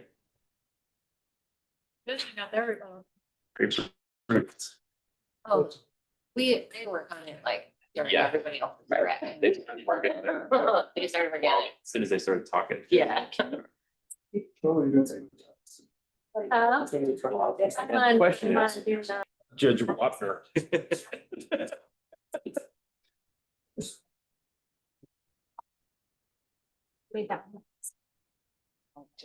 Know who Judge Wapner is? Sounds familiar. Yeah. Yeah, who's People's Court. Yeah. no, I don't know about that. I know Judge Joe Mathis. Oh, okay.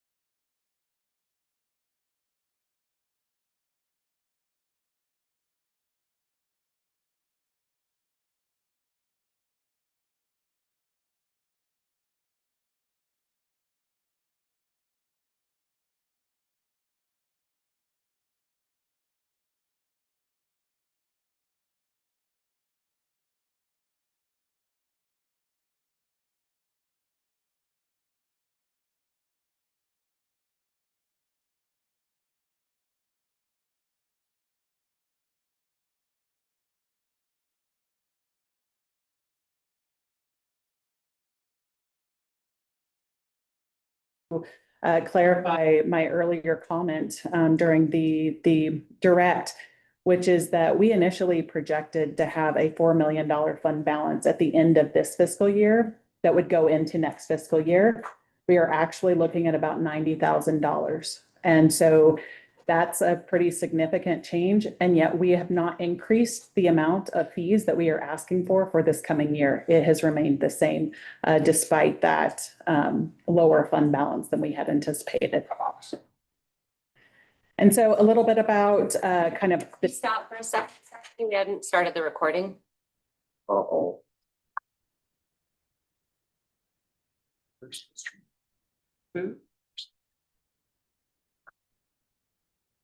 We were apparently still streaming, so I don't think we need to start over. Okay, perfect. All right, to continue then, just a little bit about again, the relationship between the appropriation and the fees. In general, the fees or the money has to be available when the appropriation happens so that the money can be spent, especially because the appropriation happens generally at the end of the fiscal year and takes effect in 2 months or less, depending on exactly when that is. So when we are proposing fee increases, we're typically going to be proposing them well in advance of when there can be the information on the appropriation. So we will be requesting those fees based on our estimates or our projections. And then at some later time, fees will become effective. We could have a rule where fees actually become effective right away. We understand that fee payers would prefer that fees not begin until at least the beginning of the fiscal year, and preferably for emission fees, not until January 1. We have worked that into our proposal. That is not necessarily a requirement, but that is something that we will strive to do if we can. But again, if money is not available, that may not always be possible. And then we will see some degree of a lag before actual revenue is realized. And so understanding that kind of order of operations. And here's just another way of looking at our fund balance. So the reason we did not seek fee increases earlier is because that fund balance was incredibly high. And we were able to work off of that fund balance for several years prior to getting to the point now where we needed fees. The last year, this year, and next year were all known that we weren't going to be asking for the full amount. It was always intended to be phased over those 3 years. I also wanted to touch on this table because I realized that it's created some confusion. So the EIA table 4 in the initial EIA represented only the source costs. The second, the final EIA included a table 4 that had actually the total division costs. And I think this was to the point of some of the parties, the difference between total division and stationary source only can be confusing at times. And so I think we got that in there. The primary thing is that it always was intended to be around the same dollar amount that we needed to increase due to this fee increase. So that dollar amount of that 13.5 to 14 million was consistent throughout this process and has always been the goal that we have been aiming towards.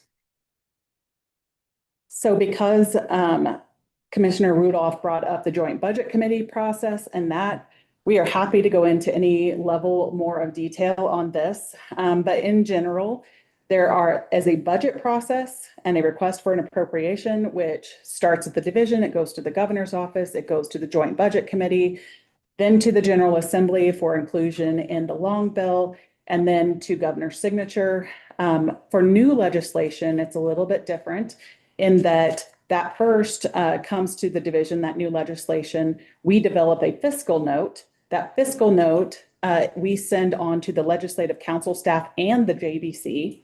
They both have an opportunity to independently decide whether they agree with our fiscal note, and we might make revisions in accordance with those conversations before ultimately it gets attached to the bill to go to the General Assembly as they are making those decisions. And then if that is adopted, then the governor actually signs those. So that's a little bit about how that works.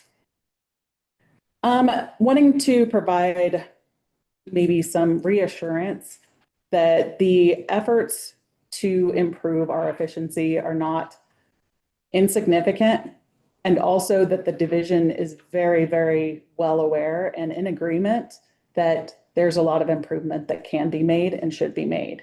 And so some of the things that we are doing right now, working with the Stationary Source Control Fund stakeholder to review some actual operational efficiency objectives. And that includes kind of a broader, a lot of different parties in the public involvement, but also direct conversations with fee payers who are the ones who typically use this process, and therefore we can get some really constructive feedback from them. So both of those are happening. We're also undergoing an audit right now. This was something that was requested last year, that there would be an audit completed in 2026 of the entire division and our whether or not we have sufficient funding and staffing to effectively and efficiently meet statutory requirements. That is ongoing. Everything with the audit is private until such time as the audit is finished, which will be in December. And at that point in time, we will expect to have recommendations, which we will make commitments to and move forward with. So we expect a lot to come out of that. We've also hired a chief operational improvements officer and a third-party consultant to do some of this work. All right, so let's talk about increment. So to follow up on a couple of questions about increment, one on the number of applications that have come in, as I mentioned, that there were very few in the year past, but much more interest now and going forward. And so evaluating this process to help those sources as well as our processes. The interplay with the PM10 NAC. So yes, there is a possibility that a PM10 source could have a small amount of PM2.5, which is the more recent standard, but that source would still have to undergo the NACS analyses and the modeling related to both the NACS as well as to the pollutants that are above the significant emissions rate, which could include 2.5. So we think as a whole, while there is that possibility, that the other standards and the other processes, including those we have for the minor source permitting programs, is still protective of public health and not worth retaining this provision for every pollutant, every source. Some of the other things that we wanted to note that are in the federal program are listed there on the left, that you have to look at all of the sources in the area. So it's a more cumulative evaluation versus just looking at that one particular source. And again, conducting several types of modeling analyses, and the 75 increment consumption requirement only looks at the project specifically. So again, it was a value add, less so a value add now. Related to the language that we mentioned in our direct slides, that we wanted to clarify the timing of when this provision would be removed because there is an EPA action. We do have some regulatory language on the next slide and some statement of basis and purpose language on the following slide that we encourage you excerpted to take a look at. Again, we had some of this language in the statement of basis and purpose already, so it would be clarifying those statements. We wanted to respond to Commissioner Milford's request to consider how we might still indicate that we will be providing ample information. And so we have a suggestion here for a statement of basis and purpose, where we highlight the information that we will continue to make available in a number of means, including websites, briefings, and some of this also goes in your annual report. And then just to touch on a few things that we already stated in our direct slides, but just to reiterate that the language concerning expectation of cost savings due to ongoing program improvements and additional data information sharing, as Stephanie mentioned, we have numerous information sharing efforts going on and will continue to carry forward. And then also wanted to reiterate the timing related. We didn't emphasize this as much, although it was in our direct slides, related to assessing emission fees on emissions reported on emission reporting notices versus APINs. We will be coming back to do additional APIN streamlining for the non-oil and gas sources and would make that language change for both categories of annual reports emissions at the same time, instead of doing one and then coming back and duplicating it, since those emission fees are going to be assessed on APINs next year and not the emission reporting notice emissions. And I think to close, just reminding you all that we actually do require this fee increase to be able to continue doing the work of the division. And we request that you adopt the proposed revisions as reflected in the rule proposal for May 7th, as well as on direct slides 33, 37, and 39, and rebuttal slides 56 and 57. And that's all our time, folks. Thank you. Any questions from the commission? Commissioner Slutsky? Is there a mechanism within CDPHE to transfer funds from one department to another in an emergency, for example? They're from within the department, division to division potentially, but also within the agencies. So as an example, in 2024, I believe it was, we received money from ECMC of about $10 million. So where up front? ECMC. Mm-hmm. So yes, there is ability to do that. ECMC is within CDPHE? No, but agency to agency can also, yeah. That's it. That's all. And just to add on there's also a cash flow solvency fund that if any cash fund is in a negative position, you can seek a temporary loan for up to 2 to 3 years. Requires some internal approvals and a repayment plan. A loan? A loan, yes. Like with interest? Your loan? Yeah. Commissioner Rudolph. Thank you. I just have some timing questions. Going back to your slide number 3. And your statement that you're going to be down. Where'd it go? Maybe just a little before that, 90,000 by the end of the year. Fiscal year, calendar year. Fiscal year. So this June, you're gonna have that much left. So if the fees are adopted, am I correct in understanding that you'd still be waiting for an appropriation from the General Assembly? You wouldn't be able to start collecting fees until next year. So you're going to be in the red. Is that not right? And so how do you cover the expenses when you're waiting for an appropriation and the fees to be effective, et cetera, et cetera? So we are still taking in revenue, so it's not as if it would be completely unfunded. We are still taking in based on the old fees. The fees, partial of these fees will start effective July 1. So like the reporting fees will all start as of July 1. And it's only the emission fees that will be delayed until January 1. But I also want to note that the ERNs, the transfer over into ERNs, those will not come until before June 30th of next year. So really they will be at the very tail end. And so we are acknowledging that there is across our fiscal year some concern. And that is part of what Jim is looking into. Yeah, if I can tag on, so I think we're speaking to his cash flow. And that's going to be a problem. Many of our fees are backloaded into the latter half of the fiscal year. Both the significant annual emission fees that we're planning to implement after January 1, 2027, but also a greenhouse gas fee and the ERN fee that Steph just mentioned. So we are certainly going to be negative throughout the year. There's no doubt around that.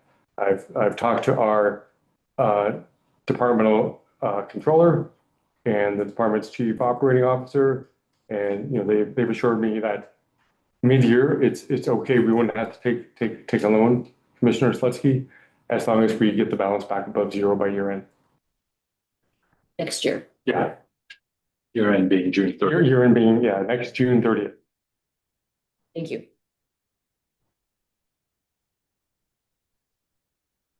Commissioner Davis.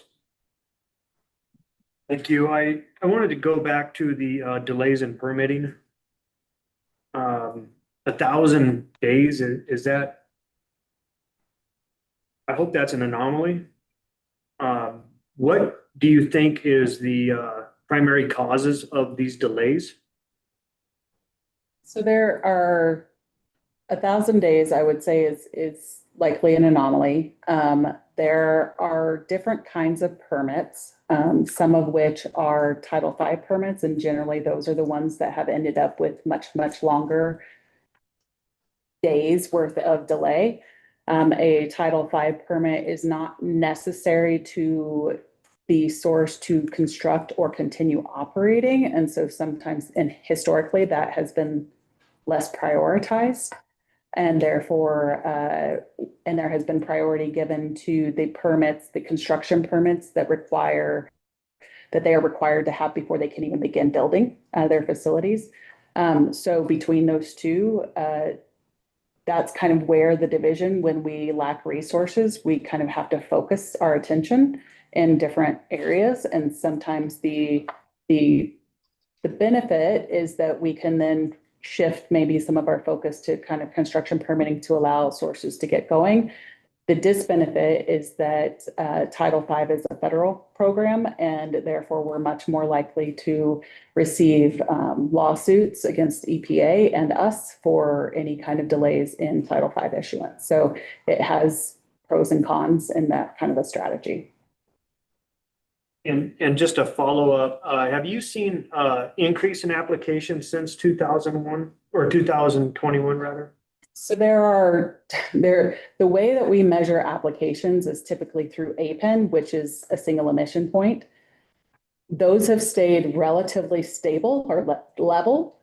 The difference is that not every APEN is for the same technical complexity. And so we have seen a lot of facilities, especially over the last many years, that have decided that they were maybe true minor sources, meaning that their emissions were below 100 tons per year, and therefore they didn't have a lot of restrictions on their permits. And then when that major source threshold dropped to 50 tons per year, they decided, hey, I don't want to be at 75 tons per year anymore. I want to be at 49 tons per year. Those are more complex permits to write and issue than before, when they had fewer restrictions, because that permit, even at their max operating, they were not going to exceed the major threshold. And so every time that we have seen a downgrade in the ozone action, we have seen a large influx of synthetic minor permits, which are more complicated and more complex to process. Thank you. Commissioner Reader.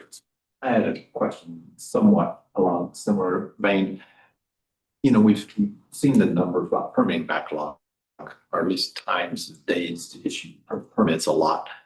I was curious if, I don't recall saying, and maybe I overlooked it, numbers of sort of absolute numbers of permit issued every year by permit type. You know, we issued, I shouldn't pick a Title V permit because I know that's we issued X, you know, synthetic minor source permits in 2024. We issued Y in 2025. Are we showing progress in terms of just numbers of permits issued on those kinds of metrics? I guess it's something I'm curious about. That's something that I can go back and look at. I know that our operational efficiency officer, that's a lot of what he's digging into, is where are those metrics and what do we need to use to measure future progress and actually show that we're making these gains. But I can come back with that information.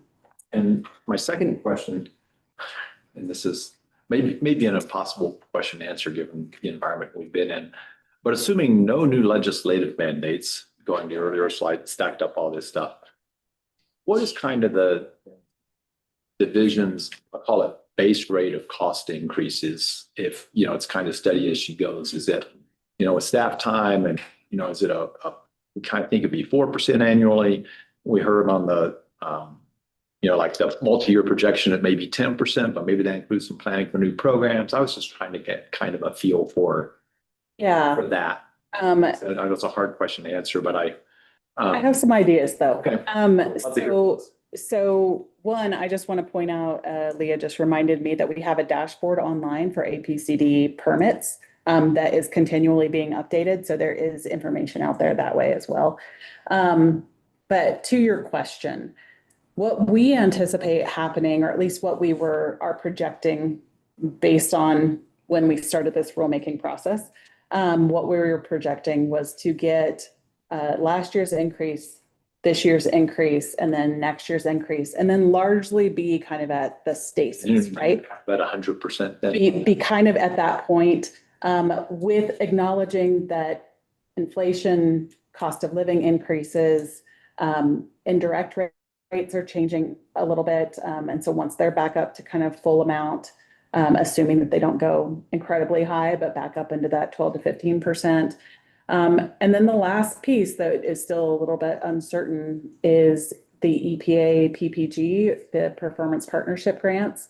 We have historically gotten around $3.5 million a year from the federal government to run our program. And that was incredibly delayed this year. And we understand that that may drop by something in the range of 10% or so at least. So that would be those are some of the factors that are not baked in.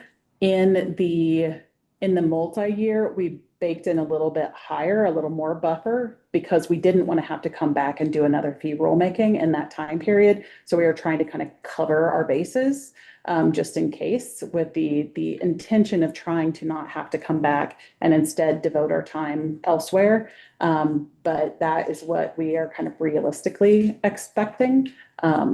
The bulk of our costs are our people.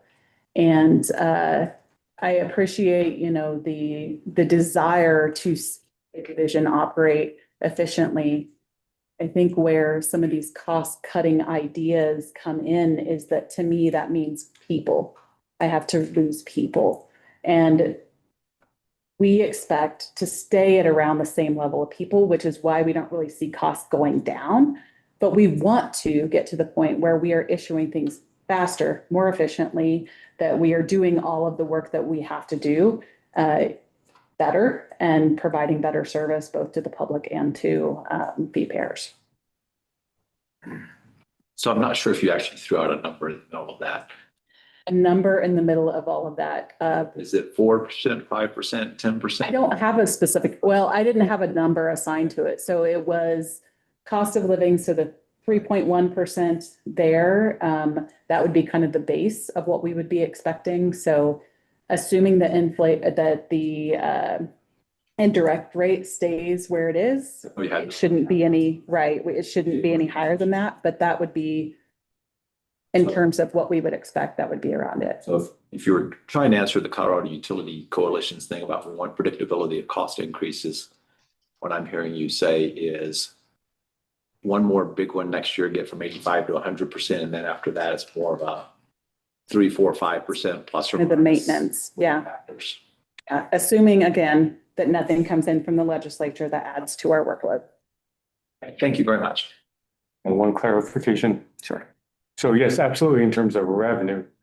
However, if industry is looking at the fee itself, and I'm talking about the annual emission fee, because those decline every year, you may need an inflationary adjustment plus to compensate for the decline in the emission. So you might need a 10% increase in the fee to generate 3% more revenue to cover inflation.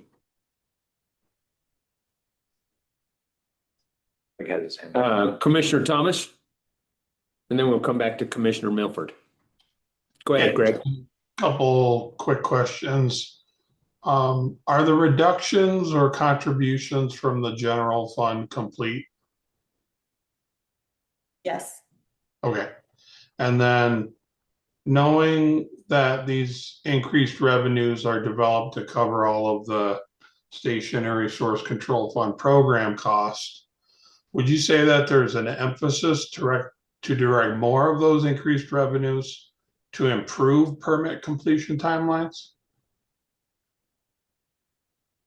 I don't know that I think that there is a direction on specifically what these revenues should be used for. I think we are using it across all of our programs to both complete and continue the work that we are required to do, which includes building new things. So building the greenhouse gas program, we will hopefully, we're trying to take a little bit of a break where we're doing more implementation than we are doing brand new rulemakings. But at the same time, we're likely to be coming back to you here in the next couple of years to start on 2035 and 2040.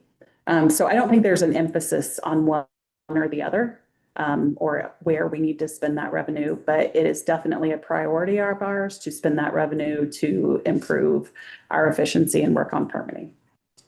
Okay, thank you. Commissioner Milford. Thank you. And thank you for responding to my earlier questions. On slide 11, the slide is improve the accuracy of the language regarding the repeal of section XA5. Is this supposed to be different than what we had before? Because it looks the same to me. Maybe it is the same. So it's similar to what we had, but in trying to further respond to JWIG's language and what they were trying to do, it is slightly different. It's moved around a little bit, so it's very similar. Okay. But it is a little different. Okay. Yeah. And then backing up to slide 8, I'm still not sure I quite understand the efficiency improvement. Does a source have to do additional modeling because of the 75% limitation? Or is that the same modeling that they already did for increment consumption? It would be different modeling. It would be different. Okay. And one last question, also really quick. On slide 12, however the commission understands, that is new language intended for me, right? Just for you. Okay.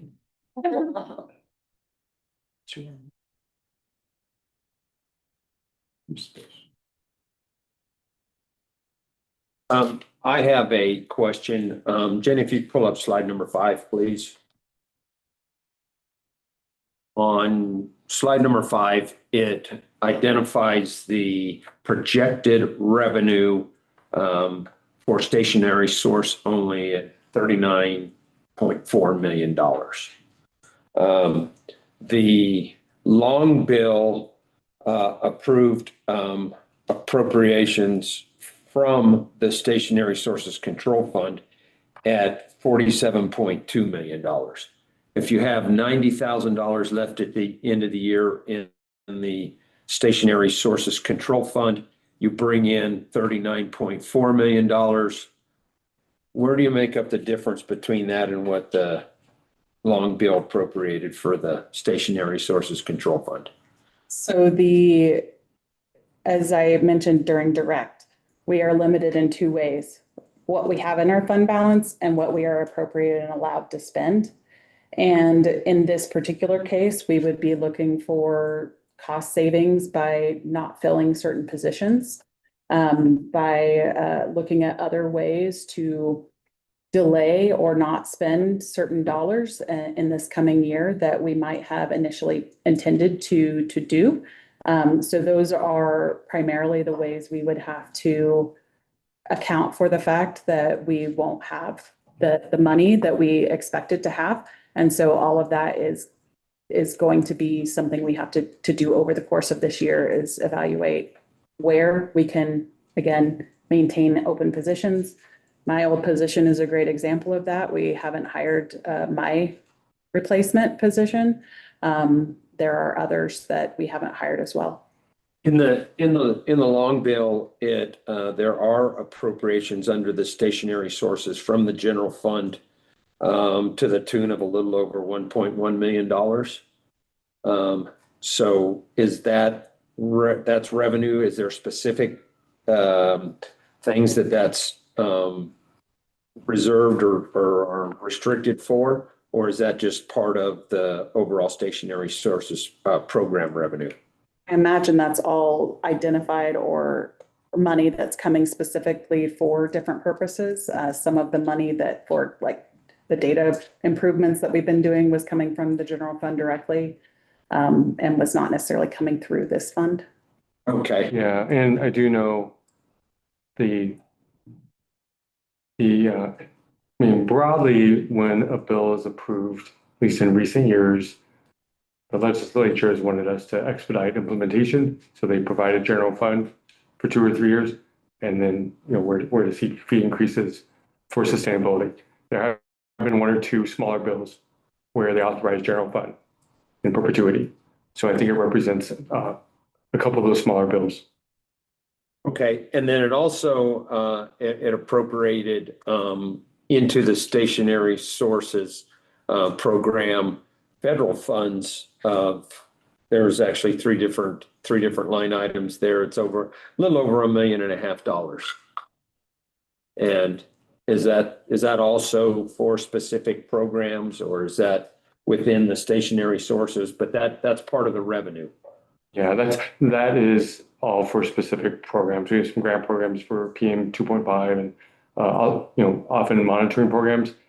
The long bill is incomplete in terms of it's how it identifies federal funds, which often don't follow the same cycle as the state budget. Right. As Steph mentioned, we for years we've typically received close to $3.5 million in PPG. So I don't think any of the PPG is reflected in that line item. Just through the vagaries of how they establish the long bill and don't really comprehensively include federal dollars. So if I'm hearing correctly then, and your estimated fee collections are accurate, then the maximum expenditure out of the stationary sources control fund would be a little over $39.4 million in fiscal year 27. If that is exactly what we bring in. Right, yeah. So that's projection. because of the constitutional limitations. That's your ceiling. I do have a clarification. I think on the slide, we have a little typo. So the line that says stationary sources only, that should say stationary sources only, not including like indoor air, which is the stationary source program. And then the line below that says total division, it should say total stationary sources control fund. It's not the full division because we have a mobile program and other programs that are on top of that. But so the total there is really the 44.2. Oh, okay. Okay, so that, okay. So It's disclosure and that's not the total air pollution. That's the total air pollution control division that is associated with or funded from the stationary sources. Correct, Correct. yeah. Okay. Okay. Or I wasn't following that with you, so thank you. Okay. So that, yeah, okay. So that, yeah, if because the long bill appropriated $47.2 million. And that covers all of the division that is associated with the stationary sources. And so the anticipated fee is at 44,156. That's what you're estimating at least. Okay. Okay. That's helpful. Thank you. I have one final question, Dan. Go ahead, Curtis. On your last slide 16 of your rebuttals slide, you talked about with the rural proposal and rebuttal slides 56 and 57. And since our numbering doesn't have 56 and 57, I wanted to clarify which two slides those were. We inadvertently forgot that these rebuttal slides were at the end of our initial presentation slides. And so we failed to change the two. So That was it is they said it, right. Understood. 10 and 11, Okay, thank you.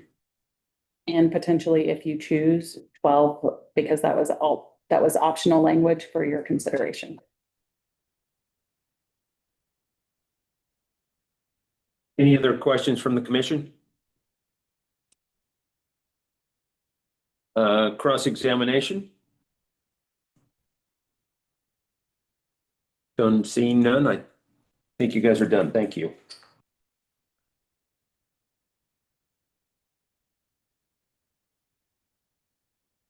I think I see some movement in the back, the Joint Industry Working Group rebuttal.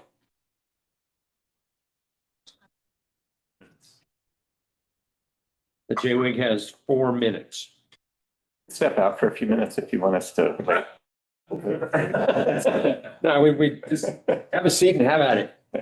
Well, when Jenny has it ready for you.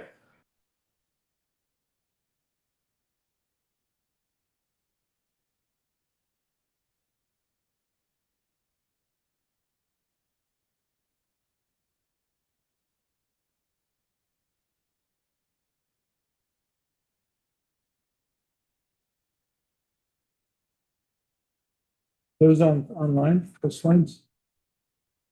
Other slides posted? We're going to show just the division slide, one of the slides from the direct testimony. So good afternoon, Commissioners. Chris Colquitt here again, and Ryan Steadley from COGA speaking for the JWIG. We're going to start with a slide that the division showed in their direct testimony, and we want to talk about Tabor.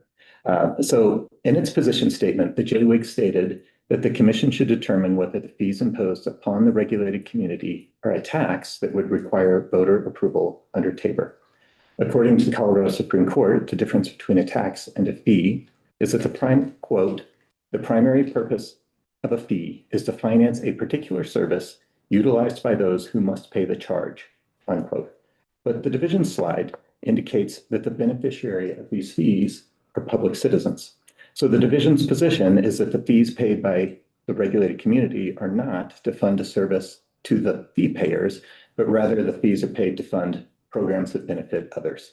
So this raises real concerns that the fees are a tax that would violate Tabor if adopted by this commission, and we ask you to consider that.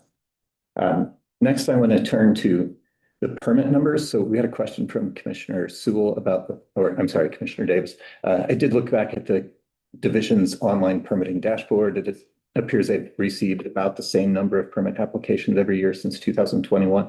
But that dashboard does show an increase in the permit processing time. And I also just want to respond to something that was said earlier about what is covered by the dashboard. So it only says construction permits and oil and gas permits. It does not say that it includes Title V permits. So but I would like some clarification from the division, maybe not today, but whether Title V is actually there included. It does not look like the Title V permits are included in those metrics from their website itself. I also want to talk about, again, the need for transparency. And Commissioner Slutsky, you mentioned earlier that we should talk about the benefits of these programs, and we agree. COGA supports the division. The division plays a critical role, but it would be wrong to assume that spending more always means that you get more or have higher benefits from that. And so one of the reasons that we're asking for transparency is because it will help everyone to assess what the benefits of these programs are. And honestly, it would help the division to operate better. When there is that oversight into the different priorities and where money is being spent, and how it would allow all of us collectively to look at whether we're getting bang for the buck, and is there additional benefit from the dollars that are being spent, and are they being spent in the right place? Because I would suspect that none of you in your personal lives just always assume that if you're spending more, you must be getting more, and that must be better. Instead, you look at whether there is a real payoff from the dollars that you're spending. And the last point that I want to raise about transparency is going back to some of the figures we heard. So we accept the division's figure that the SSCF balance will be 90,000 at the end of the fiscal year. But as fee payers, that is very hard to square with the information that we've received in this rulemaking. And if I can get going back to I don't have a slide, but the numbers you just saw, division slide 5, about the total revenue in fiscal year 2026, the SSCF, and it was 25 million projected in December, initial EIA. And that changed to 30 million projected in May with the final EIA. There is more to that than the difference between SSCF revenue versus division-wide revenue. So the amount of the initial EIA also states that the indoor air program was $2.3 million. So that $5 million difference is not explained by the $2.3 million from indoor air. Also, when you look at the individual fees, so for example, that projected revenue from HAP emissions fees was 2.7 million in December, and that changed to 3.4 million in May in the final EIA. And all of the individual line items, the fees for the SSCF that are only SSCF, they all went up by the total $5 million. So we still. Sorry, the division would move to strike the testimony about this slide as a misstatement of our testimony during direct on this slide. We did not discuss Tabor in this slide, and so that's a misstatement to raise that now at this point. Is that, would you push the time stop, please? Okay, thank you. Wouldn't that be, would that be more appropriate in cross, or is it appropriate for the division to step up at this point and raise an objection? I think they made a motion to strike, and so it would be something that you would rule on. Okay. Would you please restate your motion? Of course. The division moves to strike.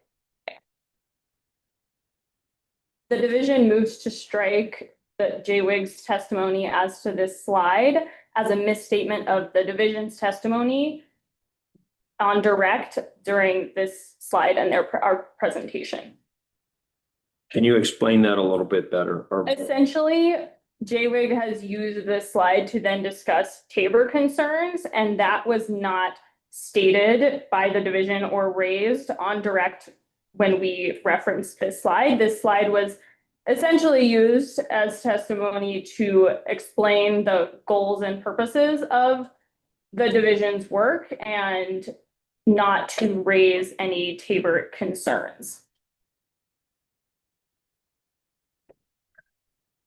If I may, Laura Steele, Assistant Attorney General, also counsel to the division.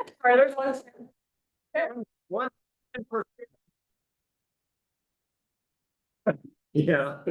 To frame more fully, I think we would say that our testimony related to the beneficiaries of the division's programs. Generally, the public is broadly a beneficiary, but so are the parties that we see here, so our industry. And so when we talk about, what the fees go toward, I don't think that Tabor certainly was part of that conversation. And so to raise that issue now is not appropriate, especially when multiple parties do not have any more time to respond.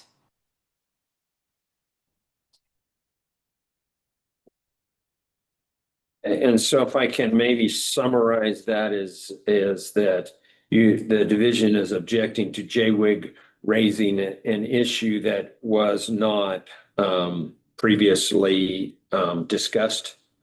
I would say the issue is the mischaracterization of our testimony. We did not say that the beneficiaries of division's programs are only the public. We talked about the just general benefits of our programs. And so obviously industry are beneficiaries of the permits that they receive.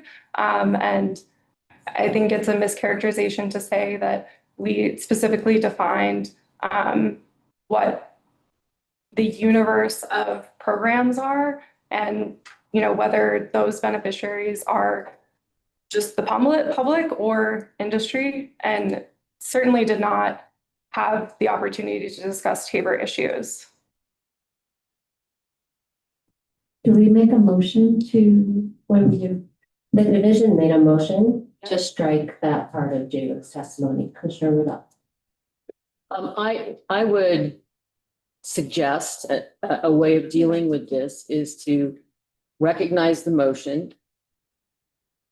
The commission will consider that motion or the issues behind or the concern behind the motion in its deliberations and not rule on it. As the hearing officer, if I have the authority to do that, I would follow the suggestion that's made by Commissioner Rudolph. May JWIG respond to the motion? Yes, we will. Jake, yeah, you can name. Sure, absolutely. Does that constitute part of their time or no? No, okay. Please make your response. So 2 points. First, procedurally, this isn't the basis for an objection. If the division disagrees with the testimony that a party provides, the division can give its position in their rebuttal. So procedurally, it's not grounds to strike the fact that they disagree with the position that we're taking. More substantively, the JWIG is properly responding to a slide that the division used in their direct testimony. And if our rebuttal testimony is not the time to respond to their slides, then there is no other opportunity to respond to their slides. This is not a new issue. The JWIG did brief Tabor both in its initial comments and its position statement, and their slide has legal implications. It may not be what they were intending to bring up with the slide, but it is completely fair for another party to read the slide that they put into the record and say what legal implications flow from that slide. Okay, thank you for that statement. As noted, we will recognize that motion and we will consider it as part of the deliberations, including the response by the JWIG. So with that, Jenny. Here, Commissioner Blankenship. Okay.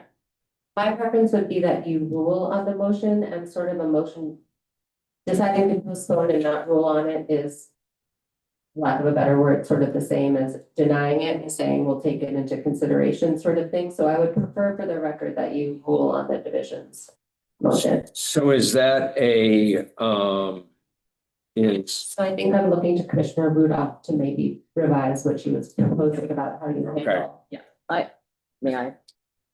Please. I would, there's already a motion on the floor, so I'm not really sure it's motioned by me. Yes. Can withdraw. Well, I think it's like a motion to grant the division's motion to strike, or a motion on how you want to decide. Well, I would move that the commission deny the motion to strike. The information about the motion by the division, the response, all the information is already in the record. It would be really hard to grant the motion and eliminate this from the record somehow. I think denying the motion, recognizing the issues that have been raised by both parties and taking them into consideration during our deliberations is the way to move forward on this. Sorry, would it be appropriate to move, should I wait until there's a vote? Would it be appropriate to move for additional time for us to address this issue once we're about Wait till they, yeah. Okay, so I believe that we have a motion by the commission to deny the division's motion to strike. I'll second. Is there a second? I'll second. And we have a motion and a second. All those in Can we favor? have discussion? Oh, yes, we can have discussion, absolutely. Can I discuss? Yes, you may. So I would support the division's motion. I hear them and my recollection is that they're correct, that this mischaracterizes the slide as it was presented. And so I think it's not just a dispute, it's actually a mischaracterization. And with that, I think we should uphold the motion, approve the motion, whatever. Thank you, Robin. Yeah. Is there any other comments that Commissioner would like to make as part of the, Yes. I heard a yes, okay. Commissioner Miller?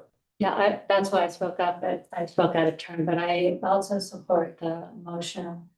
And I was shocked when the paper was thrown out there and I thought, well, where did that come from? So I also agree that it's like a mischaracterization of what I heard today. So I also support the motion. You support the divisions. And I will not support Martha's debate. All right. Any other comments? I got it. Can I ask a question, maybe? Is that? This is just, you can ask a question of your fellow commissioners in discussion. Do you have a question for the parties or? I'll work with my buddies here. Okay. So maybe this will be for you, Janet. Are you saying that there's misinformation on this slide? Or that, how is it mischaracterized? I think what I heard the division say and what I agree with is that the JWIG mischaracterized what the division intended to relay by this slide and what they said when they presented it. That's not that the slide is wrong. It was the way the slide was characterized by the JWIG. And what I heard them saying is the definition of fees versus taxes makes this slide incorrect. What I heard them saying was that the division purported that the fee program was only benefiting the public. And I don't think the division said that. I think the division said the fee program benefits the sources primarily, and that the broader work of the division benefits the public. The permitting programs themselves benefit the public by allowing sources to operate in the state of Colorado, for example. Okay, so we have, through discussion, I have a question for our attorney. Is that permissible? Mm-hmm. Yes. Okay, so because the division has made this motion to strike and they have given explanation of why, is that part of the record? Yes, the motion to strike, the JRIG's response, and your just Commissioner Rudolph's motions to deny the division's motion to strike, and your discussion about her motion is all in the record. Okay, so basically then to summarize from my perspective, the division's objective is in the record irrespective of what action we take. The division's concerns with JWIG's testimonies are in the record. Okay. So are JWIG's concerns. And so are JWIG's responses to that, and their testimony itself will remain in the record. Thank you. Any more discussion for the commission? Okay, so I'm going to take a vote. A vote in favor of the motion on the table would be to deny the division's motion to strike. So all those in favor of of denying the division's motion to strike signify by saying aye and maybe raise your hand. Aye. Opposed? And so what's that? Greg. And Greg was it? Oh, what was Greg's vote? Opposed. Nay. Opposed. Okay. Someone do the math. I said 5-4. 5-4, the motion as proposed to deny the division's motion to strike passes 5-4. Is that correct? Very good. Okay, now we can proceed with JWIG's remaining rebut. You have 10 seconds. Excuse me, before we move on from this issue, we'd like to now make our motion for additional time to address this issue on rebuttal. It's a substantial legal issue that we'd like an opportunity to respond to. How much time do they have left for Sir rebuttal? They have 0 time left. I'm sorry, Council, how much time are you asking for? I think we'd like at least 5 minutes. But we would accept less than that, given time constraints. We would accept 2 or 3. We have materials prepared on this, but again, because it was not raised until just now, we did not present on it. I'm going to share my thoughts on this as the hearing officer. I feel like that we have heard the department's concerns and they are in the record. And so any further, I don't believe that any further discussion will reveal anything new. That is my take. But I would like to hear from the other commissioners if they would like to consider the division's motion to request additional time. Commissioner Mill. You will not be surprised to hear that I think it would be worth giving the division 5 minutes to respond. Any other commissioners? Curtis.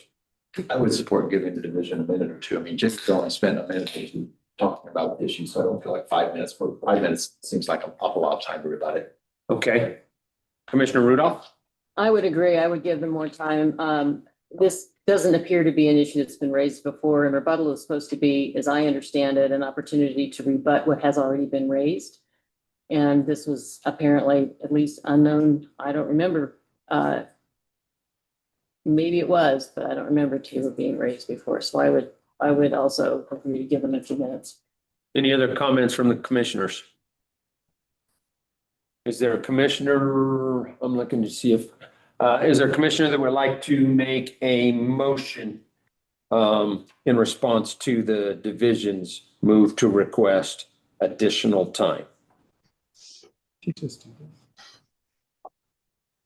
Yes, Commissioner Blankenship can. but Okay. Division. Well, thank you. Yes. I will grant the division 2 minutes to respond to the JWIG's comments.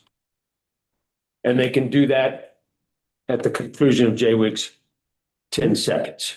Would you like them to do it in service? Yes. Sir rebuttal. The end of everything. Absolutely. Everybody, If that's the most appropriate thing to do, then we will call you back for sir rebuttal. Thank you. Okay, trying to recall where we were. We've got 10 seconds. Yeah. We just say there is a need for transparency. The division's numbers have changed. Their explanation of why the revenue projection for fiscal year 26 went from 25 million to 30 million doesn't make sense because it doesn't add up with the indoor air program. And it's not a difference between total division funding and SSCF funding. So we do need more transparency. Thank you very much. Any questions from the commission to the JWIG? Commissioner Slutsky. You said something about the indoor air program. Would you kind of expand on that? These fees do not support the indoor air program. That's correct. And thank you for the question, Commissioner Slutsky. So one of the things we heard from Mr. Reeser on the division's rebuttal testimony was that the difference between the 25 million and the 30 million projected revenue between the initial and final EIA was because one of them included the funding for indoor air and one did not. But that was only a $2.3 million difference. That doesn't explain the $5 million difference. Any other questions for the JWIG? Any cross? Hearing and seeing none, gentlemen, thank you.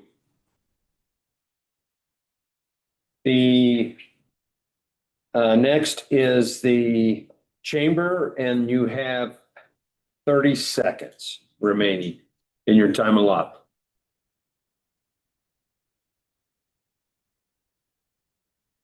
We hit what I was gonna hit, so I don't have any rebuttals. Thank you very much. The Colorado Utilities Coalition, you have 3 minutes for rebuttal if you'd like. Come on down.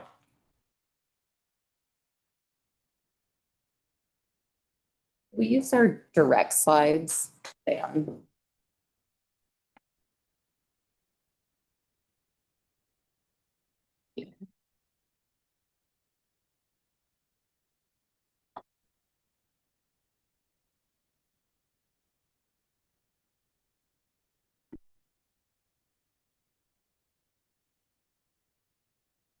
Which one? CFC, yes. It's have to download it.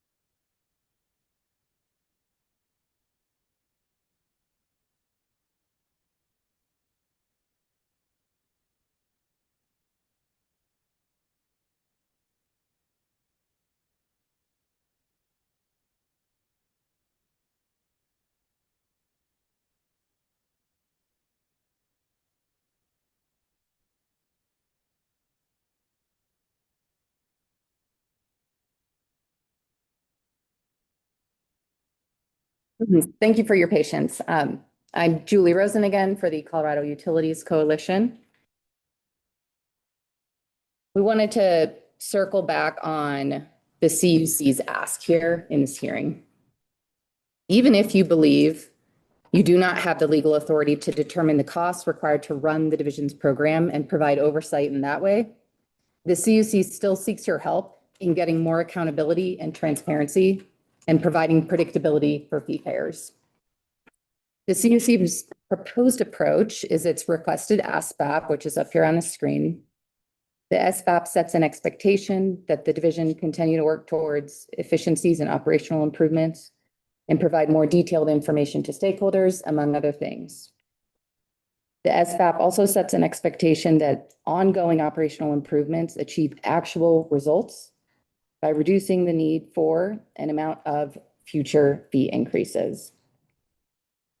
The 2025 SBAP, which this is intended to build on and which is of course still in effect, also contemplates an annual evaluation where the division is supposed to review its budget annually and provide an evaluation of that to the commission. So we would posit that that's an opportunity for you to ask more questions and gain information, not necessarily teeing up a decision item for you, but to help facilitate that transparency we're looking for. With that, I will close and just reiterate, the CUC asks you to adopt this SBAP language. Thank you. Thank you. Commissioners, any questions for the CUC?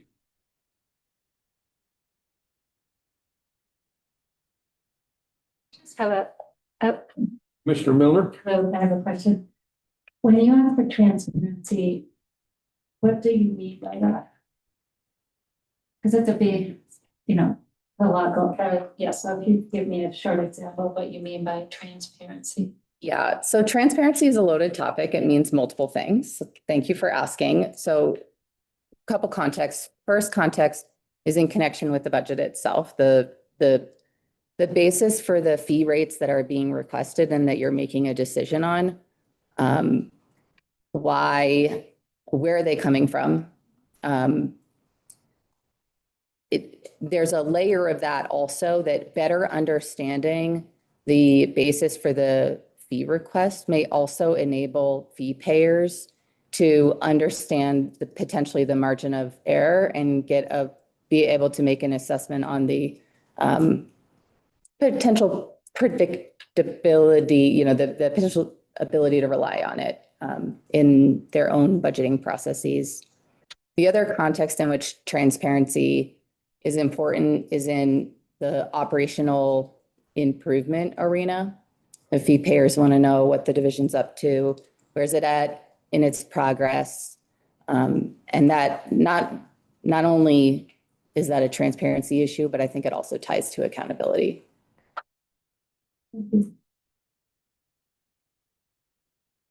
Any other questions from the commission? Yeah. Commissioner Rudolph. Kind of figure out how to formulate this. This is sort of a follow-up on transparency, and that is I'm hearing a few things from you and from JWIG and Chamber on wanting to understand the needs of the fiscal needs of the division and really having a better audit, a breakdown of what the costs are. What I'm also hearing, though, is the need for something in return for the fees, something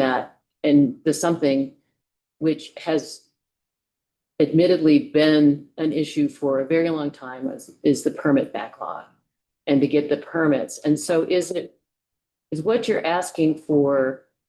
So if the division came back to you and had this many FTE, did this much work for this many hours at this time frame, and then they did, if it was a real detailed breakdown of work done in costs, and would that really be that helpful? Is really what you're asking, is wanting to be sure that the effort that the division is pursuing is not wasted on, I don't want to say wasted, that's a loaded term, is being diverted for something other than permit process improvement.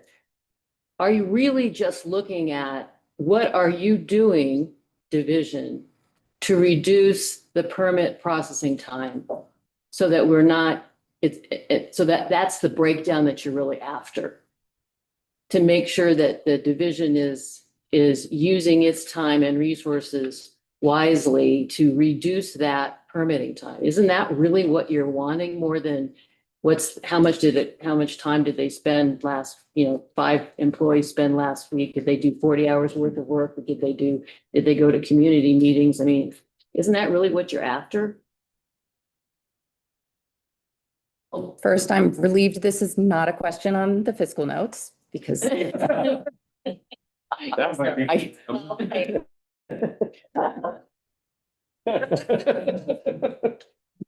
But this is also, it's a very good question. I think we're not necessarily going after what you just described. I don't think that we are viewing it, but I view that as sort of a more narrow portrayal of, okay, if we are contributing more, then we want you to process our permits faster. That's a part of it, right? But I think Chris Colclaser made a good point that, just because the division's getting more money. Or just because you're paying more doesn't mean you're going to get more out of it, right? I think that, and that's a fair point. I think the desire around more information and improvements is that as a fee payer, it just comes down to you want to know how your money is being spent, and you want to know that the agency is doing what it can within reason to reduce its costs, to minimize the extent of additional increases that it might need. I hear that. I think what we're struggling with, at least what I'm struggling with, is the detail of that. We hear this broad, we want to know more. And then when I say, do you want to know like hourly rates and everything? No, that's too detailed. Where's the middle? What is it that would really be helpful so that you'll know that the money that you're spending is actually going to, in this case, for many things, but what you're really after is reduced permit time. I mean, what is it exactly that you're after that would be helpful information? I think that it's one of those things where it's iterative. We ask questions, request information, get it back, and then see, okay, do we think we need more? What comes out of this? It's hard to know what to ask for when you don't know what's out there. Just one more and I'll be done. You're fine. But as a company, the companies do internal audits and they have all this kind of information that's are they doing the right thing? Are they heading in the right direction? Why can't that be a tool that your clients use to make the request? Why can't you look at what's out there and what's done and what has been helpful to determine whether or not the companies are achieving their goals, to ask those relevant questions of the division? No, I think you make a good point. I think that would be where we would look to organize the questions that we'd ask. What I don't know is like the level of like how far that's going to go, whether it's the complete list or a portion. Okay, thank you. Commissioner Reader. Earlier, we heard in response to a question, a comment about, the division reproducing numbers on permit application. And as a follow-up to Commissioner Rudolph's question, I guess my question to you as a party is, do you feel like you can reproduce or, understand the calculational basis for the division's budget numbers right now? No. Is that one of the starting points for what you want in terms of transparency and clarity? Yes. And it's not to say that the division has not engaged in discussions about this. It's just after all the discussions sitting here today, we still can't compute the math. Obviously, it goes beyond math, but fiscal notes. Nope. Any other my prior testimony. Any other questions from the commission? Hearing none. Any cross-examination? Seeing none. Ladies, thank you. Thank you. EDF, you have 8 minutes if you would like to address us. I didn't write this down. They should have sold. Yeah. Yeah. Welcome back. Proceed when you're ready. Thank you, commissioners, and thanks for the long afternoon here. So John Putnam, Counsel for Environmental Defense Fund, and want to address first the Tabor question that came up with JWIG. First, I do believe that there was a mischaracterization of what was intended and what was committed by that slide. And I think that's reflected by the fact that all the parties in this matter have agreed that an increase in fees would be appropriate. And presumably, if it was unconstitutional, the fee payers would have said something about it. I'll also know, I think it's well settled by the Supreme Court that addressing impacts caused by folks is an appropriate basis for fee. The Aspen disposable bag fee case is one example of that. And it's also, I think, a principle that just because others, the general public, benefit from something that fees are charged for doesn't invalidate that fee. So I think all of that is pretty straightforward. Want to address the language and the statement of basis of purpose, which is, and I think goes to Commissioner Rudolph's question. Right now, it says we want more transparency. We want a lot more information. What? It is really hard to give an overworked division an instruction to do something. Bring me a rock. What kind of rock? How much rock? What color? I don't know. I can't read that to say what is required. And I think that's unfair. The division did include language, which was accepted, to include some of the SBAP purpose that was pulled from last year.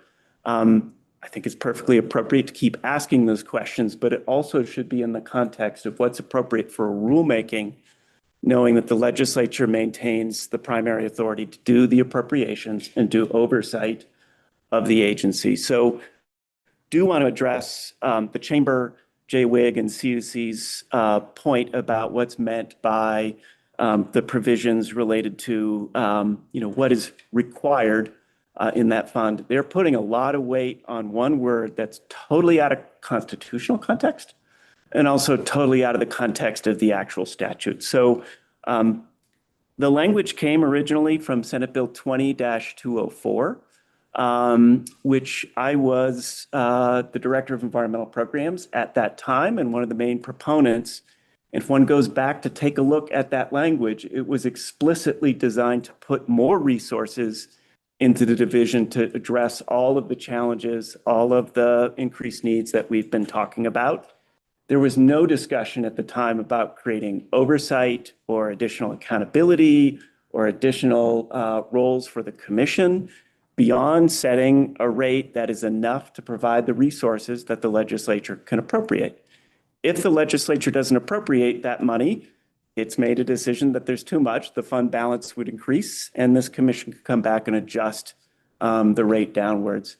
If, and this goes to Commissioner Rudolph's questions about fiscal notes, there was an interest in creating a greater role. One, the legislature has dozens of places where it actually identifies oversight and oversight roles. It did not use that language here. It did not provide any statutory language that would provide additional tools or power or staff. And if the commission were being turned into an oversight agency or an auditing agency, I would expect to see more expertise on financial and operational issues on the commission. I would expect to see independent professional staff who could look at some of the numbers and other sort of issues. And I quite frankly expect that this would become a professional full-time board, because if you were to do your heavy rulemaking activity and spend your time going through the operations, administration, and budget of the commission, you wouldn't have a lot of time to do much anything else. And you'd certainly need to meet more than 2 or 3 days per month. None of that was in there. And would also encourage folks to take a look at CRS 25-7, 114.72, Roman 3, little b, which talks about the purposes originally back from 2204 that the increased fees were meant to go for. And they weren't for maximizing efficiency. They weren't for maximizing speed of permits. They were to enhance the ability to reduce emissions.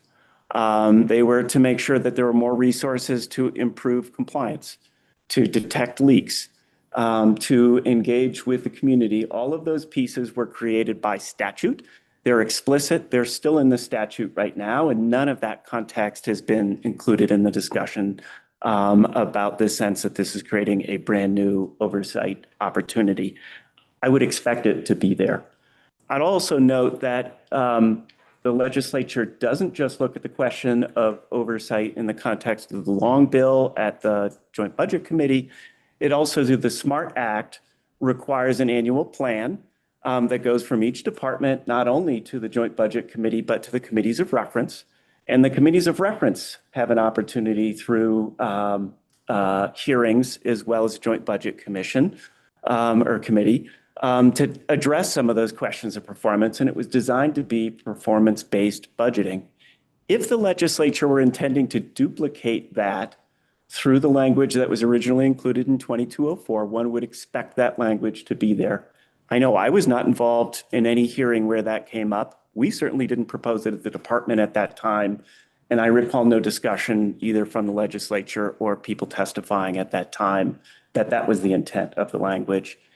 If that's what folks want, then that needs to be a change that goes back to the legislature, not for the commission to take that themselves, because otherwise I can't imagine this commission is going to get into questions of double guessing indirect costs for legal services or healthcare costs or other sort of indirect costs. They're usually set statewide, not by the division, not even by the department.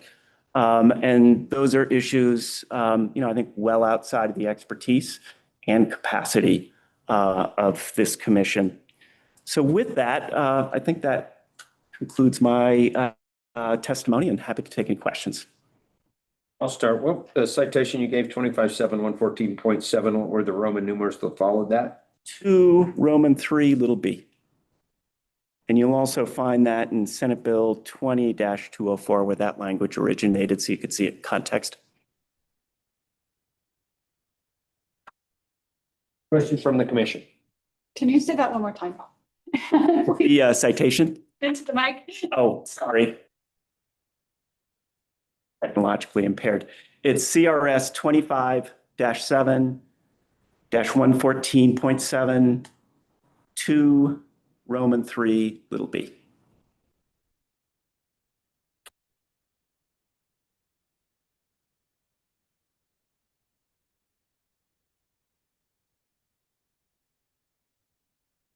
Other questions from the commission?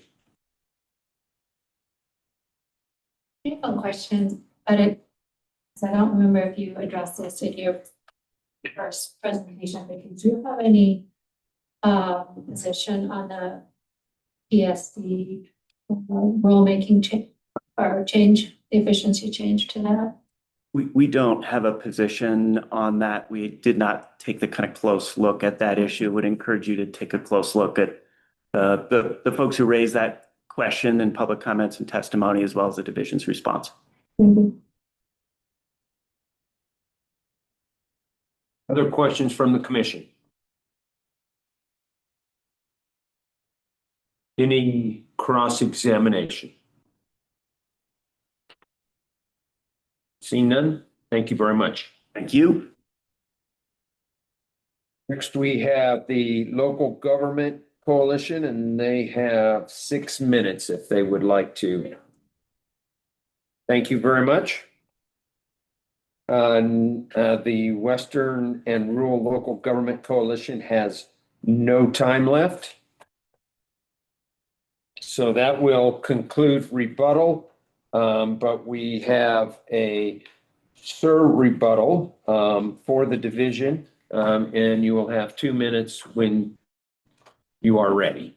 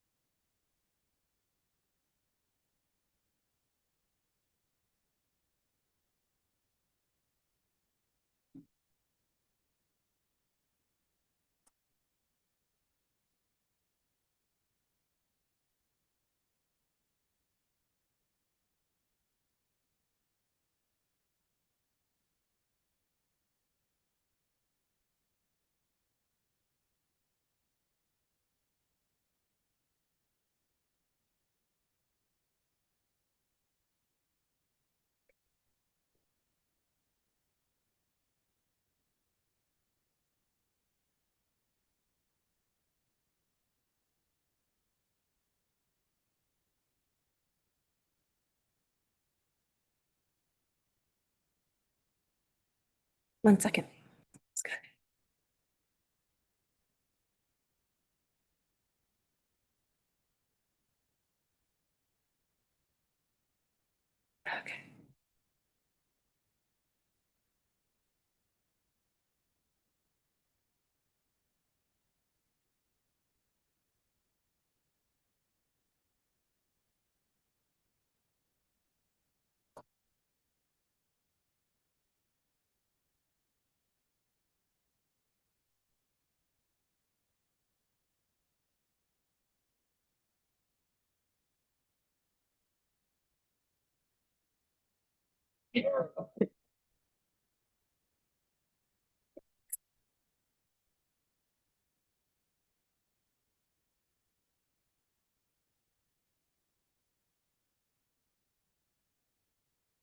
Good afternoon. I will now more calmly actually introduce myself. My name is Phelan Colores, and I am counsel for the division.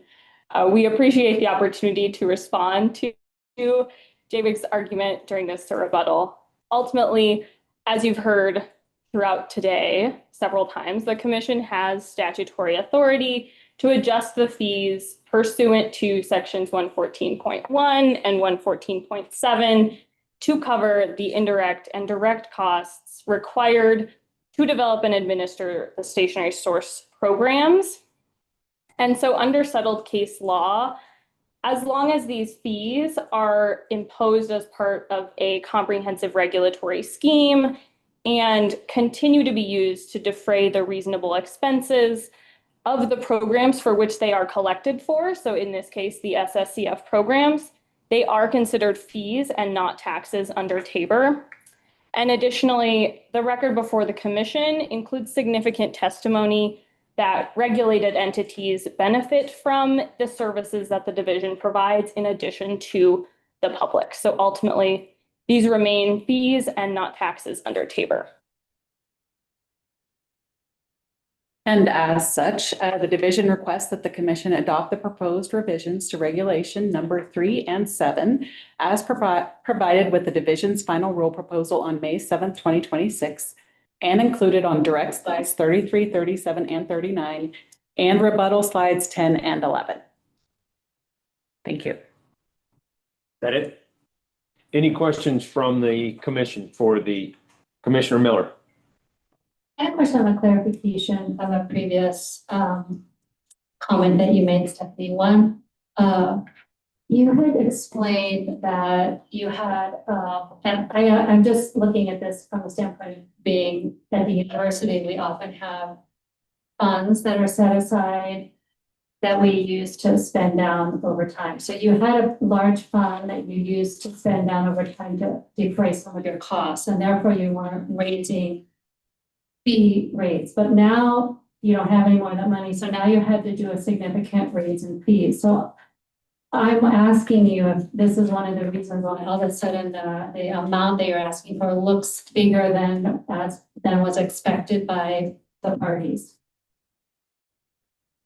It absolutely is. Our expenses grew at a very fast pace, but we weren't able to delay increasing fees until a later date and determined that phasing them in over the course of a few years would be appropriate to, again, defray or at least alleviate some of the burden on fee payers by using the general funds that we were provided to kind of cover the initial costs for the first few years. And we are now at the point where that money is kind of run out. We need the fees to be raised accordingly, which is what is required under statute, that we are mandated to provide, fund our services, direct and indirect costs using fees. Thanks for that clarification. Use your microphone. Yeah, so you need.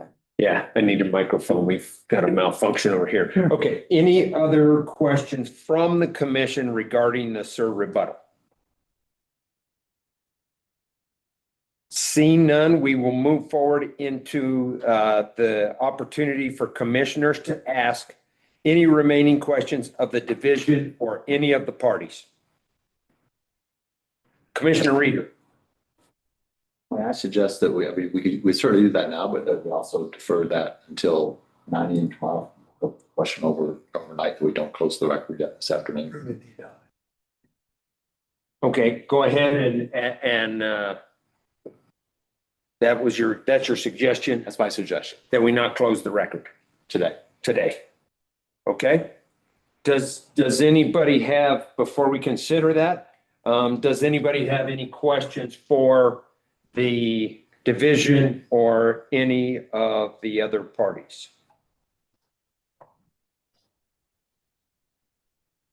You're disconnected, I'm disconnected. Do you want mine? That's all right. I got nothing. Go ahead. Just keep. Greg has his hand John, here you go. I don't know. I was just Oh, you're turning it just, off. okay. John kicked it out. Yeah. It's not. Oh, we're back in business. Thank you.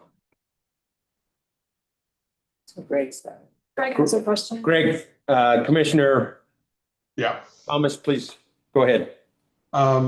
Stephanie, we heard quite a few comments today about transparency, I'll call it granularity of the expenses for these programs.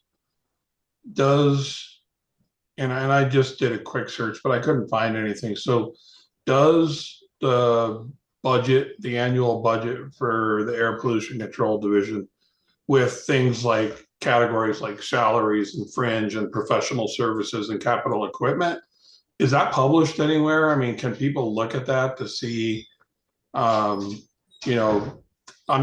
like, are there certain discretionary purchases, or is it pretty much all salaries and fringe? So I'm not sure that all of it is necessarily published actively. All of that information is horrible, of course, so it can be provided. There is a significant amount of information that goes to the Joint Budget Committee that includes some of the categories, but maybe not broken down as explicitly as what you just said. So yes, and I think I don't know that it's all published at this point in time, or what exactly I can say is published at this point. Fair enough. Thank you. And I think that, just so you all know, the transparency conversation has definitely been something we've been having this entire time. And at one point, even I offered to let them know how much toilet paper costs. And that was something that at least broke the mood a little bit and let us all laugh a little bit and recognize sometimes we all feel really strongly about this. But I want to say that I appreciate all of their attempts and efforts to work with us.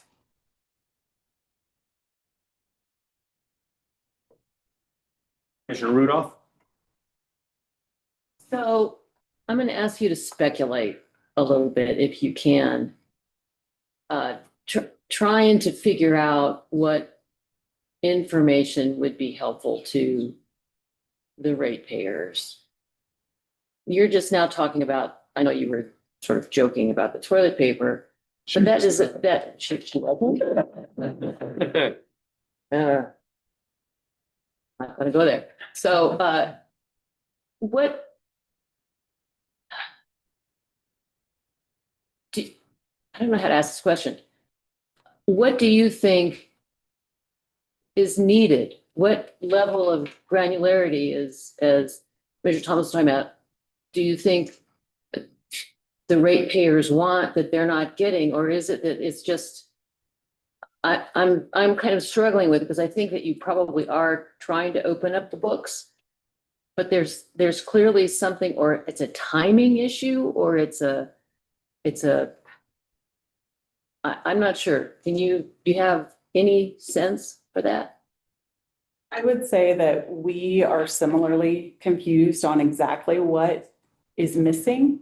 We definitely tried during the course of this rulemaking to provide even more information than we provided last year, to provide a lot more forward-looking and clarity on the things that we weren't even considering yet, so that it always was kind of on their mind, so it never came up later as, you never told us the indirect rates were changing and that was going to be another few $1 million, So we tried very carefully to share all of that information that would be needed to plan for and prepare for what the fees are likely to be. The emission calculators was a piece of that where I wanted to give them something that they could actually see and manipulate. I think, at least based on some of these conversations, that, you know, while it was a joke of, and we can even go into, do we need to use 1-ply instead of 2-ply? It does kind of feel like that in some ways of, do you want to know by staff? Do you want to know by individual? Do you want to, what level of detail will give you comfort? And even more, and this is maybe where we disagree on what this commission's authority was, is that useful for making a decision in this rule versus is that something that is really outside of the purview of this rulemaking and therefore not necessary for the decision making that has to occur. And so we were trying to balance that as well, of focusing that conversation to say, here's what we think you need, here's what the statute says, here's all of this information, and still left rather confused about exactly what more we could have provided or could be beneficial.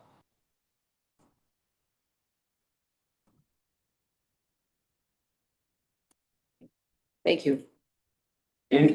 Yes, Commissioner Milford, please. I'm going to follow up on that. Further search of clarity. So the calculator was available to the parties and you would walk them through that. Okay. Do you think the questions were mostly about the top line budget, or were they about the way the allocation occurred across the categories, or both, or who knows? Most of the conversation, especially for the first several months of this rulemaking, were about whether or not we actually needed that money, whether we had demonstrated that we needed that money, how it was going to be distributed amongst the programs and the division. You know, there was a lot of focus on that kind of how much do you need and do you actually need that versus the conversations that did evolve into eventually of what fee categories do we want to focus on to achieve that amount. So I think that was my impression of how this kind of all went. Okay, and one more question for my lack of insight into how the legislature operates.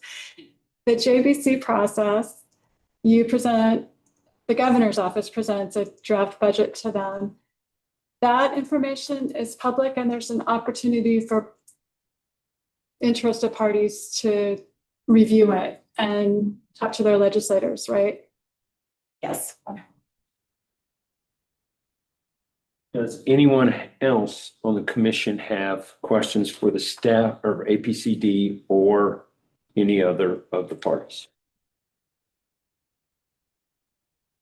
If not, I have a procedural issue then that we need to tackle because Commissioner Reeder has a hard stop at 5 p.m. today. He has suggested that we not close the record to allow for questions tomorrow. The alternative to that is we would close the record and then if we do not start deliberations today, we could then reopen the record if there were questions. So with Commissioner Reeder leaving at 5 p.m. today, which is about 11 minutes from now, I don't believe that it would be appropriate to have deliberations without him. As much as I would like to get as much done as we possibly can today. One alternative would be to, even with Commissioner Reeder leaving, would be to close the hearing, hear reports without Commissioner Reeder. The other alternative would be to leave the hearing open, call the meeting for today, come back tomorrow, consider if there's any additional questions, then close the record for deliberations and then hear the reports. So Does anybody have a strong opinion or thought on what they think we should do? Commissioner Reader. I guess that's what I was implying was your second alternative, that we wrap it up for now. We can all sleep on it. We come back, we ask any final questions, we deliberate, and then we move on with the rest of the agenda tomorrow. Does anybody take any objection to Commissioner Reader's suggestion? Okay. I'm good. So did I ask for a motion? But thank you for that motion.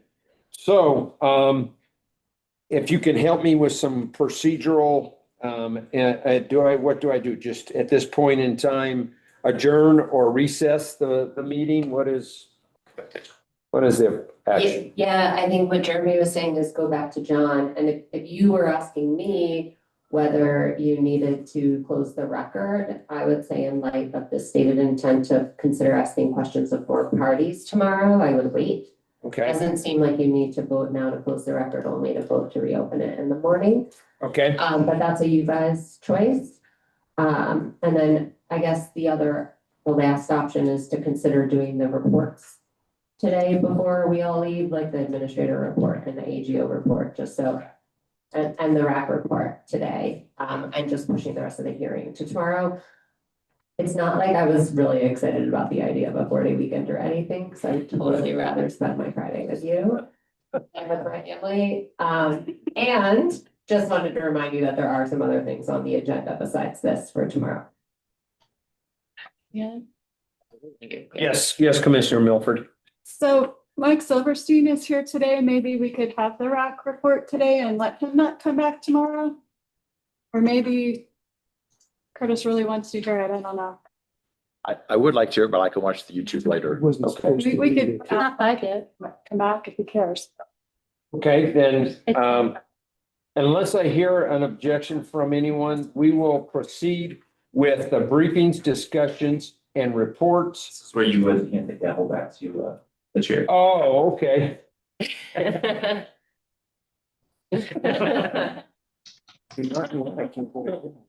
Oh, well. Get a taste of power. So is that something we all want to do? I mean, don't worry about these guys. They work for us. We want to have the RAC report now. Yes. I would say we move forward with all of the briefings, discussions, and reports. And so you want to be here till like 6:30. No, I want to be here till like 5:30. So, John, I object to that, and I don't think Dan gets to make that decision either. I don't intend to. I asked him. Yeah. Okay. No, I make the decision. Just say, I think out of courtesy, we could ask Mike to do his presentation today, but the rest of them, we don't need to function. Mike is here. Let him do his thing. Are you prepared, Mr. Silverstein? Yes. Well, unless everyone else is, if everyone else is all right with that. Tony, you just want to leave because you're trying really hard. Yes. I just want to be fair. Come on, Mike, they're gonna have my head over this. Kind of a lame duck as it is, so.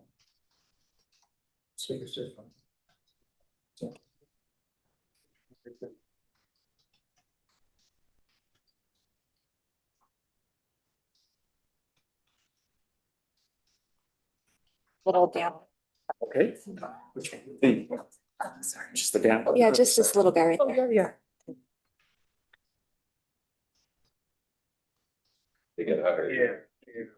Yeah, we'll call it. Then I already see that. Yeah.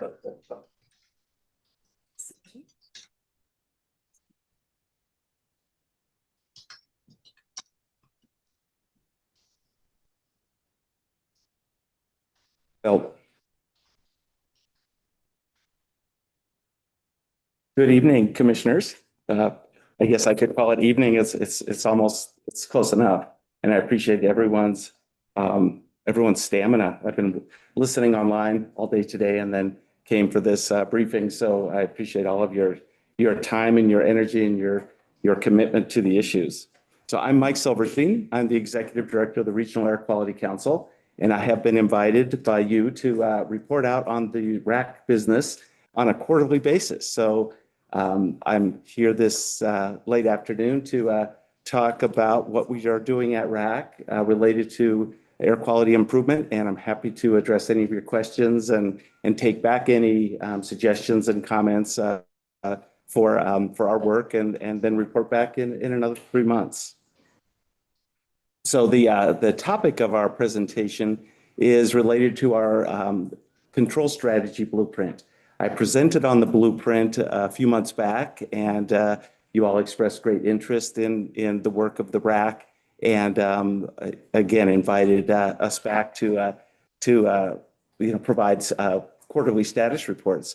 So our blueprint is a strategic framework to develop control strategy options for achieving the air quality improvements that are important for this region and that really benefit human health and environment. And so our blueprint was endorsed by our board at the Regional Air Quality Council back in November. I briefed you on that blueprint also in November of 2025.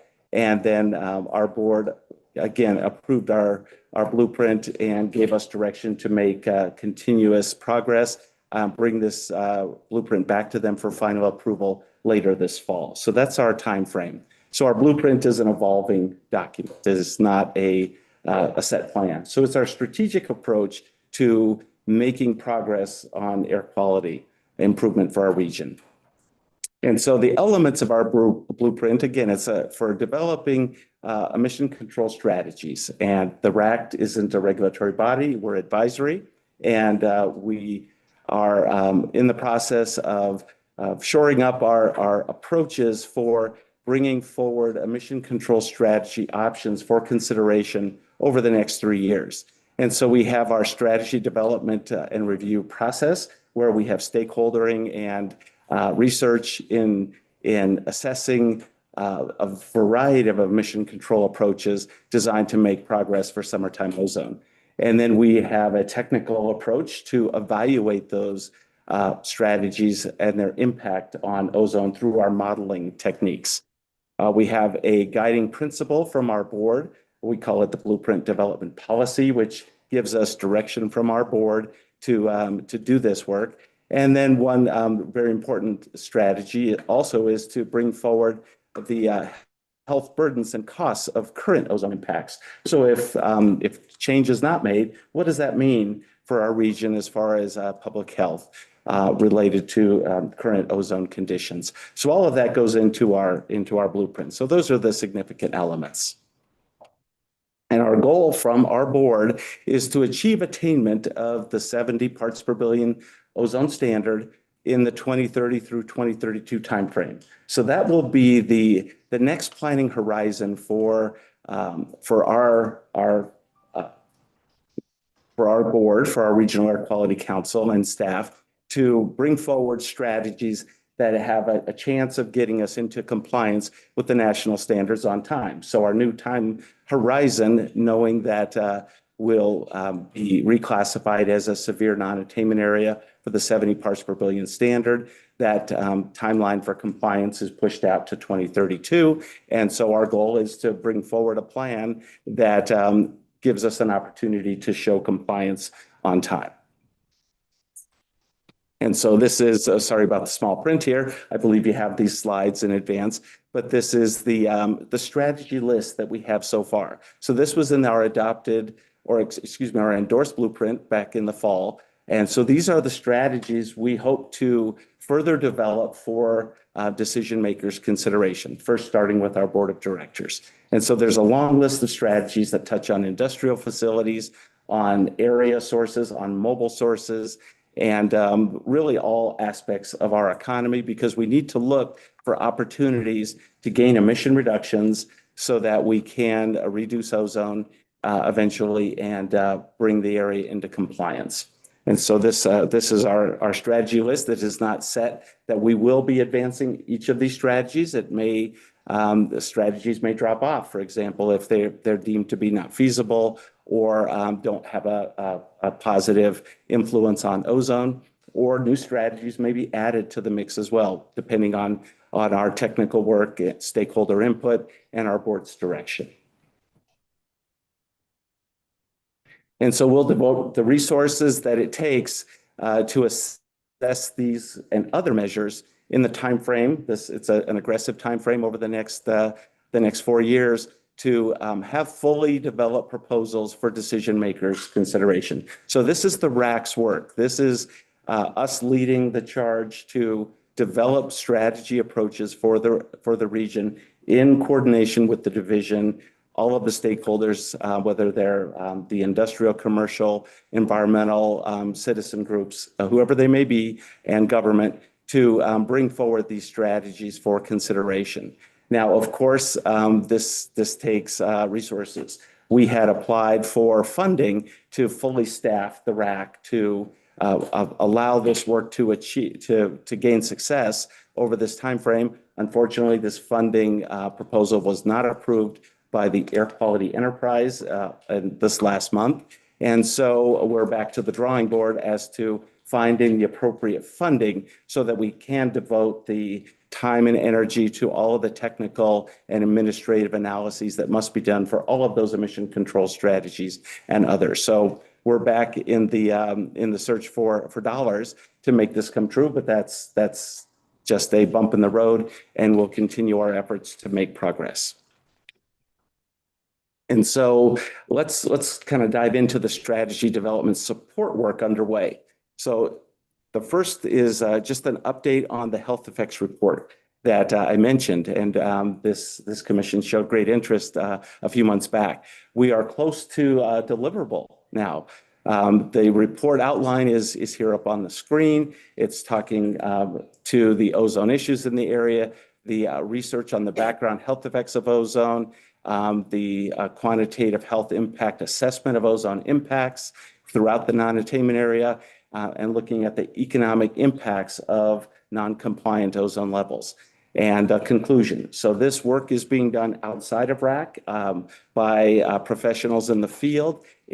We basically put out a request for help, and some very significant and powerful researchers stepped up on their own expense to prepare this work. So this is not driven by the RAC or our staff. It's really a presentation from the research community.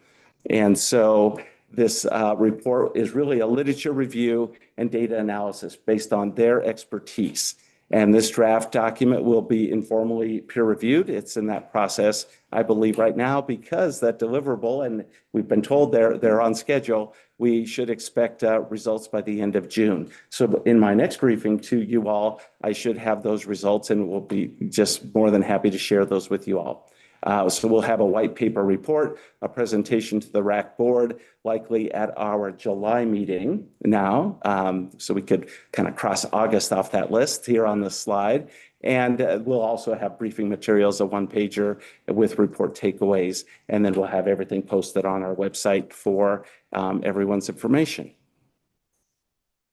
And this is our report development team. And again, this is independent of RAC staff or our board. And these excellent professionals have volunteered their time and energies to create the format of the report, focus on what they want to share with us, and we'll be presenting that information later this summer. And so we've met with them as a coordination team just to understand what they're doing and help facilitate the work. And we just thank them for donating their time and expertise to this effort. Okay, the next topic I'd like to just share with you quickly is we have an approach to basically identify the impacts of wildfire smoke on summertime ozone concentrations. So it's a look back, not a projection or a forecast, but it's a look back in real time, just within days of ozone measurements and the determination, did wildfire smoke have a significant impact on that day's ozone? And so I'd like to just talk very quickly about the work in this effort. So we call it the CIMMUS project. You could see how that acronym was developed on my intro slide. And so it's really methodology to classify daily values of ozone measured by our monitors, by the division's monitors, the state's monitors, and the impacts that wildfire smoke may have on those measured values. And it's a classification system so that the division and others can then determine what they may do with that information, whether there is an exceptional event that needs to be developed and justified. We think this is a great tool to help in that process. It's informational, so we can tell our public, hey, this is a significantly impacted wildfire day, or no, it's not, or it's marginal and more work needs to be done. And so it really is designed to give us a fuller sense of which of the ozone monitoring data and how wildfire impacts the data on a regular basis. And so then we can use this information in our planning, in our outreach, and our control strategy development work in the future.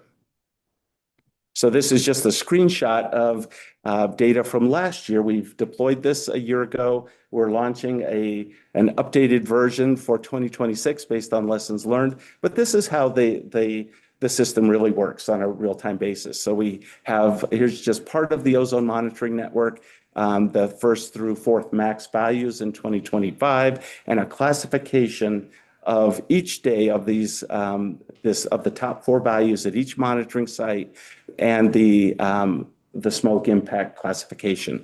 In this case, it was none, low, or high. On this screenshot, I don't have any high, I don't believe, but there were some. But now we've added another category of moderate in our new work. And so CIMAS 2, version 2 for 2026 and beyond, is really looking at lessons learned from the first year and a more streamlined, efficient approach with our contractors to help us have more accuracy and, again, have this moderate probability category so that we can better identify those days and the wildfire impact. And so we really want to screen these high and moderate probability days and identify those, because those are really the important days that we want to determine, is it really appropriate to include those high or moderate days in our ozone planning? Because if smoke is dominating ozone concentrations, there's not much we can do about it from an emission control perspective. And so let's focus on the ozone concentrations that we have an ability to influence. And so when we look at this data from the past year, we see about a 2 to 4 ppb difference in overall ozone from wildfire smoke on these moderate to high days. So that's just what this data shows us. There are some pluses and minuses to this analysis, but it's beginning to realize, good information for our region. And then this summer's work will really help us build our knowledge base. And so again, we'll be doing this publishing our data on a weekly basis. We publish the ozone numbers every Monday, and we'll have this tool, describing the smoke impact real time on a weekly basis throughout the summer. And we post this information on our website. This is just a slide here that says here's some of the things that we're not very good at doing. We kind of miss the potential for ozone intensification due to age smoke. So when we get transported smoke from far away, our system is looking for visible smoke.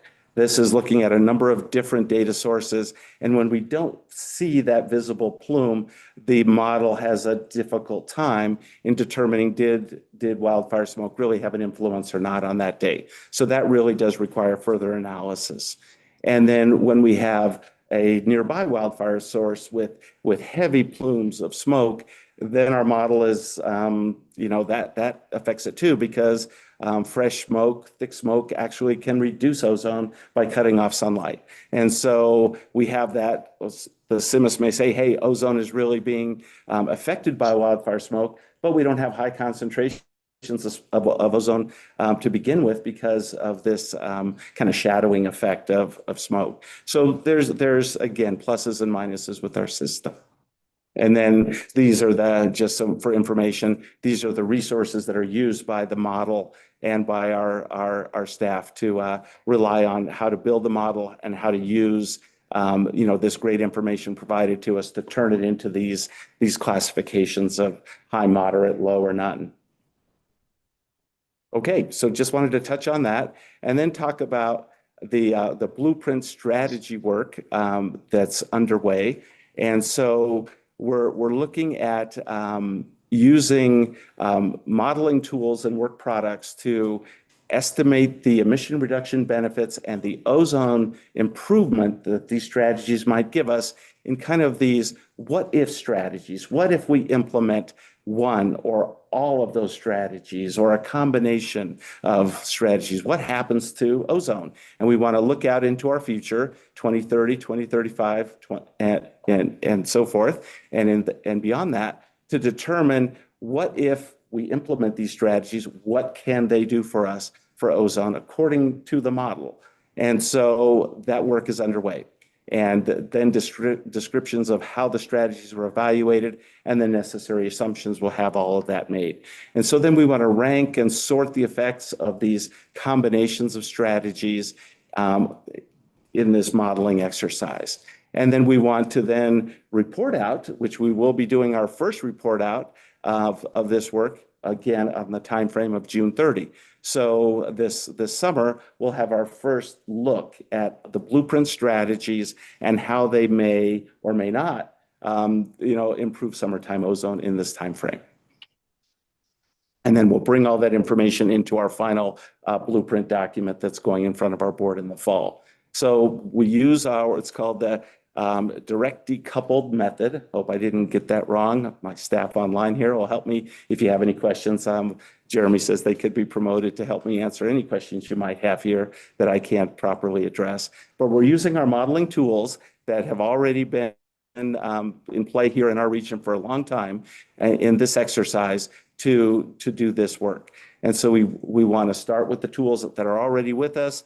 And now we've gone the next step to estimate the potential NOx and VOC emission reduction benefits of the blueprint strategies into the future. So working with the division and getting guidance and advice on potential strategies and how they may be could reduce emissions into our future, and then model those benefits, also using our contractors that have been very helpful, very knowledgeable, and our team to come up with the estimates of benefits and then present these modeling results. So again, our strategy list, that's the same as from the previous slide. The characteristics of the analysis is described on the left column here, where we look at the source category, whether it's mobile sources, oil and gas, non-road, non-point, and combinations of all of them to figure out what the benefits or disbenefits of strategy deployment might be. Looking at regulatory or incentive-based approaches or voluntary strategies, looking at, how things might play out in the first full year of implementation, and then as strategies mature, how they affect ozone over time. And so this is the kind of the process that's being deployed here. Thank you to all of our partners who've helped us develop this tool and again, present these benefits for the next 10-year period. Okay, that was a lot quickly. Thank you for the opportunity to go through all of that, and I'm happy to address any questions you might have. Thank you, Mike. That was a pretty great presentation. At least I appreciated it. Commissioners, do you have any questions? Commissioner Sewell. Yeah, I appreciate, Mike, your presentation and the work that you're doing to systematically rank all these emission reduction approaches. I guess coming out of the oil and gas industry years ago, but I mean, some of these things on the list, we were doing 15 years ago in other areas. And I guess maybe I'm impatient or what, but hoping these things would move a little faster than they seem to be moving. I guess my question is, what is your approach to take these emission reduction strategies, get them to the division to make a proposed regulation to get in front of us, and how long does that take, I guess? Well, it's a lot of work. Everybody is busy, as you know. The strategies on our list, it's our goal to get all of these strategies fully developed over the next 3-year period. Now, a lot of the strategies on that list have already been accomplished. We just haven't been able to quantify the benefits of the strategies because they're in some phase of implementation, or there's not been a final determination of their emission reduction potential. And so that's part of the work here too, is to really be able to take credit for all the good work that's happened already. There's so many things that are in place here in Colorado that frankly aren't taken credit for yet in our modeling exercise. So we know they're out there. We know they're having a positive benefit. We just haven't been able to determine how to quantify benefit and plug them into the model. So that work's been going on. But the strategies that are on our list here that deal, there's a few in oil and gas, but they go across our economy and across our society. It's a lot of work to get them from concept to regulation. And so we don't anticipate it's the division's job to develop the regulation. It will be our job. Unless the division determines that the work we've done at RAC is in the division's work plan in their on their strategy list to further develop. So your procedural rules allow for outside organizations to bring forward strategy approaches. We'll be taking advantage of that, but we'll be consulting heavily with the division on the impacts of these strategies, hopefully gaining their professional and technical expertise in the development of the strategies, understanding the impact on the division's programs, et cetera. So there's lots of work to do. And we just heard in today's rulemaking hearing how busy and overloaded the division is in many regards. And so it's up to us at RAC to take this work on, the strategy list that our board endorses, and fully develop these strategies over the next number of years to bring for your consideration. So you're going to bring them forward to us as a regulation or proposed regulation? If that's what our board determines.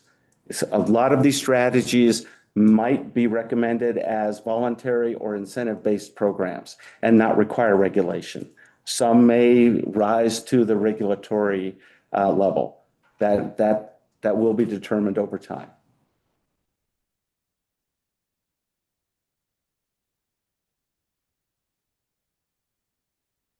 How are you taking into account the changing regulatory scheme that we're seeing at the federal level?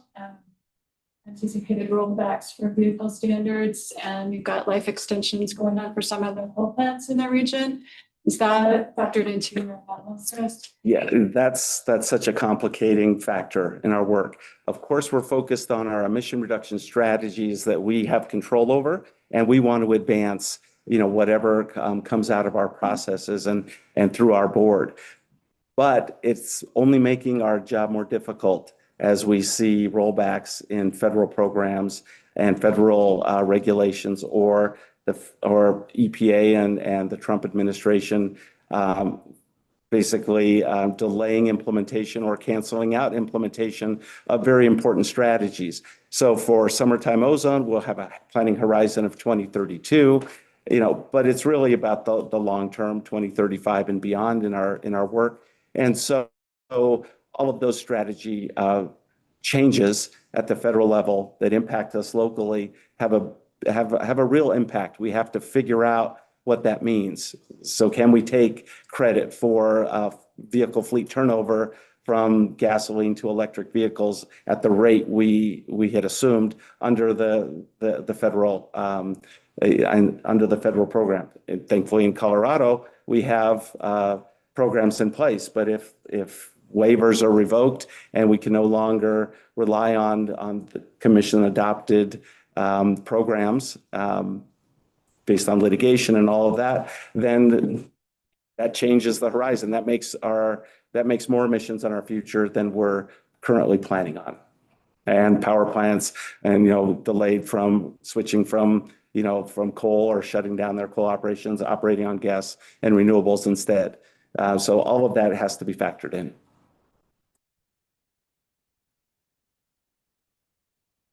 Any questions? Greg's got his hand. Oh, Greg, go ahead. Thanks, Mike. Appreciate it. It's like one of the things that I don't know. I don't know how I feel about it, but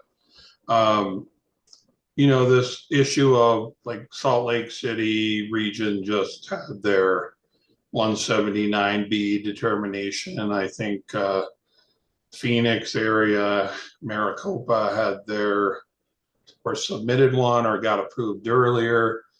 And I think our reality is that at some point from June through September, from California to Colorado, there's going to be a fire somewhere. And when I heard you mention, well, sometimes the satellite doesn't see smoke, but there could be aged impacts, or it sees smoke, but then there could be, reasons why ozone. And then, I was thinking a little bit about this conference coming up in the North Front Range. And, some of the topics that I'm just like, somebody's going to always be saying that, well, that was probably from wildfires. 2 parts per billion, 4 parts per billion. Woe is us. We can't do anything about it, right? And like, I get nervous about tools that kind of reinforce. I get it. We want to understand that. But I mean, on any given day in the West, you could just say, well, it must be wildfire, right? And I think that based on some of the recent approvals, I'm probably worried for a reason, right? And so I guess all I'm just trying to do is when the CMAS tool is kind of refined a little bit more, I do think that it's important for like public communications to caveat that it's not just smoke. Sure. Well, I think that's part of our work at RAC is, first of all, we want to identify the smoky days and classify those and put that in our planning process.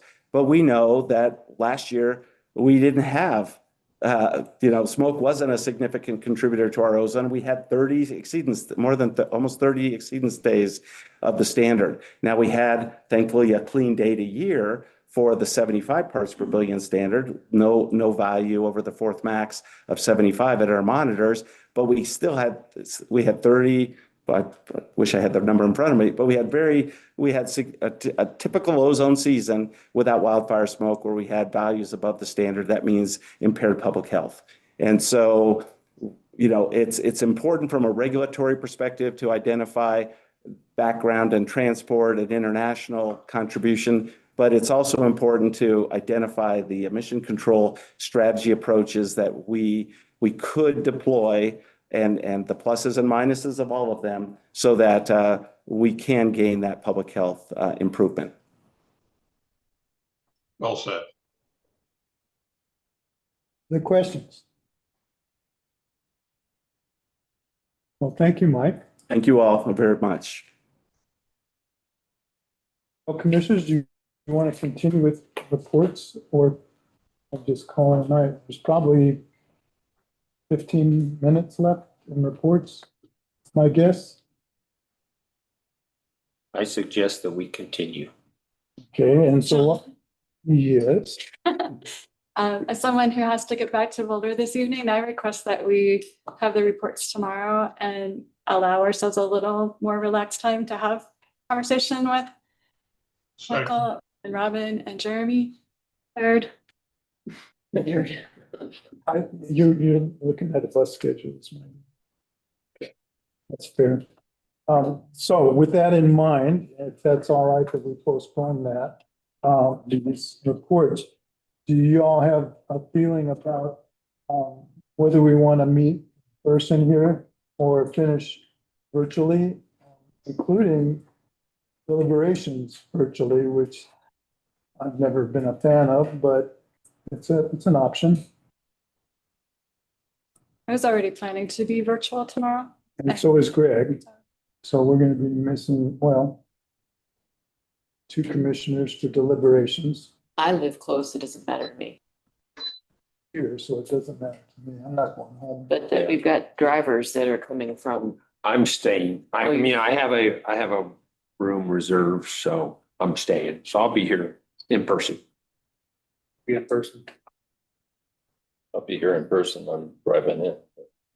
Okay, well, 8:30, 9, what is? 7. I think there's I'm fine. the extreme 8:30? minority. I'd like to get out of here because I. Yeah. 8:30 or even 8 o'clock. No, not 8 o'clock. Oh. I don't know that. 7 to 8, that's a whole hour. I know. Well, Jeremy's going to bring breakfast. Went from 10 to 8:30. Oh, that's a bigger jump. Okay, you got me. So 8:30? 8:30, meeting's adjourned. Thank you. Thanks. It is 5:25 PM.